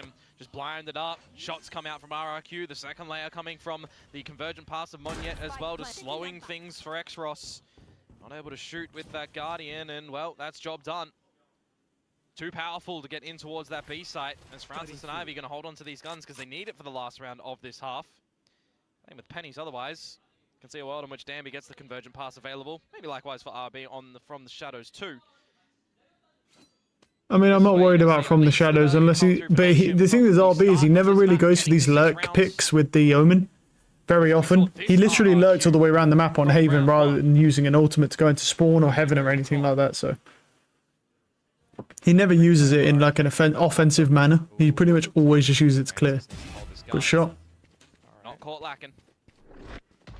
Should be enough time for them to bring it across as well to the next round. For those who have been paying attention to the desk, in case we were all wondering what RRQ has been preparing, yeah, this Abyss, this is pretty good. If you remove the first 5 rounds, sure. Sure, I'll give you that. Because you could say, for Nongshim, we've been wondering what they've been preparing for this one as well, right? And the initial stages of this map were pretty good. Now, RRQ are showing up to the party. It's not even like we're seeing a lot of missed things from Nongshim, to be honest. So last round of the half, default A, okay. The call, and we'll see if that is going to come out into good play for the very beginning, at least right now. That's where Darby is with the Stinger. He would love to get his ultimate online. Jemkin looking for something in mid. Not a bad play. There is an operator in play. Is it 150? Yes. Both operator players, or outlaw players, perhaps. Yeah, Jemkin having that outlaw. 2 members on the side of Nongshim that will fall prey to it immediately. I wonder if there's a weapon drop in spawn somewhere for him to be able to pick up as well and switch over. But you go to this B site that has worked some good for you already. Do it silently. And managed to find a safe pathing through. Time for the drift for Francis and the rest of the squad to get in. Okay, free site, so we're just playing a 5v5 good old-fashioned retake here. The site itself. And remember, a different look to this map as well, with Xfero playing the Brim. So a little strike available, going through the tower. Very useful. Does kind of slow things down after the drift gets popped, so no real way to capitalize off of it just yet. But Dabi does find 1 kill as well. This could be convergent paths. No shots, good trades. Digging deep, but RB now comes up. Goes shrouded step onto the top of the boxes, looking for. Oh, how could she knows? Hops into his doom. Monye gets him at 6-6. Down as well. RRQ managed to defend the spike. They're gonna push. They're gonna push us, aren't they? End of the first half. Actually, I know it's not ready. They said 10 past 1, so we should be fine for now. They've certainly made that comeback happen at the tail end on their attacking side. Are they swinging the momentum in their favor? It says 10 minutes, but it's not 10 minutes. It's 10 past 1, right? Unless they've changed it. Oh no, they are live. What we've seen work for Nongshim in How long will it say? Oh, 11 minutes actually. No, it is at 1. Okay, yeah, this is gonna be rough, dude. Oh. This is where we start to think perhaps about what the fuck? Go away, dude. I just wanted to pause. Oh, okay. Overtime, because the first map was 6-6. That had overtime at the end. We've seen that. Holy whoa. The other maps were very one-sided to Nongshim and they closed, so maybe? It's definitely within the realm of possibility, and that would be a belter of a map. For now, it's RRQ players starting to wake up to the server. Jemkin being the main one that we have our eyes on. Alongside Monyet, of course. It's got to be the whole team, though. We can't just be focusing on a single player or two. It's going to be an effort by committee to pull through on this one, especially when you feel like you had the win taken out of your sails in the previous 2 maps. Again, that OT, or maybe even the lack thereof, if Nongshim won that first map in clean variety, it would be done in this series. It would be Nongshim already winning. So in the server right now, what do the defenses look like for RRQ? What do the attacks look like for Nongshim as well with Darby? Slow start on this waylay. Not the Neon that we know. Full squad affair for now. Up the slope. Well, Francis folded him. Oh, bad aim. Bad aim. Oh, crazy guy's 1 HP. A shot to the top of the skull as well. Okay, and he's dead. Good blind. Instant spike plant. Okay, so they might just have this pistol. Maybe. Copy-based round. Seen this before. Work for the defensive side. Work for the attacker side. No, defensive side. One of the sides. What we don't want to see is a copy-paste half, though. Well, maybe Saturate comes out. Saturate in. Cushy loses the fight. RB. Okay, so these guys are just like pushing up to what, 80% win rate with these pistols now? Xfero with the Ghost, looking for points Nice to shot. add to his alt counter. Spots out a couple more players, but of course has to consider the fact that they may be another one. Oh, man. God, Dabby! Oh my god, bro. It was RRQ side that went for last time on the attack with that little play because Nongshim couldn't get out on the defensive side. That's what it was, and it's kind of happened again where it favors the attackers in this style. Another pistol round going to Nongshim's side. They get both of them in this map. They got one on Haven. They got one on Bind. And they got one. Man, like that, he's trying, bro. He's like jiggling to the side. So they do take the lead in the pistols. That's right. Could be, maybe, a lead in the second half as well if they play their cards right. Oh, the brim just disappeared. Okay. Is not able to Tried to even go for all, but that didn't work out. crosshairs and get away with his life. Oh my. It's light speed, everyone from RRQ trying Jemkin fell off the... Oh, okay, yeah, they're jumping off the map, yeah. We do not want any more business in this round. Yeah. We will gift you a small check. That's why the brim sprinted in there, because he was just going to get the orb and jump off the map anyway, if they weren't A. We got the guns up now.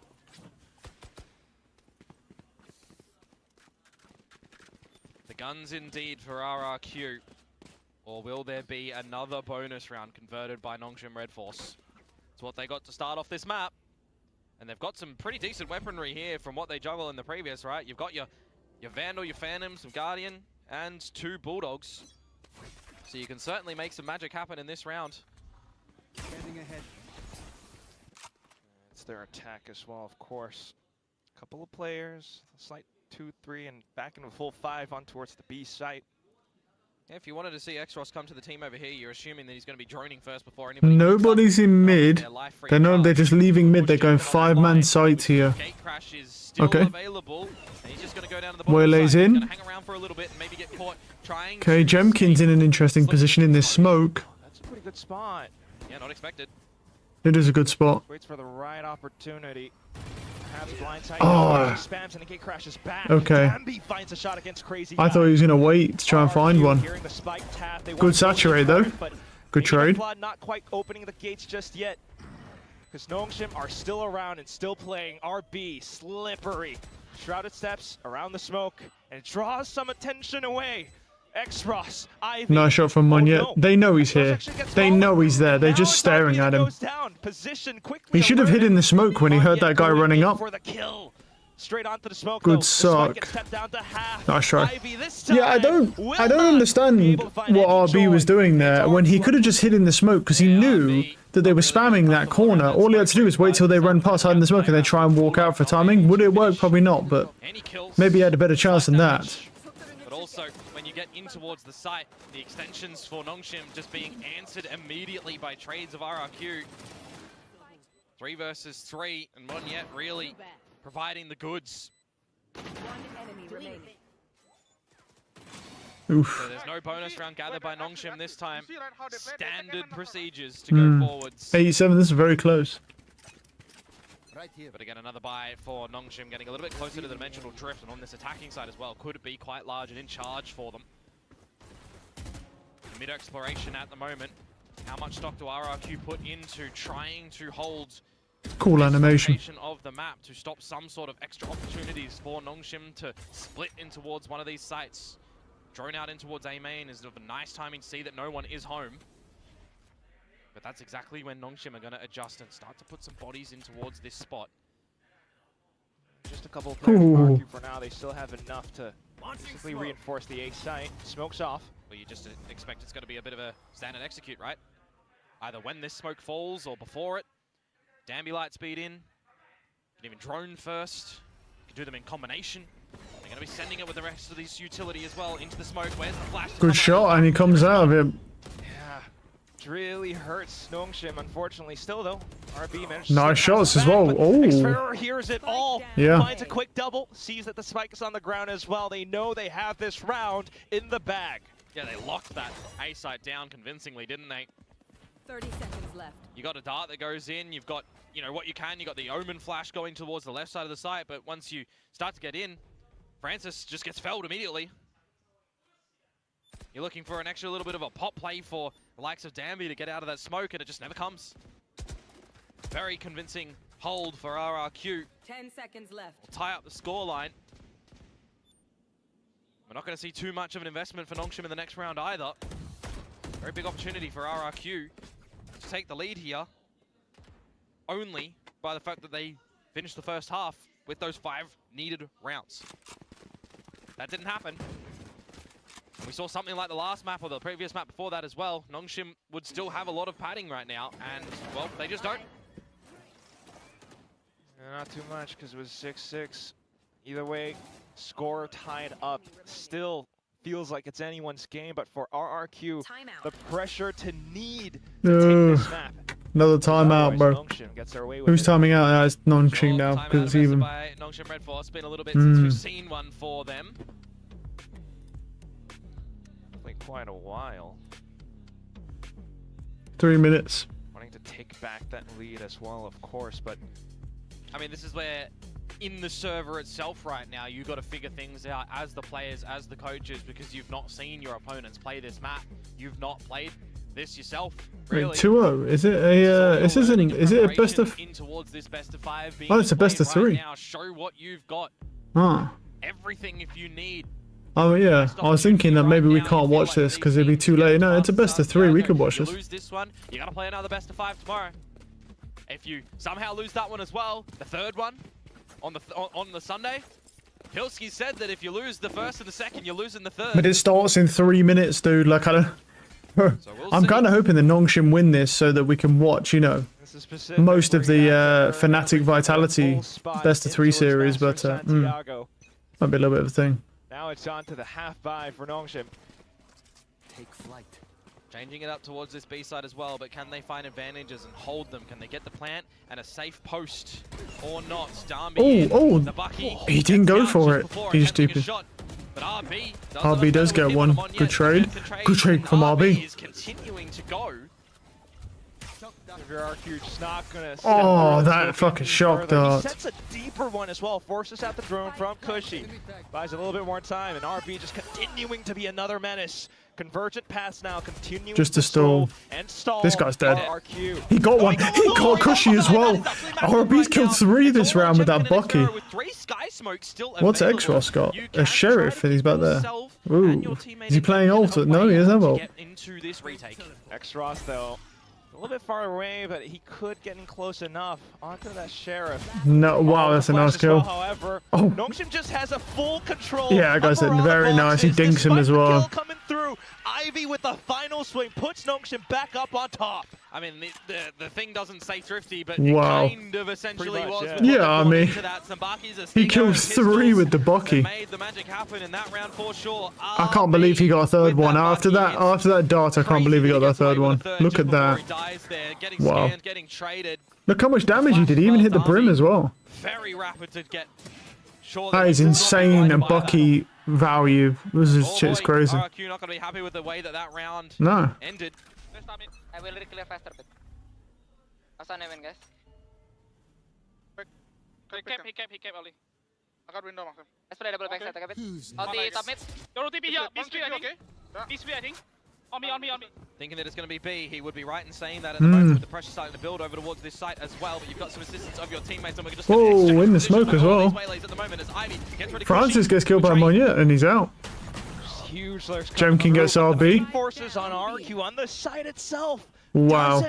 This round's over. Now control over the spike. That was a fast round. RB has died a lot Let's doing go. these little TPs into smokes. RRQ aware of it now for sure. He's going to have to alter his TP. Yeah, nice try. For sure, as Xfero finds X-Ross and we tie it up yet again. This is what you want to see from these 2 teams. Very, very close game here. Jemkin's actually playing pretty well here, finally. It's good aim. That's with the player advantage going Nongshim's way as well from the very beginning. RRQ recognizing that they can't really allow Nongshim to get comfortable inside. I'm surprised he didn't die from the first shot, to be honest. Get dirty in the duels. Find those fights. You know, Maxim, I went to outsmoke, Maxim. There's going to be another haphazard buy to come through from Nongshim in this round. Opportunity for RRQ to find double digits to also extend their credits and give yourselves chances at more rifle rounds. Maybe even not invest in the ultimates in this round and hold them for where you need them most. Oh, Ivy, bro, peaks on the edge. Okay, look at this mid push. Do they read? They must. They're not. No, it could be A as well. They got no A. Oh my god. Well, that's good value. That's amazing value. Finds everyone.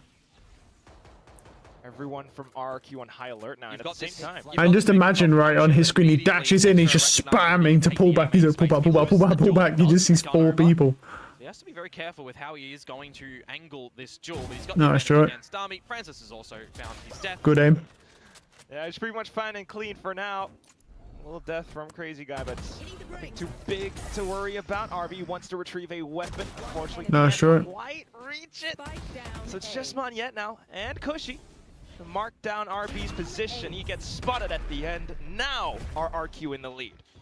And there will be a buy around the corner for Nongshim as well to see if they're going to equalize in this 10th affair, or if RRQ are going to take a further lead and set their sights on being able to close this 4th map and send us to the 5th and final decider for this upper bracket final. And they're lining up right now. Still timeouts available if needed for these teams as well. Guys. Gotta have mass focus. Yeah, I know what to say, man. I mean, let's be honest, like... These final moments, round number 21. You know what I mean? Like, fuck, man, this didn't end fast enough. Excuse me.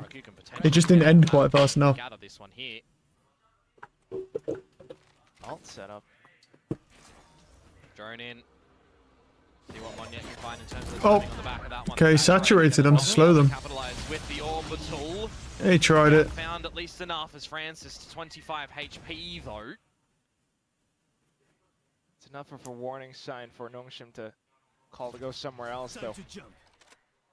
But what do you do now? Because you did invest the drone, right? You've got no dart online for X-Ross either. Are you body checking an angle over to this B side? I mean, you could just bait Francis, right? Because you have 2 duelists and he's 25 health. Just bait Francis. Let him clear everything. Do you gamble that it was in mid? Do you gamble that it's just not on the correct line at this B site? How are you off-putting him? The flash, it doesn't matter. He doesn't care. Smoke, okay. That's the option, but at the same time, footsteps heard. Dambi managed to step back in. Oh, that spam. Damn. To come through onto Cushy. Jemkin's still around the corners, though. Might be one of those that you want to watch out for. Convergent pass completely connecting onto 3 players from Nongshim. Nice. And now it's Good time trade. for RRQ to try to assert themselves into the site. Spike error killed, and it's in a position that's quite irretrievable for Nongshim. TP going in. RB going for the flanking variety. They're just protecting the spike at the moment. There's no way that you're getting back into this one unless Ivy digs deep. Dimensional Drift to reveal his position. Time is of the essence right now to find these kills. Oh, what we got? He's doing what he can. What we got? We got Chronicle. Jericho, yeah. Ooh, on the Waylay, double duelist. 1 smoker. He's not locked Veto yet. He's hovering Veto. I think he's going to be Veto though. Flip off Nightbot, bro. Chronicle going to destroy FNATIC. Now we got to watch this because at the end of the day, it is what it is, bro. I want to watch the other game, but you know, we got to watch this, dude, because Chronicle literally moved from FNATIC to Vitality, so this is the time. Yeah, I agree. I think as well, just to pick up on your Vikash point, his KO has been absolutely insane. I remember we saw it. There's 3 bold men on that team, bro. Put this guy on KO every map, and then he's shown so much flexibility since then with the Viper and such. So yeah, I think that going into this, like you say, it's going to be... Look at Boaster, bro. It's always Boaster. It's also nice that we've seen both of these teams already play the compositions on their map, so to an extent we are going to be looking out for some anti-stratting from both of them, which is always exciting to see. And there's Chris MD, looking crazy. You know, that's what they're known for. Yeah, in here doing his fucking shit, bro. We saw FNATIC play this map. I think it was like way back in week 2, so it's been like a couple of weeks since then. I'm expecting them to come in with some fresh things today. Yeah, absolutely. I would love to see that, but in regards to expectations of how this map is going to go, do we want to throw out a prediction? Like, I know I don't usually ask, but I feel like this is so important right now. It is so difficult. Can I say OT? We've had so Alfie pulling the Aspas pose, okay. And then yesterday, between map 1 and 2, I was like, oh, I'm going to take a shower. And when I came out, I figured it was almost closing, and I was like, man, I have time for nothing. All right, no predictions actually here from the analyst desk, but maybe our casters can enlighten us in regards to who they think are the favorites in this matchup, as Vitality and FNATIC is starting with our casters, Mitch on top. Now, Vitality have never managed to best FNATIC, Tom, but now they've stolen a few pieces of the puzzle from the other side. Maybe they can finally get it done. The saying is, if you can't beat them, join them, not take them. Like, you've reversed the saying to try and get yourself that victory. Yes, it's been a one-sided affair with old rosters. Durka even had to try and beat his old team alone, but he's taken a friend, even taken an assistant coach with him.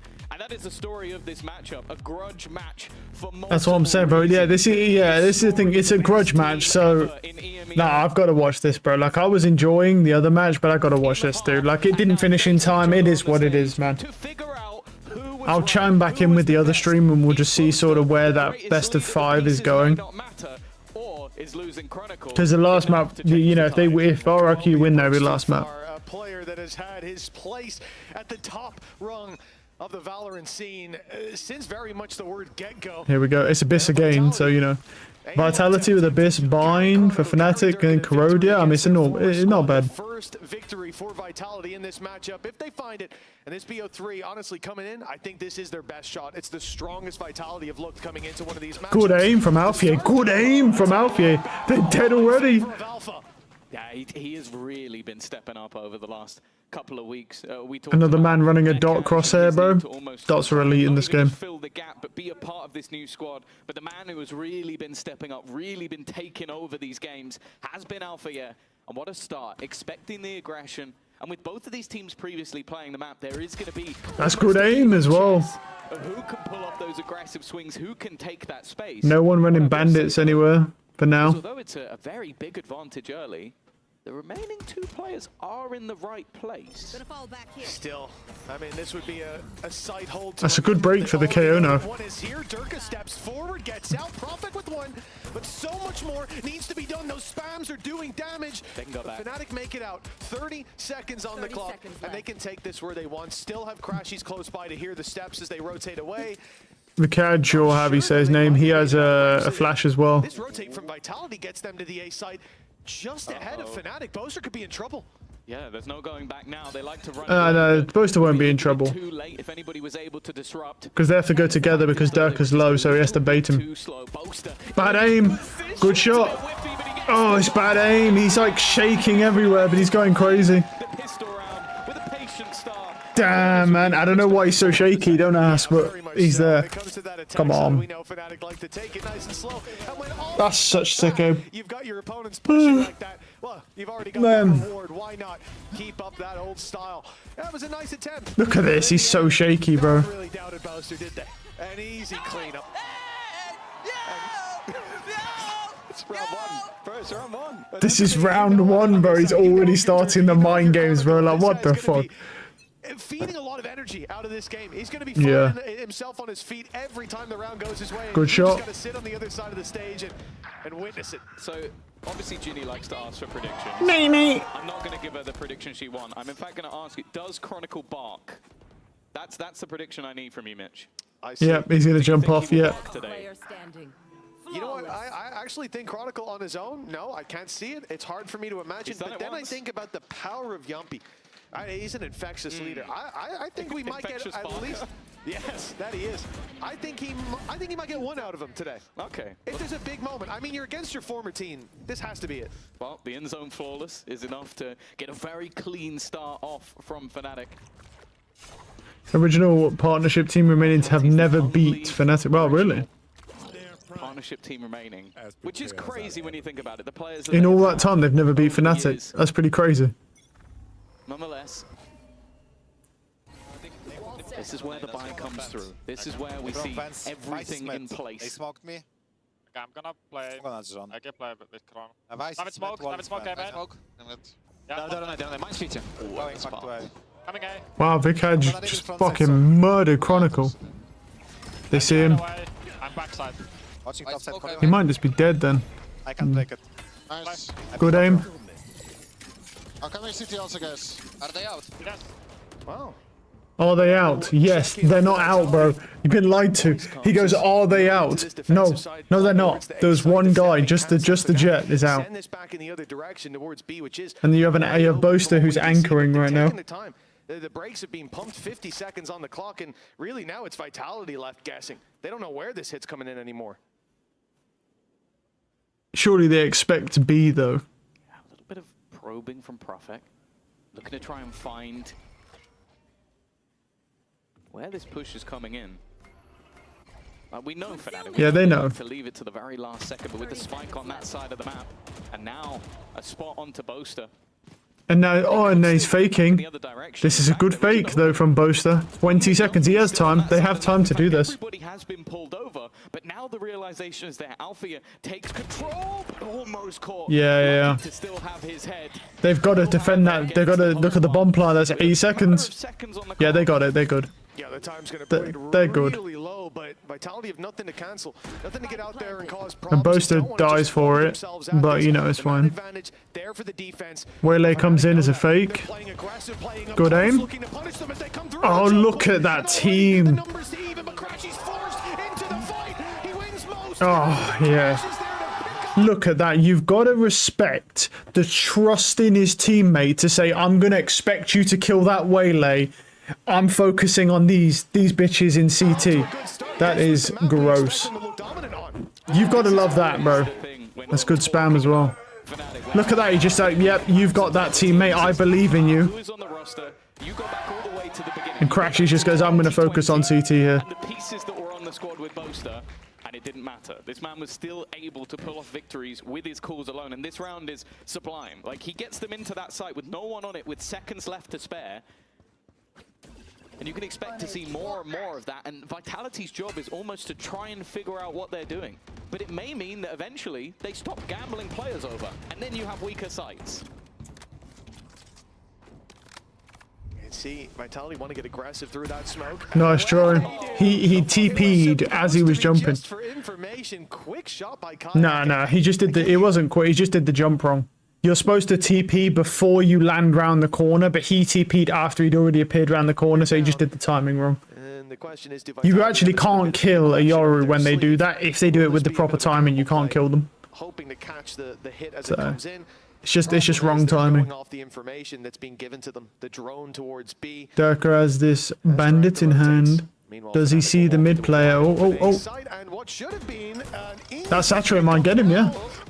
He gets it for the saturate well. Durka's got himself one, back to a 4v4, and the retake now has and has, yep, he's got Vandal. Oh, okay, and there it is. Crashy's in spawn. Crashy's to still be in spawn. This was Boaster's spot in the past. This was his position that he used nice shot. Good aim. Oh my god, he sprayed them all down. That's a good ult to get as well, the Sova. And they can't jump off the map. I think they did that so they couldn't jump off map. I do wonder how long it will take for a Vitality pause. Not much longer. A lot of people would even want it coming into this buy round, but if this one doesn't go their way, it has to be just around the corner. Oh my god, no. So sexy, you fucking Boaster, bro. So sexy. Fucking hell. We'll watch this round now and hop back over and see how that game's going. It's not really finished. 10 and 2, so both should be better on the attack. Indeed, exactly. But, well, we don't want to see a lights-out performance from either, to be honest, in this series. This is one that I come into today expecting to go to 3 maps. I expect it to be a brawl, but so far, it is a slaughter. Oh, man, he's dead. Wow. Chronicle again does that and just dies. But really a great flash from Vikash. Yeah, that was a perfect flash. Yeah, it feels like Chronicle was not ready for that one. We've spoken a lot about the veto and how individually he was able to really pop off last time that they played. My guess is it's not because of the veto util though, so the veto is basically useless. Up against his old team, we know that there's been there's like one instance in every series where the veto actually uses his utility to do something good. The ex-players and the players whose teammates have left. But for Chronicle, or in every series, I should say, not even in a game. Good saturate. Nice kill. Nice kill. Nice kill. He's got 3. Wow, well played. Durka kills 3 there. You got a nail on the head there. That's slow. RRQ 113.11, bro. Yeah, I'm not. Yeah, well, that's what I kind of figured was going to happen. So, you know. So he's not caught and just stunned up in the open. Yeah, look at that flash. He's off. He's gone, bro. I see you. Yeah, despite that, it was Durka holding the line. that's given them this chance. 4-1. We talked about potentially needing a pause if the round didn't go their way. Hello, for fuck's sake. Oh my god. I almost need to just shut up. Oh my god, bro. There's nothing I can say that's more entertaining Just, than going between both. bro, these two teams, bro, are gonna be crazy. I love it. For the ages, and hopefully that's shown in the scoreboard as well. Of course, for FNATIC, no harm done in terms of finances just yet. Blade Storm online for Kayak, and after what was a lot of very aggressive starts to the early rounds from Vitality, they have sort of stemmed that a little bit. I think being caught off by the slow pace of how FNATIC like to play, they have also fallen back and gone, okay, you can walk around for a bit. We'll be waiting on the site. And waiting they will be. And the gate crush has been sent towards the A site, but you can still see Yumpy is close by. Durka, he's going in for the info, and that Ace or 3. Seen. They now know. All the eggs can go in this basket. 45 seconds, still a chance for FNATIC to go back, and in fact, a lot of ulti's going to be committed to this immediately. Hunter's Fury from Crashies to try to counter back when Durka had put the Durka gets one. Nice kill from Kayak. Nice kill from Kayak. The Jet's low. Good trade. By FNATIC, but yeah, Yumpy doesn't want TP's across the map though. Yeah, but look at how much time it now takes him to run all the way back because of his TP. A lot of ults very close to being online. A singular kill for Vekaj or Alpha. That's either yeah, they're all playing post plant, we're all playing main. No one's playing anywhere, bro. This first pick really feels like it might just be the deciding factor of the round, and it's again very, very passive from the side of FNATIC. They are happy to work off these post plants, work off the time utility, looking to be. That's a nice shot. That's Chronicle kill. Oh, and they're all just dead. Oh, and they're all just dead. Chronicle, he's woken up. First couple of kills onto the board, and Vitality. Yampy's doing more stuff post round. 3v3, I'm thinking, oh, there's no Hunter's Fury online anymore. It was used to entry, but to good effect, and it would be helpful, but they have so much time to play with here, and they're playing perfectly. So far back, so passive, not offering duels before that spike is touched. And yet, when push comes to shove, it is that was actually a really good use of utility for Chronicle there. And of course, Yumpy on his feet. Yeah, talking in the mental. So he's got to talk shit, bro. Yeah, that's the issue, right? Is now we're looking at it, we're saying, you know, that was actually a good use of utility there by Chronicle because he stopped that flash coming in, and then they swung off that flash. Other than that convergence path. I love the fact that I'm seeing from Chronicle already a good use for that veto utility. Like I say, it's literally one use per series. So that's the one use already done early in the first map. Let's see. Do we see anything else interesting? So in reality, he could even stick around a little longer if he wanted to. Instead, though, FNATIC again just pushing, probing, spotting if anybody's got aggressive. But as said, Vitality have been quite happy to fall back, and with now Chronicle deep within the site, he's almost just sitting waiting for any form of execution where he can deny their utility, and if needed, even evolve, which he has. Yeah, change up. Could catch him off, Kron. We saw him go aggressive towards A main and find nothing. This smoke up's definitely going to make you think that that's what you're facing on the other side. Okay, finds the Jet. That won't hurt him. It's going to be the drone. No flash. Wide swing coming in. Vekaj just playing a risk. Do they expect the TP? The wall goes up, saving them from those first shots. And here's the Boaster's dead. 2. Not blinded. Gets himself a good trade. But the rest are still standing. Wow. FNATIC have made this into a 3v2, and they've got post plan. Yeah, they don't have main do they expect Yampy? They probably do because of the wall. Because of that cosmic divide, they are watching. Ah, Crashies has got the read. His teammate is bait. Now it's left to Profek. Nice try. He is not ready for Alpha yet. They came up against a lot in that round. Cosmic divide, evolution, and a dimensional drift, and it did not matter. Yeah, I mean, the fact that you go into that push with Chronicle standing his ground, finding that space around the back of the site. I mean, he almost got one there, but yeah, indeed, the entire plan to flash through falls apart. You think when he stood there, but that trade from Crash, that's good aim. Immediately follows up on. And then Kayak lurks through mid there. Clean up made afterwards. What a round from him. This one should. You're frying! You're frying! Oh my. And I think Vitality know that. They called a pause.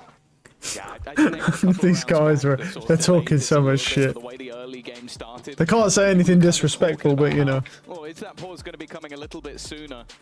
Now, though, is the moment that they will take a moment to try and bring themselves back into the map. Because you sort of mentioned it already, the attack side is where we do have those expectations. Of course, we can even talk about another one of those sort of changes we saw within the FNATIC roster last year, and it was obviously Scott. I feel like you're very close with, you are kind of close with any Irish person. I feel like that's just your thing. But like, he was previously on BBL underneath, I believe, as maybe the assistant or the analyst, then went to FNATIC as assistant coach, and now has been stolen back by Power 4 Vitality, another piece of that FNATIC puzzle that has gone the other way. Although, as said, like from the growth we've seen from FNATIC, someone like Desmo coming in, I think has been a brilliant replacement, or as good as you could get, I'll be honest. Yeah, without a doubt. And it's hard to find someone with as much experience as Desmo as well to fill in, so they did very well there.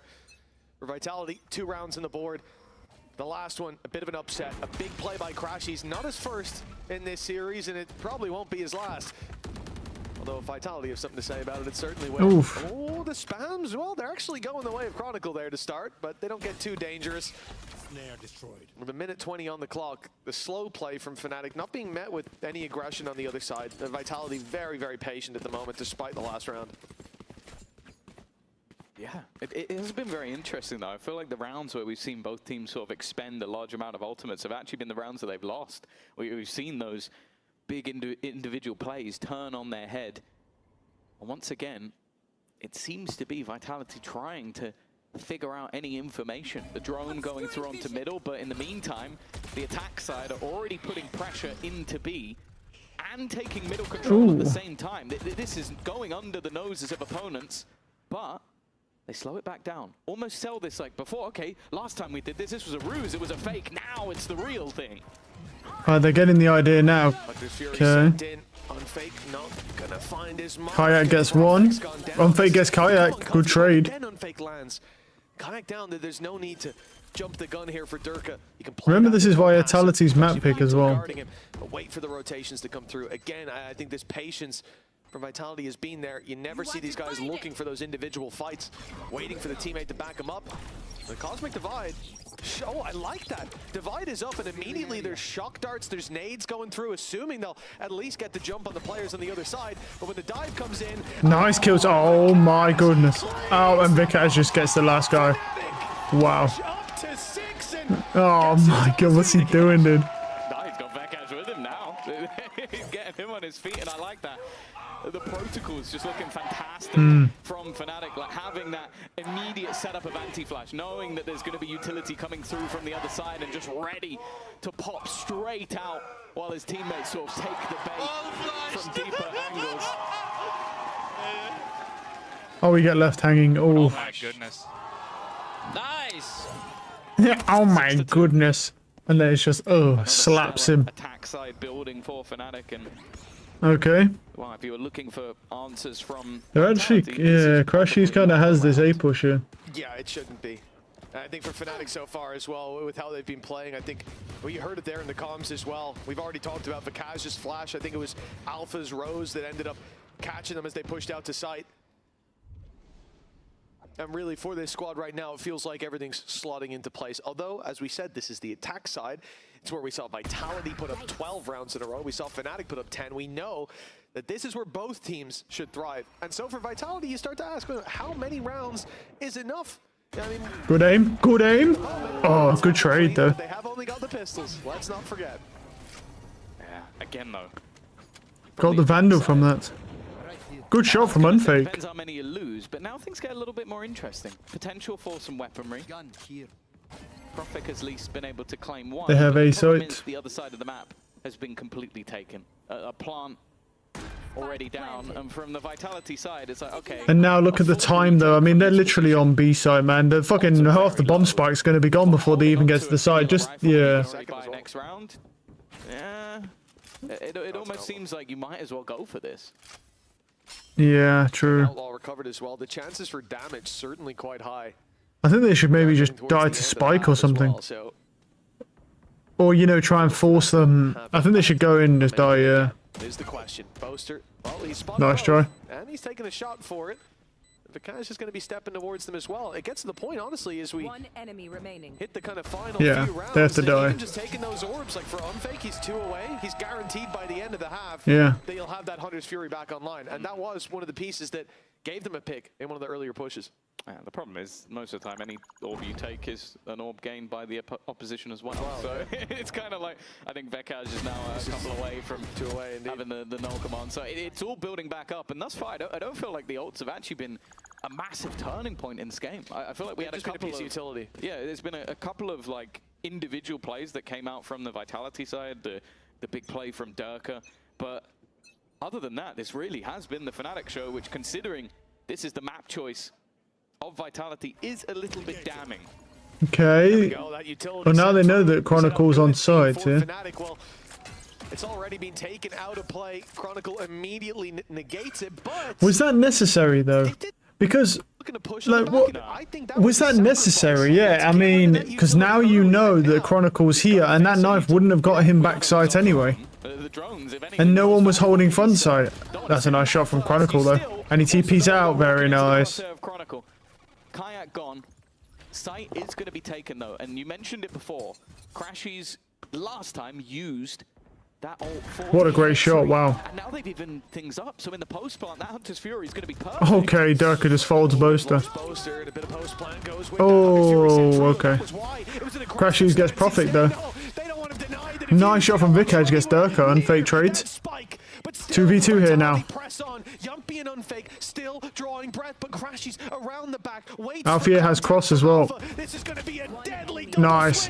Oh. Deals death to the first, and Shirley has bought enough time. Yeah. The clock so low already. Alpha just needs to play with his food, avoid being the early pick, and there it is. Yeah, he's got it. He's got it. Yeah, he knows. The clock will decide this fight. The FNATIC push to 8. Does Yampy get to save? Yeah. Oh, he's talking mad shit. He's just, yeah, like, he's just not getting up now. Damn, bro.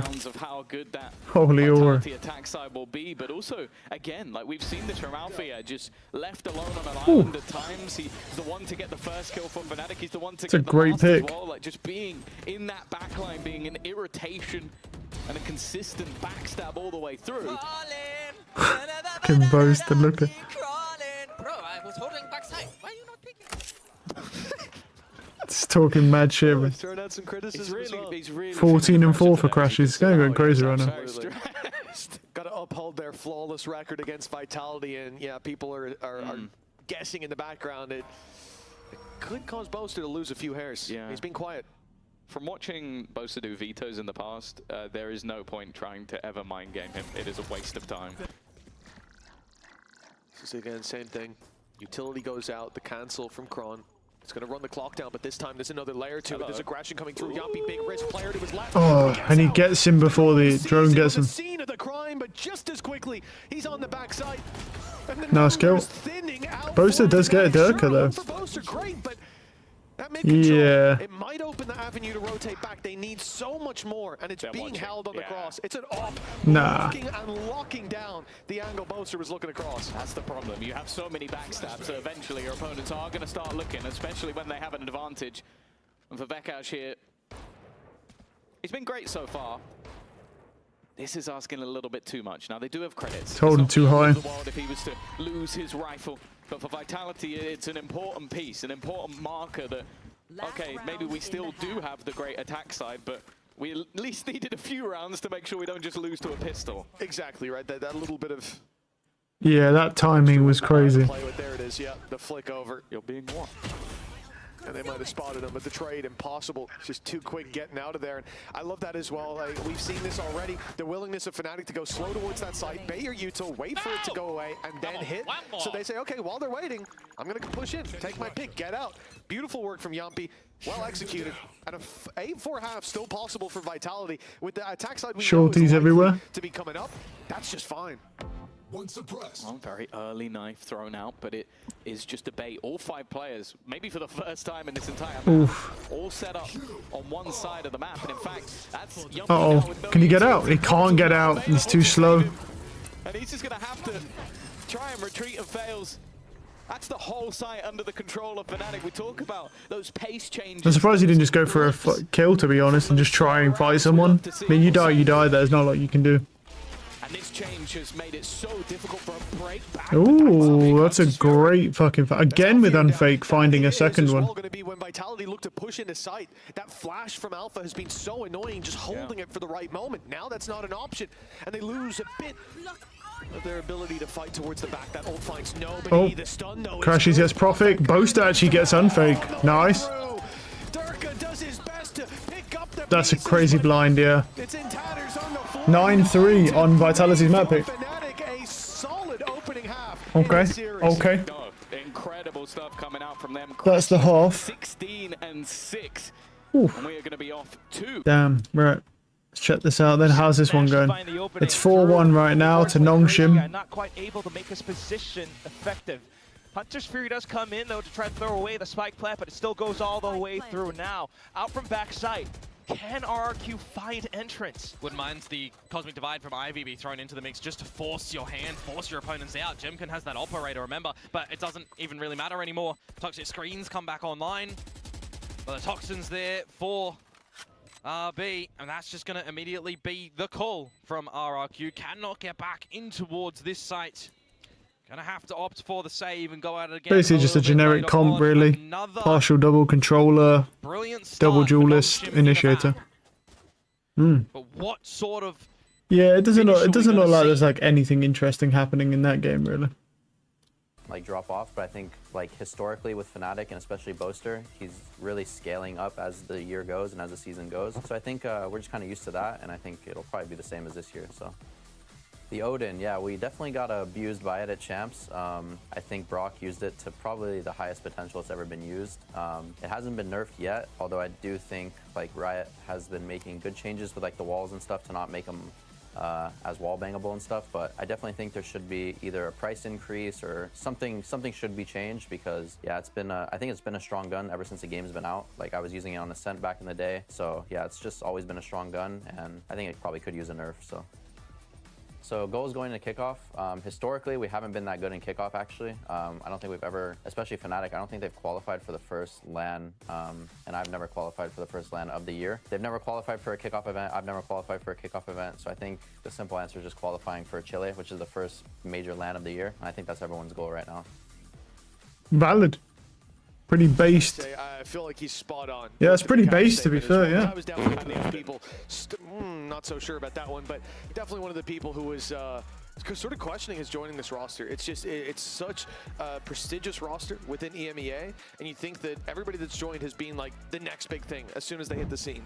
And that wasn't really the thing for Vikash. He had a pretty rough year in VCT, but my God, he has looked so comfortable on this roster, and I think proved me wrong probably day one, if not day two. Oh, you've seen it here. Vitality are the slowest team.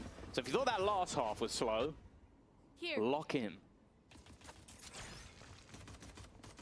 130. It's looking pretty quick. I'm not gonna lie. Yeah, 130, and they've already made it all the way through mid, deep into the spawn, and it might be one of the quickest attack sides we see. Maybe just for the pistol, and to start, it's FNATIC with flying colors finding themselves the advantage and the spike. Chronicle having to give up control fully. They have taken the site at least, but that's not going to be a comfortable fight going that deep into the spawn. Yeah, I was going to say, this is one of the worst places you could possibly drop the spike, so it's going to be very rough to get this back. Alpha even watching in case anybody tries to take a wider angle. Smoke's in position. Star's back. Can Unfake steal it? Can he steal it? Yes, he can. He's managed to get the spike. Alpha's going to strike, though. Goes forward into position. It's a little bit awkward. Actually, Alpha has come out, I'd say, worse for wear. Chronicle does well, but yeah, back to a 2v3. Alpha very, very low, but so too is Prophet. This has to be a big performance from Unfake. And, oh, nice job, brother. A waterfall washes him away, and Vitality, they stay on 3. FNATIC push to double digits. 10-3 right now on Vitality's map here. What is it? Bind next. Durka's really good on Bind, so and his Vitality are quite good, so. They were pulling off crazy rounds that nice shot. almost made things look easy. You're now far enough down that you're gambling on FNATIC not winning a round or two on their defense, which, I don't know. I'm not really in that camp at this stage. Of course, I think going into bind, it's not like it's a done deal by any stretch, but I do think that if it does close out quickly, Vitality are going to have that chat backstage of, okay, we need to reset now. Otherwise, they will be down to that last life, and FNATIC will be the one in the middle bracket final. Now seeking an 11th, and it shouldn't be too big of a challenge. The Vitality, they go together. The pack mentality, use their numbers to hopefully overwhelm. That's actually good. Yeah, I mean, that's both duelists, so you know it's there. Bit of a giveaway. Yeah. Rotate, so, you know, maybe Nah, man, nah. One duelist there, you see, you're like, okay, that could be a fake. Both duelists, I mean, they can rotate, but yeah, you know that wasn't going to be a fake. Are they just going to, they're not jumping off the map? I think. Yeah. We have a bandit in play. You've got to try and get past the wall initially. Not great. But then also the thorns, which is also not great. And the flash out wide as well. That's going to, if you try to take that left side, you're blind as can be. No chance. Well, we'll see. You never know. Maybe they've got a really good set game plan of how to get past. Now, for two of the players, they can get past all the utility except the flash. Okay, Yampi's on site. Trapped in a corner. They know he's here. Maybe expecting And he's dead. That goes the bandit. Durka gets one, traded. Okay, Prophet kits that. Good aim. Alright, I think you need to chill out. 2v2, nice trade, but low. Oh, okay. I'm not gonna lie, I don't know why Kayak stayed there. That's kind of crazy. And Tom, this is their pick with bind up next. FNATIC have got to feel like they're on cloud 9. I think Vitality will probably end up winning, so. We don't talk about that. 11-3. Yeah. They are truly running away with this. Crashy's also just playing out of his mind. Like, every time something's got a little bit dangerous, so you go, okay, that's shaky, that's worrying. Crashy just walks in like it's another day at the office. 18-7 right now. We talked about the boots that needed to be filled, but I'll be honest, it seems... Oh, that spam is crazy. Wow, good spam. This guy's dead as well. Nice try. He shot the clone. An early couple of picks, looking like a done... Oh, it's unlucky that timing. He went to replace a TP. Yeah, I mean, it's the round to take risks, right? Especially when you've already got players down. Really unlucky for Vikash to just be spammed straight through the box. But, you know, when it is a bonus round, they expect you to take those risks, expect you to take that deep control in A main. And when that smoke goes up, yeah, there's no chance they're not spamming it. 11-3, likely to turn to Frenzy in mid. This is going to be interesting. Best next to nothing in. I mean, you saw it. It was a bookie on Vikash when he was trying to get in that corner. When it comes to the next round, it should be a different story. But for now, this is the course correction we wanted to see from Vitality. We didn't want a close round. Nice kill. We didn't want too many players falling, and it has to look convincing. And at least for now, it does. Chance for a little bit of damage. Alpha is going to be the last second peak, but it is being watched for. And it doesn't matter too much for him. He gets to keep the rifle into the next. At least a response from Vitality, a must-win round. But this has to be the start of a streak. It has to be the start of a streak all the way to map victory, or with one single defeat that would take them to OT. It seems very, very unlikely. Now we wait. Now, they have done it once, but I'll be honest with you, my expectations of FNATIC are a little higher. Yeah, and then right now, Crashies is having a game. It feels like in half the rounds we've had to highlight him, and pretty much none of it for utility. He's just dominating as an individual. For Vitality, it's been difficult to find the answers, but... He heard you. He's going to hold this shock dart for the whole round now. Get that utility damage in. I'm not saying his utility was bad. I'm just saying shooting was so good that it overshot it. Sounded like what you're implying. It was overshadowed by how good he was individually. He insults the Odin, you become a hater. Well, seems he had it coming. He knew, he knew what he was doing. I'm drone. Still not seeing anything. It said, like, the slowest team to plant. And a lot of that was patience. Even still, though, if you look at the pings on the map, it still seems like there's awareness of potential danger. For now, though, it's just been checks coming out from the FNATIC side into mid every once in a while, but they are happy to just almost hold on to the cross and let that time tick down. 35, yeah. I mean, they have earned the toast from earlier that highlighted that they are an incredibly slow team. 30 seconds left. As we get to 25 seconds, they have not put a single foot towards the site. Now, finally, they will start to come in, but this has got to be quick and clean. 20 seconds on the clock. Oh, okay, Alfia's got one. He's at the wall. I like that timing he took with that wall. Nice shot from Boaster. Nope, the spike. 6 seconds.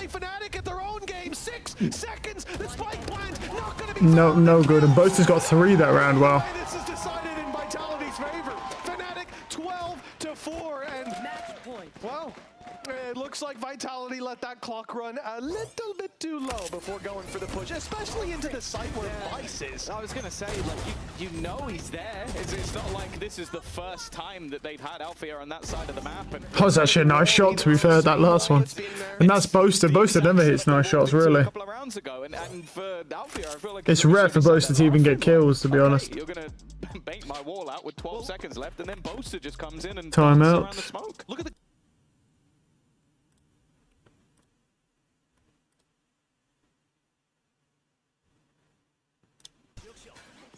8-1 here. It did look like they 8-1 to Nongshim. Jesus, they are dominating on this breeze. change up. And a mass change up needed for RRQ. 4 members to this A side. Still hit the site where you know that wall is, to go through the wall, and also to have the spike. You gotta go through together. The spike was on the other side of the wall. It delayed us another 5 seconds. This costs you the round as well. Little mistakes like that. And I think for Vitality, not baiting that utility, not getting rid of it early, and then just, you know, gambling on it working out was, it definitely warrants the pause, but it might be a little bit too late now to steer the ship back. 8 rounds in a row needed is a gargantuan task with how FNATIC are playing.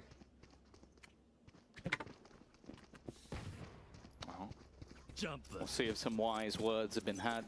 Maybe Scott had the secret formula and all has been revealed. Probably not, but you can dream. I mean, probably not. You think he has? Say 50-50. Okay. Either he has it or he doesn't. Yeah, fair. It said, a colossal mountain to climb on your map choice. FNATIC looking primed to make the middle bracket their own, and Vitality might just be a piece in their story.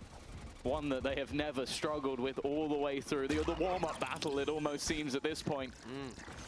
They are going to get into the site. The spams they have to be careful of. A lot earlier on the clock this time, surprisingly. A minute left to plant.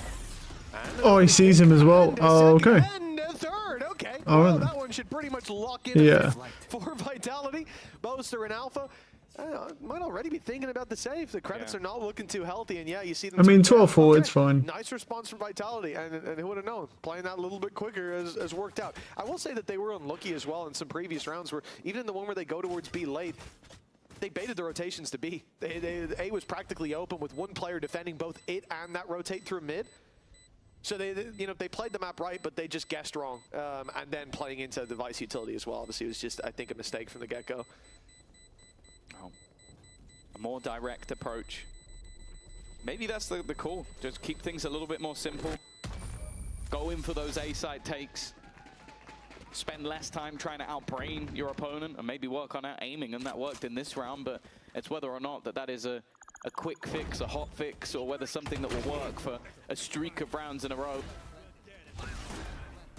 Good I aim. don't think anybody believes that this series is over, and of course you also have to bear in mind that FNATIC have been letting big leads slip. There's been a large part of their build-up in this event. I mean, Durka and Yampi both have ults. I mean, you could just rip those ults, and to be fair, they should rip them this round because the rest of the ults are coming online for next round. Victories as well at the same time.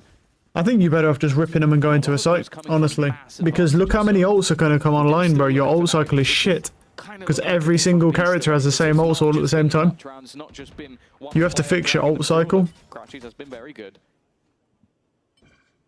It has been controlled almost from start to finish.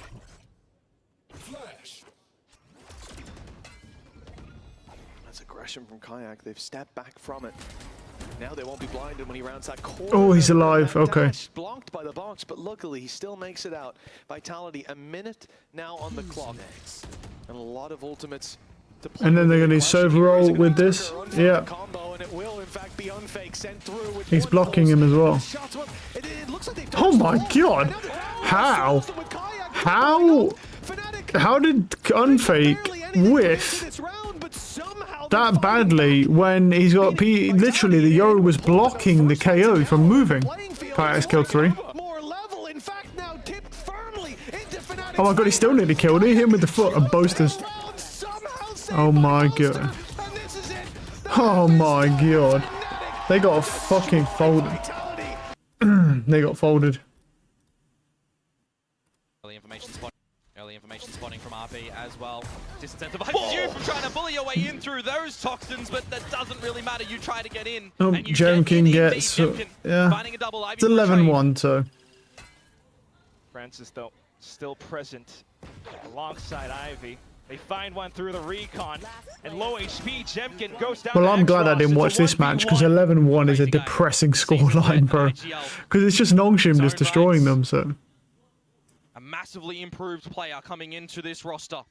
Up against a rookie. Up against the rookie of Nongshim, having I kind of like this from X-Ross, actually, the fact that he's just waiting, he's in a way for the guy to plant. The rookie who will come out on top here. How brave do you get as Crazy Guy? Smokes. Has one more star. You would assume to use that as he's not going to wrap mid, right? Surely. So as X-Ross is he's going window. Really take his time. He has a suck as well. Site. The merry-go-round, but what does he find? It's going to be nothing. You got to try and bait it out early. And he does so. That's a good dart, actually. He knows he's there. That's a great dart, but... Not half defused. Crazy Guy's reading that he's not there. 7 seconds on a defuse, you can count to 6. He got him. He doesn't have time. No time, though. Headshot, and by the timing, my God, folks, he got it well. Oh my God, he actually got it. Jesus. Jesus, he actually got it. Oh my God, he had time. Show me the frickin' replay! Because that was That's a crazy right click. Oh my God, that's a crazy right click. He had the recon. He knew where it was coming from. Even Monyet doesn't expect it. And why would you at that point in time? You think that by the patient play of Crazy Guy, you've done what you need, but it's the slide out, the headshot dink, and it doesn't deliver the decisive blow. X-Ross prevails. Standing up, and it might be an ovation from the crowd if it ends here. Last-ditch effort from RRQ. Oh, this could be last round here. They have nothing. No one's home from Nongshim. 5v5 retake then. Looking elsewhere around the map, big picture, big flank potential, and you really don't feel confident as RRQ trying to get a plant, trying to hold a 5 versus 5, but you've got to. Push Nub all the way through. You tap on the spike a little bit. No reaction yet. Little do you know, Nongshim starting to surround you on every single possible entry point. X-Ross good aim. Sets up the first. Good trade, actually. Maybe there's some good dinks right now. The 3 from Cave that you got to watch out for. All the bulldogs. Oh, he dinked him as well. Dink, but Jemkin able to trade back. Little snake bite here and there. But where does RRQ look? You got a couple of smokes. Jemkin still doing majority of the sharp shooting. Oh, they actually did get him, huh? And then it's cushy. RRQ will push through. Could you imagine a world, dare I say we still have another minute 40. Rounds to one team, and then you flip it and find 11 in a row. Imagine if RRQ are going to be able to pull off that's bad aim. Miracle. Yeah. Who would be blessing them? No, there's no way. There's no way. 11 points that they have to contend with, and that's just one. Cutting through. Keep it going.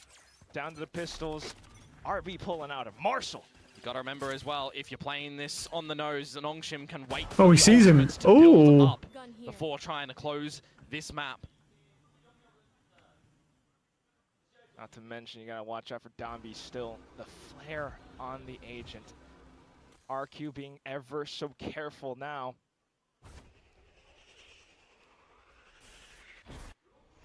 Drone and checks into the site. RB still in the corner. Slow creep through. You do have Francis with a little gate crash. It's a nice kill, but yeah, there's nothing to do. To much, RB has fallen. Yeah, you wouldn't expect so here. Just the pistols with that Marshall, right? So you just see what you can do, dilly-dally around. The pressure is kind of off your shoulders for Nongshim right now, at least in this moment in time. RRQ not only having to find rounds, having to balance numbers, making sure they're going to be presentable in each round with guns aplenty. And even going into the next buy round, you have to consider that you potentially upgrade from these Bulldogs, from this Guardian. Uh-oh. Got him. Oh, okay. However, you've had your All right then. there. You've already got the dimensional drift. Yeah. It's going to have to be utilized in the next rounds, you would assume. You need every single chance that you can get to mount this comeback.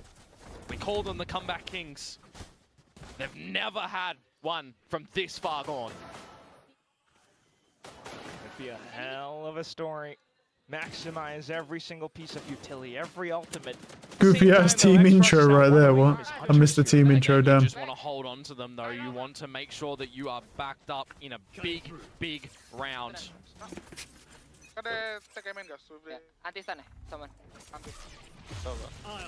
Ooh.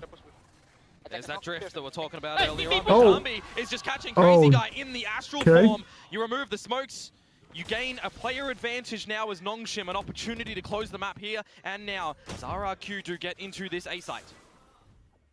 No, he's going through doors. He's not going for the flank, actually. Lethal range. Jemkin and Monyet, though, trying to work as a duo up around orange. Still, though, Nice shot. Good trade, though. Good shot from Monyet. Good shots from RB.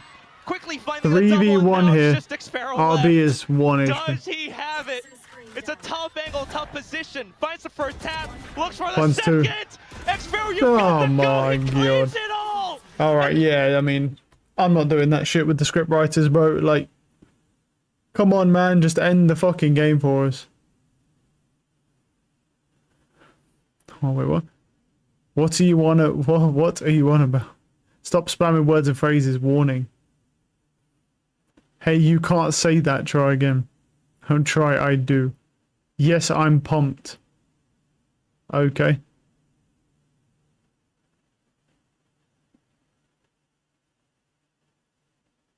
An eye on going into this map. Yeah, I felt a bit more like the mental games are really creeping in on this game specifically. Okay, they're just yapping for no reason, bro.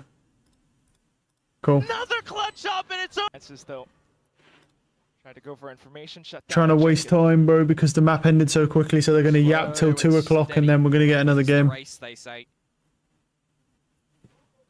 But how slow are you going to be in a lot of these rounds for RRQ? How much does this pressure get to you? Here. Victors before. International waters tested. Trifled with, but to no mass avail. Wanting to prove themselves. Not changing anything coming in towards this year. Bar coach. 8 rounds in a row to try and put into OT. Oof. Nice shot from X-Ross. X-Ross does find a headshot. How many more? 30 seconds to go. You're calling an audible to rotate towards the B side. It will be... They've got time, but... I think, yeah, it looks like RB's got the read on that. A snake bite with no extra toxins to be thrown on the floor to decay. They have to go B. They have no choice. Uses it early as well, so they can wait for that one to expire as they start to go in towards the side. It's good damage. Looks to be delivered by him. 10 seconds. If he finds the right kill, this could be dastardly. Oh, bad aim. Just yet, Xpero with the damn. Imagine a world in which X-Ross was closer to use that Hunter's Fury and could have been everything. Nice try. Now it's RRQ's time. They've got to shine it. They got to make it bright. Just X-Ross. Oh, nice try. Checked by Crazy Guy. Well, that's 4 in a row right now. You're going to hold on to everything that you can for RRQ. But this is going to be a big round for Nongshim around the corner. Buys and ults starting to be built up. No need yet for a timeout, you'd assume, for the Nongshim coaching staff. Yeah, that was just bad aim from RB. for opportunities that present themselves in Pacific. Coaches, staff as well. Lots of fans rallying behind. Oh no, he said 7, bro. Don't tell me I look at comments and all I see is 6-7. Wait. Massive please no. For the winners. Oh my god, this is sick. Oh, look at it. It's 6-7. Oh, fuck you, man. Only one guy, bro. Not bad, there's just one guy. Scott mid-drone. Just information for now. Nongshim thinking to go through middle. Yeah, if you can try and draw out some weakness around the map by Nongshim, get these rotations out, try to find a favor in a 2v1 type of scenario, in a cheeky angle like this that Monyet finds and drops Darby. Slight advantage. Strong position as well. Pulls Extras off. Perhaps back into investing. He takes down Monyet. I can't believe Monyet whiffs that. Oh, he's still alive. Oh, nice kill. Now it's Kushi oh no. RB uses that to push. Ah, Jemkin gets him. This is the timing. 3v3 here, but Exos is low. In the wooden doors, so the 3 versus 3 now. You start to establish this plan as Jemkin. Ivy with a Cosmic Divide. Do you think that you want to try and use it for this retake? It's titillating. Got to think wise to it though. Shock Dart to try to clear out the corner. Jemkin pushes through, takes down X-Ross, but he's still got Francis with full kit. Good pathing from Crazy Guy, low HP, needs to make sure he's alive to use this util on the floor to try and catch them, looking, lacking, and that he does. Snakebite as well onto the spike. Francis, he's got futures clashes before, but not on this one. Not when they're just like stalling out, so pause that, come back to this, go live when... Yeah, if anything, this is Vitality's opportunity to prove themselves. Lose this and you drop that lower bracket, win it, and we're going all the way to the map decider. 1. Everyone is looking forward to this matchup, but FNATIC are currently in the lead. Can they continue that on their own map pick? We're finding out with our casters, Mitch and Tom. Oh, where's Sideshow, bro? I only want to hear Sideshow. Repeat itself here for FNATIC, a flawless record up against Vitality as an org. We're even talking outside of partnership, by the way. I mean, these guys do not lose to Vitality, and after that statement map 1 on Abyss, Tom, I don't think they're looking to see any changes to the history books here today. Yeah, it's kind of nuts. The stat was they're the only team that FNATIC have never lost to, which is madness when you think about the caliber of players we've seen on Vitality and the caliber of players we currently have on this version of Vitality. Strange team Vitality, though, aren't they? You see this here. Team A and Team B. Weird. Sorry. But the assistant coach is handsome. So Team A being the first team that picks, but also it means you don't get to choose the last map. Most teams go for Team B. In fact, Vitality, the only team that want to start out first. They don't care if you get to choose the last map. They'll beat you on anything. Except Abyss, apparently. It's also interesting because then you ban first, right? So it means that, like, you give them a lot of choice. They then go, oh well, I know that that's gone, so I get to choose. I can see why people would normally go in the other direction, but hey, each to their own. Having the first map choice might have been something they didn't want after how it went. It's not gone fantastically well. They do have this trap set up though. That's good aim. The trap has been sprung. Unfortunately, the guy that was meant to swing on it is dead. Yeah, and even then, what is Unfake supposed to do there? Flash and peek around the corner after the Yours TP'd back and the other players are far back on long playing anti-flash who swing you and kill you, and now it's a 5v3. I think it's the right call. Flash and bail on out of there, but you know, already a leg up for that attacking side, and the B site so passively defended. No salvos for Yumpy, like he can't even disrupt plant. This is going to be a hell of a hold, but I like this. Okay, if he's playing outside of the site, they are forced. I do like the idea of the Teo, though. I think it's an interesting pick. A little bit of extra map control that Yumpy's jumped up into in Hookah, that could change things. Yeah, but it's something they're well aware. Here we go. They do not have. It's a good stun. It's not going to do anything, but you know. Thrown out, but not going to delay them too much. TP there, okay. The Viper's ready. They're actually looking to clear that Viper early. Good aim. Good aim. Oh my god, he's killed everyone! Oh my god, he killed all 3, dude. What? Look at Boaster. Never put him on Jet again. Never, ever. Good job, Chris MD. He's so good on Viper, man. But I mean, that's a great shot. Viper's the reason that he's in this position on the map at the time he is. But they saw him running back towards short. The immediate turn from those players. Like, they knew he was there. He just aimed at 3 people. And then there's Boaster dancing. They're singing, man. What is going on? Look across the That's stage worse and than being sing. shouted at. Yeah, Way 100%. Yeah. You just see him vibing, dancing. But this is the thing. Yeah, Was it Team Ace, was it? No, no. How could it be a Team Ace? But I was looking wrong team. I was like, Team Ace, bro. Well, yeah, when he kills 3. Oh, God. He got 1, and he TP's out. And he just gets the TP away. Vitality can't do anything. Yeah, 21 HP left on Yumpy. That's unlucky. Wow. Something tells me they're probably going to go B on the FNATIC side. Okay. Talk me through that. They've seen them all. Okay, I like that. That's about it, really. Actually, you are lying. They heard them. There was a Viper wall up. Oh. They heard them TP. They could have sent through a load of those clones they don't have. Yes, true. Got to be wary of that. Boombot actually decided to stand on its own 2 legs for once and make a louder noise through the TP. No, they know exactly where they are. And realistically, for Vitality, you don't want to just give orbs over. You don't want to give over another to the Viper's Pit or the Orbital Strike. You go back years and years. That damage was kind of crazy though. 21 and the HP. same story is there that FNATIC are post-plant rats. They always have been. They are the guy that you hate playing against. They're sending Kayak out to just find orbs if possible. Some form of I think this is a good idea. Except, you know, Kayak could still have a lineup, just not in the way that you're thinking. And for now, He gets 2. Ah, he gets only 1. I thought he'd get 2 there. Unlucky. Yeah, I mean, it's not the end of the world. Poor Crashes can't catch up with them in time. No, I mean the idea really was just to send Kayak to get orbs. Solid start to this. It's a good map play. As well. This is what we want to avoid. If you're a Vitality fan, hell, if you're just a Valorant fan, you don't want this to be a 2-0 blowout. And after that, Yeah, I do want it to be a 2-0 blowout. I want to go eat some food. I do want it to be a 2-0 blowout. Also, I support FNATIC, so you know, yes, I do want a 2-0 blowout. Don't want Vitality to get anything in this. But when it comes to the Flash there, his play, can't criticize it. No faults just yet, but he did get shot through the smoke. Hopefully he has a bit of a lookier time in the next few rounds. And folks, you know what? Let's sit in with them for a moment. Let's take a look at some of the in-game comms from Vitality during this round. No one. Nothing. Okay. Answer B. You can take it. Just take it together. Fuck it. We'll pick. 1, 2. He's like, fuck it, we'll peek. Hey, molly garden. Maybe hook at the smoke side. Kron, can you wall up zone? Yes, walling up now, boys. It is fake, They're but not out. They are not out. Use 2 smokes, guys. Viper molly CT. Taking B long. Leave. They are in hook.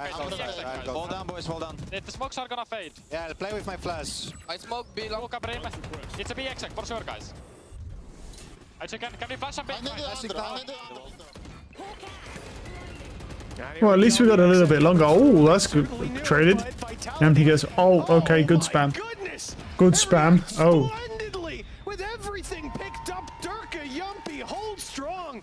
And yeah, they knew the hit was coming in, but I expected a bit more trouble on their hands than that. Yeah, it's quite funny because after the last map, you could see how much almost Yumpy is solidifying that this is a B hit, when it clearly looks like one, just because they were fooled so much when it came to Abyss and the quick switches of FNATIC. Of course, a bit more of a bonus round, so... Easy free assist. He's back. It's always nice. Okay, pop that wall up. And he's got the assists lined up 1, 1, and 3. There you go. But poor Kron, you know, we looked at the last map as well. We highlighted him a lot. We said he was going to be doing a ton. And he had a tough time against his former team. Oof. Bit of damage, bit of damage. Kayak already under pressure. And it was Chronicle pushing him down, but despite him being blinded and forced back, all that they get on the side of Vitality is the map control. Valuable, but there is a fight brewing for whoever makes the mistake. Ooh. Stepping forward. Oh. Because he's just, yeah, he's just fucking cracking off right I feel now. like there's going to have to be a new strat of don't walk into the angle that Veka's just holding. Yeah, he is kind of going off right now, dude. Instant death. Similar to the old school shout of avoid CNED. I feel like Vitality have to avoid Vekaj. It's going to be another round that it almost feels lost already. Now, they do have 2 players on the right side of the map. FNATIC maybe expecting a reaction to stack up that B site. Instead, Durka still remains. I mean, they need big pickups for this to be worthwhile. More? From that defensive side. Yeah. I mean, picks here. No roster changes. Okay, that baits out a rocket. Nice. This is making it doable. But Fnatic are now ready on both sides. Kayak's got that control towards the bathroom. Getting around there to deny that plant is going to be very tough indeed. Doesn't need to, bro. He just doesn't even need to deny anything. Nice. In the previous. Nice. It will be closed out at 3-1 for Fnatic. Yeah. I mean, once Vekaj got those 2 on long, I mean, that awkward round was over. Yeah, I think they're going to be left looking for Vekaj. Like, it's just madness. Like, they are trying looking for Vekaj. I don't want to find him.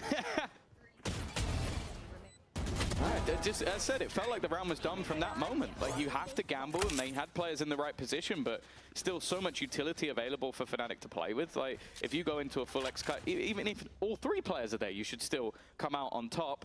And almost a immediate reset back. Obviously, it was a decently clean round in the last of Vitality, so that does mean that they come in with 4 rifles. But it also leaves them with a Bucky. It's a really passive smoke. It's the orb, of course, going up there towards B long. And for Vekaj, that's just robbing information out of the hands of Vitality. They had to send their dog down already to try to grab that bit of information. They see no one waiting there. Prowler's coming out on A. Like, this is a tough one for Vitality. There's presence being shown across the map, and we can see that if they try to respond, like, okay, B long and A short are being pressured, let's push bathroom, or let's push short over on B. There's someone waiting across the board. A very, very patient play from Fnatic is what you expect. But it does sort of tie your hands on that defense that you just kind of have to wait and be very patient to not burn up too much utility in that early round. This is now more of the ruse we expected. Crashy's throwing in those Prowlers on one side of the map, trying to bait rotations, leaving. Well, now 2 players there, as it does start to come in for Yumpy. Bear in mind, still having utility. That's good aim from Durka. There we go. Oh, but the Bucky has to... Man, that's nice. He sees him, though. Oh, it didn't kill him. Oh, okay. Doesn't matter. But they're reading this. They think it's B. However, Vitality did not full rotate. No, and they know. Yeah. Boaster gets 1. A bad aim from Boaster. Boaster has like no aim, bro. Like it's crazy. He's all brain, no aim, literally. But then sometimes he'll get like a pick, but it's pretty much just all brain. Just been baited into a false rotation. This round is almost the settlement of that. Like, okay, yeah, I'll rotate. That was actually pretty crazy how we killed Yampy like that. We'll use piece of utility, but then we hold. We keep 2 players on the other side of the map, and when Fnatic eventually go for that late rotation back, we will be there. We will be waiting. Second round, an important one. They had a Bucky. There were pieces missing. Oh my god. And, well, Chronicle's 10 HP as well. 2 Sheriff headshots. Yeah. Chronicle is 10 HP. He's had to flee. And stuck in the back of this side, even that nade could be dead. Good aim. He tries to run, but Crashy's catches, and now Fnatic 4 versus 3 with a Viper's Pit down. They are well and truly favored. Flipping the script on its head, and Vitality have to play the retake. They're close to some ults, but nothing that's going to help them. The thing they have got to clear that pit, though, is the dog on Unfake. I don't think they're going to use it. Oh yeah, Boaster has a molly available. If that gets him a kill, that's orbital strike, so that they can't allow him to get a singular pick here. Crashy, bear in mind, desperately low, but good use of... Oh, he barely lived. Althea gets a pick, though. Showstopper available for Althea. Those ultimates were close on the other side, but... And now the molly comes in. Just taking the raw firefight. Does Alfie? Yeah, they don't even need anything. It's getting faster and faster by the second. Nice kill. It's a good round. What was that? 15 HP? Don't care. Yeah, 0 stress. Down on that stage. He's all smiles and smirks. 4-2 for Fnatic. And with the state of the Vitality economy, it should well be a 5-2. Who dinked? Someone dinked him. Did he hit the second one while blind? I think so. Yeah, that might be what it was, and then the other guy body shot him. He ended up on like 10 health somehow. Vitality, no surprise there. As this does feel like Fnatic's so he kills 1, and I guess he only hit him for 50 though. Yeah, he only hit him for 50 though. So why? How did he end up on 10 HP? Must have spammed the wall or something. Even while slow mode, seeing what he see didn't seem to be enough. But 2 very high damage shots coming out of Kayak, and definitely feeling the pressure a bit now. On the last map, it came a little bit later. They were able to get some rounds on the board and felt like they were getting back into the game a bit, but the second they had a moment here on the Vitality side, FNATIC break back with a couple of weaker purchases and make it work.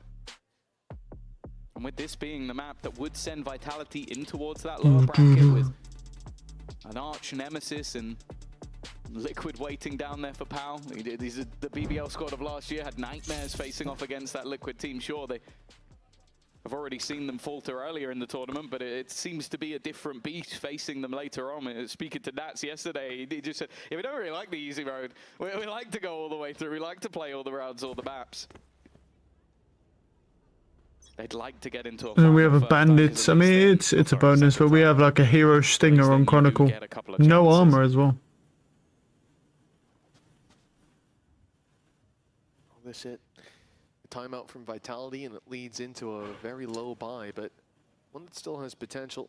3 bandits on your screen, alongside the classic for Yumpy, and a stinger on Chronicle. It's not the best of buys, but you can definitely see the idea with Vitality having 4 players towards this B site. It has to be Durka to scare them away. His shadow has to be bigger than the man that stands to set it, and with 4 players right now just grouping up outside this angle, this would have to be a sensational performance for the Bandit to steal the round away. I don't think he's going to send them running. Yeah, I mean, no, he just gets folded. Shuts him down. And now the retake with these weapons, well, that's certainly not where they're favored. Yeah, we saw it when they played together that they would share the race duty. Oh, wow. Double nade. I thought it was going to get 2. It was so close to taking down Unfake as well. The season 8 default plant comes in. Almost just ripped all their lives as they stand, but they still stand a little longer. Good aim. A little longer because they're slowly being picked apart. This is quite an audacious angle from Alpha, yeah, but it just shows the faith he has in his teammates to, well, cover him off. No need for risks, you'd imagine, but then I see Crashies with an okay. stepping into that angle, so no need for them, but it doesn't mean they won't come anyways. Chronicle steps forward. Oof, Alfia got folded by the stinger as well. Okay. But there won't be more orbs to claim for the man 1 away from a Viper's pit. He'll have to find that in the next round as the rest of the squad has left the site. They will allow him to go down to the spike. Almost hope they don't kill him there. If Vikash got that pick, that would have given a very valuable tool over to Vitality for the start of the next. Either way, they come in with 2 ults, 1 from a Viper's pit, but a round very much needed for the defense. They called a timeout, not for the win. Oh, that is a sick fucking combo. Yeah, this is the moment where you almost need to see the change for the side of Vitality. The fact is, again, like you look at FNATIC on these attack sides, it was a 9-3 attack when they faced off against Na'Vi, went all the way back to overtime where they eventually closed it, but we know they're good at the attack. The problem is, the later into the tournament it gets, the better they are at closing. The harder they are to defeat, and immediately we're going to see... He's out of that. Chronicle gets killed from that, wow. Durka was trying to flee the scene, and it's Chronicle that bites the bullet. Okay, another good clean take from FNATIC here. So it's a 4v5 retake. Boaster actually has ultimate for stall. He's got the pit at least, but yeah, might not be the thing that recovers the round that they desperately need with his body on the cold, hard ground. FNATIC 5 versus 4. Yampy does have ult though. They just have to hold the line. Great flash on back. Oh wait, is Yampy okay? Yo, what is? Oh my god, Prophet goes crazy. Oh, okay. And he's steaming towards it. A 4K already, and an ace denied, but oh, okay, so it's like for some scripted shit, bro. Because why is Yampy running with his knife out into a Brimhole dying on purpose? Oh, okay, so it's some like Brim shit. It's some scripted shit. Okay. In my head, in that moment, I'm thinking, okay, well, they have themselves the Armageddon. They can use that to clear an angle. And then I watch Yumpy try and run through the entirety of an orbital strike while completely blinded. Yeah, he's on the wrong end of it. And then this, just immediate 3 kills from Profek. Blink and you miss it, and somehow they're back in the round. But yeah, I feel like, come on, David! That almost felt like a bit of a throw from the FNATIC side more than anything else.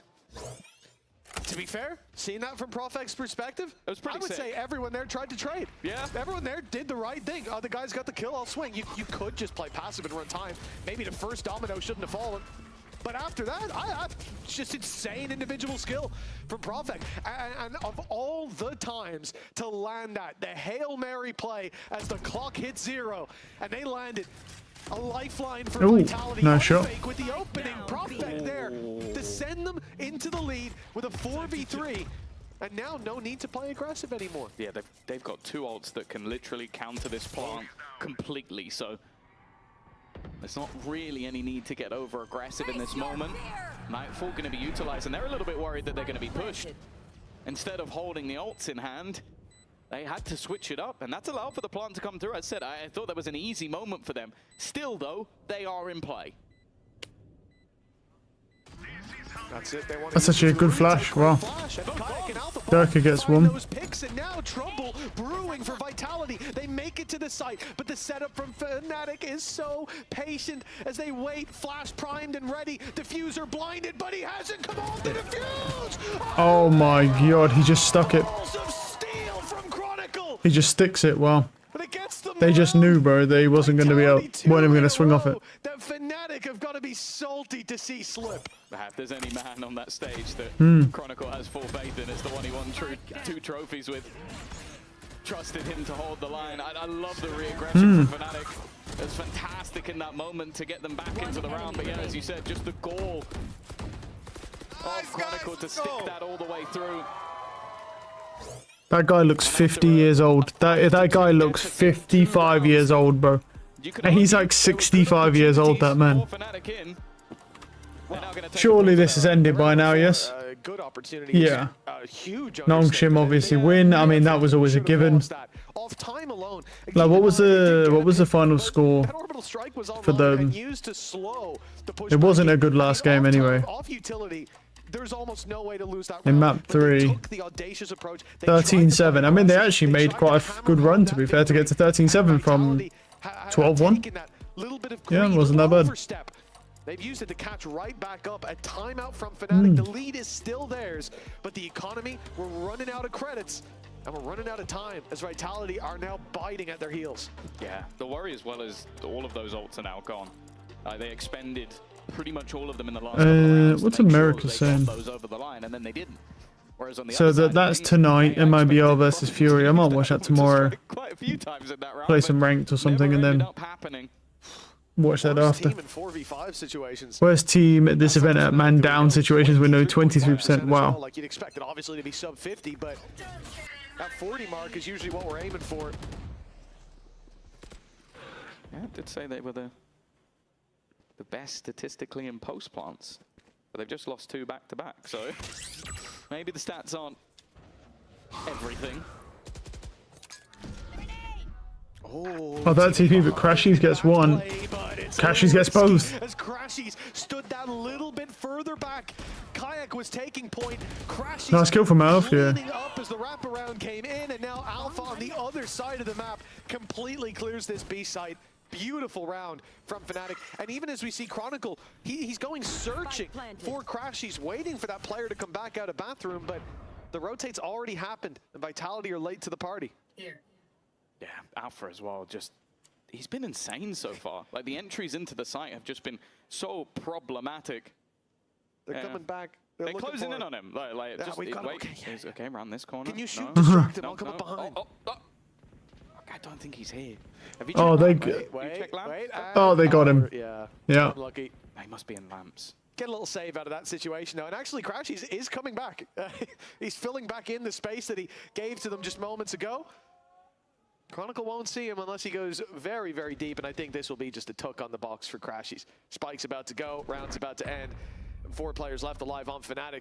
2 weapon save for Vitality, but well, good bounce back after the pause. 2 left to play for in the half. We could see this neck and neck. We could see a real opportunity for Vitality, or FNATIC could run away with these last 2. Yeah, that's the thing. It's like it's a great kill, and then immediately he actually wins that second fight as well, more importantly. Fucking hell, he died immediately. As soon as that door opens, that dude just dies. By that point, he's no longer blind. It's just a good... If you win the run and if Profec is next to me, I'm gonna spam him his body. The real tactics that we need to discuss. It's because Prophet likes to tap heads. I love to see it. Durka onto the operator.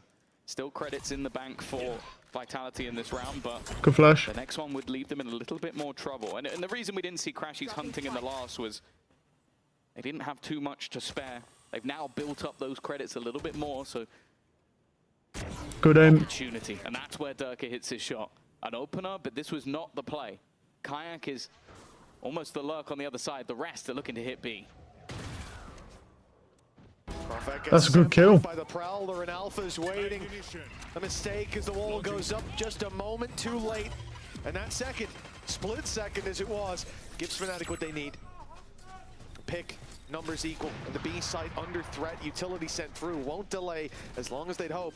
Boaster's safe to get that plan to the corner, and now it will be the retake that is put to the test. But once the smokes go down, that's Durka's opportunity. Op in hand, coming out from elbow. And it looked for a second like Boaster was going to give him the chance, give him the fight. They sit passive now. Okay. Backash still holding on that corner. No. Okay. Yeah, and he knows he's up there. He gets him. Go a little further, but it's Durka once again. That's a good shot. Back looking decent, putting it into a 2-versus-2. Oh, nice drive. Vekaj. Okay, but for Durka. He's got... he didn't land it. He missed. Oh, he gets him anyway. Wow, he gets him anyway. But is there going to be enough time? I think Yeah, he's got it. He's got it. He's got it. Easily. Easily. Gets there in the end, 3.5 on it. Vitality. That is disgusting, bro. He actually whiffed the rocket. I thought there was a chance there when he whiffed that rocket, man. Damn. And a big play out of Durka. Yeah, he kills 4. The op, and it found the pick early on, but here the opportunity given to it by Alpha re-aggressing. I thought this ended it though. Yeah. But Vikash, really nice play, waiting for his opponent to push and then wide swinging. But I have no idea why he's jumping out of Durka there. Cleans it up. And again, I have no idea why he's jumping out. That doesn't even make sense. Bear in mind though, it's a defensive-sided map, and it's 6 rounds to FNATIC on their attack side, so, you know. Oh, okay. Goodbye. Good spam. Okay, look, 6 rounds on their attack side on a defensive-sided map. That's pretty good. To try and fight against thus far. An unorthodox plant for Crash. Yeah, he does get it though. Not going to survive. Fade back into the decay. But it's definitely not the norm in terms of plant positions. No, but I mean, if they go showers, if they went showers right now, someone wrapped there, it'd be a good plant. Taking for Vitality, but the advantage there to play with. Orbital Strike clears a lot of nasty corners. Vekaj got 2. Again, stepped up to the plate. A Viper's Pit available, but no chance to use it. It keeps going from up top, but the defuse already made it to half. Problems as now Killed another one. They stopped him, but Prophet gets him. Damn. Every battle.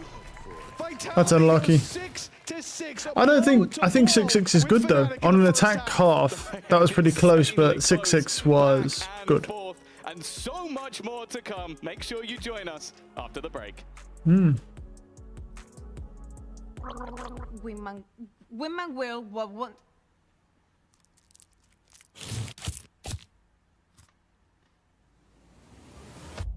Have a break. Have a Kit Kat. Wingman World while wanting a well-worn break. Vamos! Vamos! The questions of coming to this team is incredible. I can see why these individuals have been successful before, why they are part of this team. I don't know if I can say surprised, because of course I have played like such players as Chronicle and Derke before. I know how talented they are, but just how hardworking and how like good-minded people and kind people these are has been the most like amazing thing to be working with them. Come on, boys! Eco! Did you guys have eco? Oh, bro, I can't say that we lost a million ecos past couple days. Yeah, I see a lot of people calling us a super team. I don't consider ourselves like that. I know we are an incredibly good team, but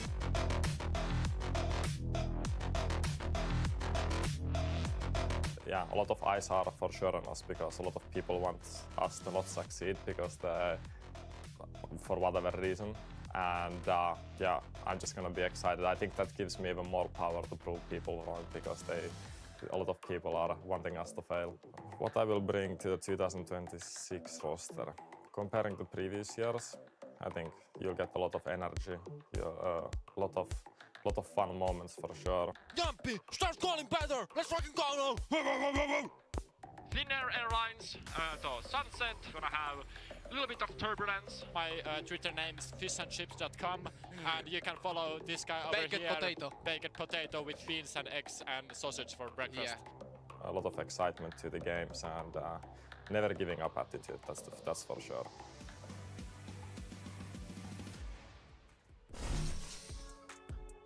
I'll be honest, I hope he has a long career, because I think I'm out of the job. The second he's down to come in the commentary booth, I'm screwed.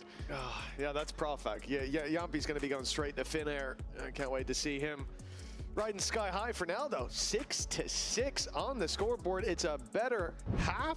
It's a better map even than the previous, which was Vitality's pick. They got destroyed, but now bringing the heat when it comes to Bind. About to mount their attack side, though. This is where things could change. Again, for FNATIC, they have just... Alright, it's a good half for FNATIC. 6 rounds is good. Now we're on the defensive side. We expect to see, even if Vitality get 8-6 here, we're expecting to see really FNATIC hopefully be able to close this game out. Probably not, but you know. Especially in these couple of maps. But then again, if it doesn't work on the defense, what you can do is just play the attack on your defense. They have already pushed all the way through showers. They are looking to come in on a hot flank. Now, it is being watched for, but does Unfake expect them this far? He does. And that's an important win in the early round. Does he expect the second? No. He's so far back as well. Alpha had just started wrapping all the way around. Back towards that B side, so he gets the jump. And the numbers equalize. Smoke soon to fade. Is Durka going to stick around when it does, or is he backing out? Yeah, they're spamming through already, suspecting him to be here. I'm surprised. He's still up so close, and yeah, okay, Nate's gonna good kill. He backs off. Chronicle takes poster, and now the only problem is the fact that they can't be wrapped on. They still don't know where Alpha's gotten to, or when he's okay. Durka just runs in. Good trade from Vikaj. Pulling it back. Alpha's now by his side, and they can make it to this spike, but the time is so desperately low. And with Salvo still to play with, that should seal the deal in favor of Vitality. A big pick, though. No. Into FNATIC's favor. Alpha got ahead of the problem. Wow. He just kills them both. So he threw himself right into the mix. And okay. My goodness, they've got a pistol as a result. That one looked dead in the water. Yeah, for sure. Again, so many moments that you look at from the Vitality perspective, like the opening, okay, sure, it goes back in the other direction. The early aggression that they managed to have up close. Yeah, why does he? Did he not have two? He didn't. Oh, he had a stun and rocket. Why did he have a stun? Why didn't he just have 2 rockets, bro, and then just save them? Oh my goodness. Correct me if I'm wrong, though. Yampi still had a salvo. If he pulled one down there off time, he would have won. But instead goes for the fight with his team. Yeah. Maybe a little mistake. Oh, he did have another salvo. But I'm fairly certain he had 2 and sent 1. Either way. For Vitality, I mean, either way, what's done is done. Whatever. This guy's fucking... I love how he just immediately just snaps onto the guy swinging. I thought maybe he'd at least give it a bullet or 2 to relax, to reset the spray. But no, okay, beautiful transfer. Good damage done. And already dealing with a lot of the problems that Vitality could bring to the table here. Profek's on 6 HP. Oh, timing. No ground. They won't see that. Oh, never mind. All right. Just about got far enough around the corner. Nice, good reload. I love that. He's the outlaw guy, bro. Does reload after 1 shot. A lot to play with, of course, for Vitality, but nice kill. Feel like they could have been the ones with the weaponry in this Ooh, we saw him. On the hunt, yeah, okay. Looking for Unfake, and it will be the end zone flawless. As good as it gets on that defensive second round for FNATIC. Yeah, it's a real thorn in the side as well. Again, looking back at that pistol, the fact that Alpha's able to have so much impact, not just with the flank kill to start, but then that just the way he sprayed, look, it just transfers on like insta headshots. I'm like, okay, dude, that was pretty fucking aura. It's an eco, and it goes the way ecos normally do. Some nice flashy shots, but yeah, digesting this for Vitality, it's got to be tough. Difficult pill to swallow indeed, that they're now trailing by 2, but the rifles come out. Thing is, in terms of the buy for FNATIC, it's not that bad. Spectre, if you haven't played this patch, you know, you might think that's a big weakness, but not anymore. It's in a pretty good state right now. What that means is it's pretty broken. To back it up. Fnatic won't pull out many punches when it comes to this round. Ooh, yeah, I'm just looking at Alpha here. How far does he go, or is he just waiting out the smoke? His teammate under serious pressure, so him winning a fight on the edge of the smoke could be everything. And well, he's played Chronicle at his own game. A double molly trade, and what they Oh no, he got seen. What are you shooting at me for? He got seen. He's taken down Alpha. Oh, unlucky. I mean, look, you've got to go for a play there, man. I mean, you've got... The only thing that I regret is he didn't get one kill there because now he doesn't have his rockets online for next round. And instead, the wall going down crumbles the play. Fnatic, still they can make this costly. Remember, they came in with weaknesses, and there's one. Unfake. A little lost in the sauce in the close corner. Spotted, dealt with. Damage done to Yumpy already. Get the round win, unlikely, but how costly can it be? Left to 2 already. Crashies with a chance to bleed their bank dry. The time nice try. Gone, but now with Crashies falling, at least 2 will survive for Vitality. I feel like we're cutting to Chronicle's cam. I don't know what I've just seen him do on the camera, but it was very interesting. It must have been hilarious. Oh, okay. Durka just randomly dies to the molly. Just have your own teammate turn around and start Oh, okay. And he dies to a molly. What even dying to mollies, dude? Just the spin around.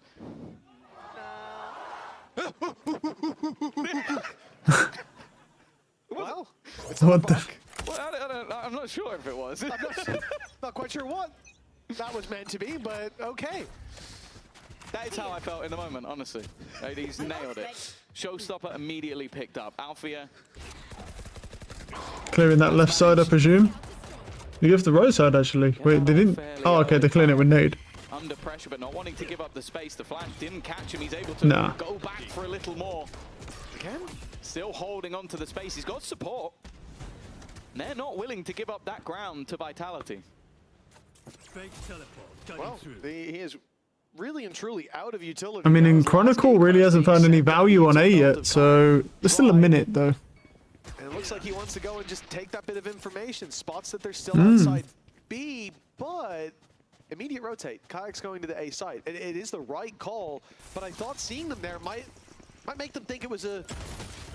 Oh, okay. They were coming in late, but instead, numbers are still going to be here. Nice trade. But one more man to deal with, and they don't know about Crashies either. This could be a big problem. A snake. Oh, I can't spam it. Those shots a little too Wow, and then Unfake spams him and kills him. At the same time. Unlucky. Already tagged a little low. They still have Good shot. Oh, nearly, bro. He dinked him as well, and there was 7 health. Wow. The fact that he lives might be enough to question using that ultimate. Player standing. Now surely for Alpha, he can get Profex super low, but no, he can't. Is gonna be the Oh, he did look at. Oh, okay. That was a headshot as well, so screw his HP. Oh my god. Wait, he doesn't know where he is. Will be achieved, and a showstopper in the back pocket if he wants it, but a guessing game. Oh my god, he got him. He actually got him. No way. That's insane. That is an insane clutch, dude. What the fuck, man? That's gross. Holy shit. Yeah, that is ridiculous. He is just having a perfect get. Everyone's just playing it. Look at that. That is insane.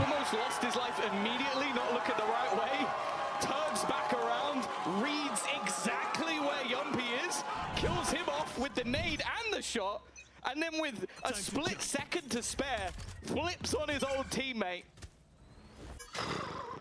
I didn't even think he could. Yeah, that is a disgusting round. Wow. Okay. Well, Alpha's good kill. Good kills. And so is Kayak. I mean, those are pistols, no shields, but it's still, it's gotta feel like you're being beaten into the dust for Vitality. 10-7 down and finding yourself in that position in this manner. You were about to challenge Fnatic for the lead, about to put it neck and neck, about to push their economy out of the realms of feasibility for a buy, and then Alpha stands up like that, stands tall, and then here you get shut down by the initial fight. Yeah, well, we saw earlier that they're not great at 4v5s. Maybe they're just much better at 1v5s. Or there's somewhere in there that the stat alludes, because in these clutch moments, I fear that it doesn't matter who's alive for FNATIC, they could still turn it around. The Vitality asking an awful lot. 30 seconds, 3 players with pistols, no ultimates online. Oh, okay. In their way, I can't think of any. They got 2. He'll take 2 for his troubles. And Yeah, not of it. Oh, and there it is, yeah. waiting, 10 rounds on the board for FNATIC. You should trade that up for a Phantom now because they're going to have 150 next round. It's looking pretty good. Yeah. The fact that Alfier won the 1v3 without using Showstopper means it's available coming into this round. Ooh. Dimensional drift as well, man. I'm actually kind of surprised he didn't kill that guy. They were in danger. 24 and 8, but like it's a ranked match or something. Their hero out. 24 and 8 for Alfier. And a timeout called, Vitality being pushed to the limit. And today, Tom, they haven't stood up to what's on the other side of the stage. They've not been able to weather the blows coming out of that FNATIC side. No, on map 1 we saw crashes. On map 2, Vekaj started the game off. Unfortunately for him, he has been eclipsed. 1.46 KD, is that what he's on right now? He's an MVP of international tournaments, a man that can take over at any moment. Of course, you look at the damage per round, and he was number 3. Of course, this is kickoff before today. Maybe after today, he might be number 1. Of course, the ones up there against him are actually playing in our second game, Larocque, and of course, Lovers Rock, the double duelist from BBL. And wow, for Vitality right now, a few head scratches, a few moments that they're living to regret, and they got to try and turn it. It's worth noting as well, the graphic shows you that, he's above average in every stat, but KDA, bang average. Oh. He's not getting enough assists. He is top 4 KD in the tournament, so when you add the assists in, a couple losers get brought into the mix, but Alpha's the real winner. Yeah, look, he's only got 3. It's hard to assist when you're killing everyone yourself, and I think that's why KDA is a trash stat. And KD, Alpha looks unbelievable right now. He's having a great season. He's leading or in top 5 in almost every stat, and right here against some former teammates, he's hitting another level. Oh. For Vitality. Flash showers, that actually won't hit crashes and showers either. That was a last chance until OT to check in with the coaches. Oh, okay. Does he get away? Oh, he does get away. Not really an opportunity for Durka to pounce. In fact, though, Kayak is not worried about trying to keep this control. They're still going to commit the boom bot on the other Nice side. kill, and he's out as well. He takes the shot anyway. Oh my god, he gets another one. Well, he did it versus good aim. Versus the buy. Pause. What pause? Wow. Only Chronicle stands. And this was meant to be the Durka has ult next round, or well, maybe if they can get an orb, if they can get up showers or B-long. If they fight for both, this is kind of cooked. They can't even get orb next round unless it gets a kill. Double digits, it's going to turn into 11, and for Vitality running out of time. This is it's almost karma. Yeah, I mean, with the money as well, they've got to save. They have to get to 12-7. It has to be 12-7 because they need to save. Or we decide who's going to be. Or else they could fear going into that 12th round there with no money. 2 representatives sent forward, and yeah, Vitality did win, which must mean Pal did a lot better than all the other skirmishes because he's been competing in all of them so far, right? They sent their coach. It was great that FNATIC did the same. Yeah. Unless you watched it, and Chronicle was there. Yeah. And the Milan did manage to get a few rounds, to be fair to him. He did. Very good against the long-range judge. Yeah, when Chronicle was jumping over with the judge. But hey, I think it was Ginny saying it yesterday, the team that wins the skirmish, more often than not, loses the game. So, evidently, well, he should have sent Powell. Yeah. Man, that stat is... it's going to get a little more convincing, perhaps, in a couple of rounds. See, coming into this, right, you've got that full economy invested, Vitality left with a couple hundred credits between them, 1,000 or so. But for FNATIC, they've got the credits, they've got the rifles, of course, but they've also got those ultimates to fall back on. Both teams do. But for FNATIC, they are the ones that are sitting on that finish line. They don't have I'm waiting to see an artillery coming from Yampi at some point in time. And there we go, as I say. He kills him. He actually saved his teammate. He saved Vekaj even. Oh, nice kill. Crashy says there's one there. Further and further down that scoreboard. The round not done yet, but I wouldn't even be surprised if Vitality saved at this point. It's kind of a screwed if you do, screwed if you don't sort of scenario. No, I think you're more screwed if you don't save. It's, I mean, because it'll be 12-7 and you're going to have no money. And Durka has ult, but that's all you have. And then you're forcing up stingers and maybe you get a bulldog if you're lucky. Bad aim, good trade. Yeah, I mean, and Boaster finishes them off. He hasn't had to get too many kills so far. No. He's crazy on the assist though. That will be 12-7. 12-7, no money. Man, this is gross. Durka has ult, he will use it.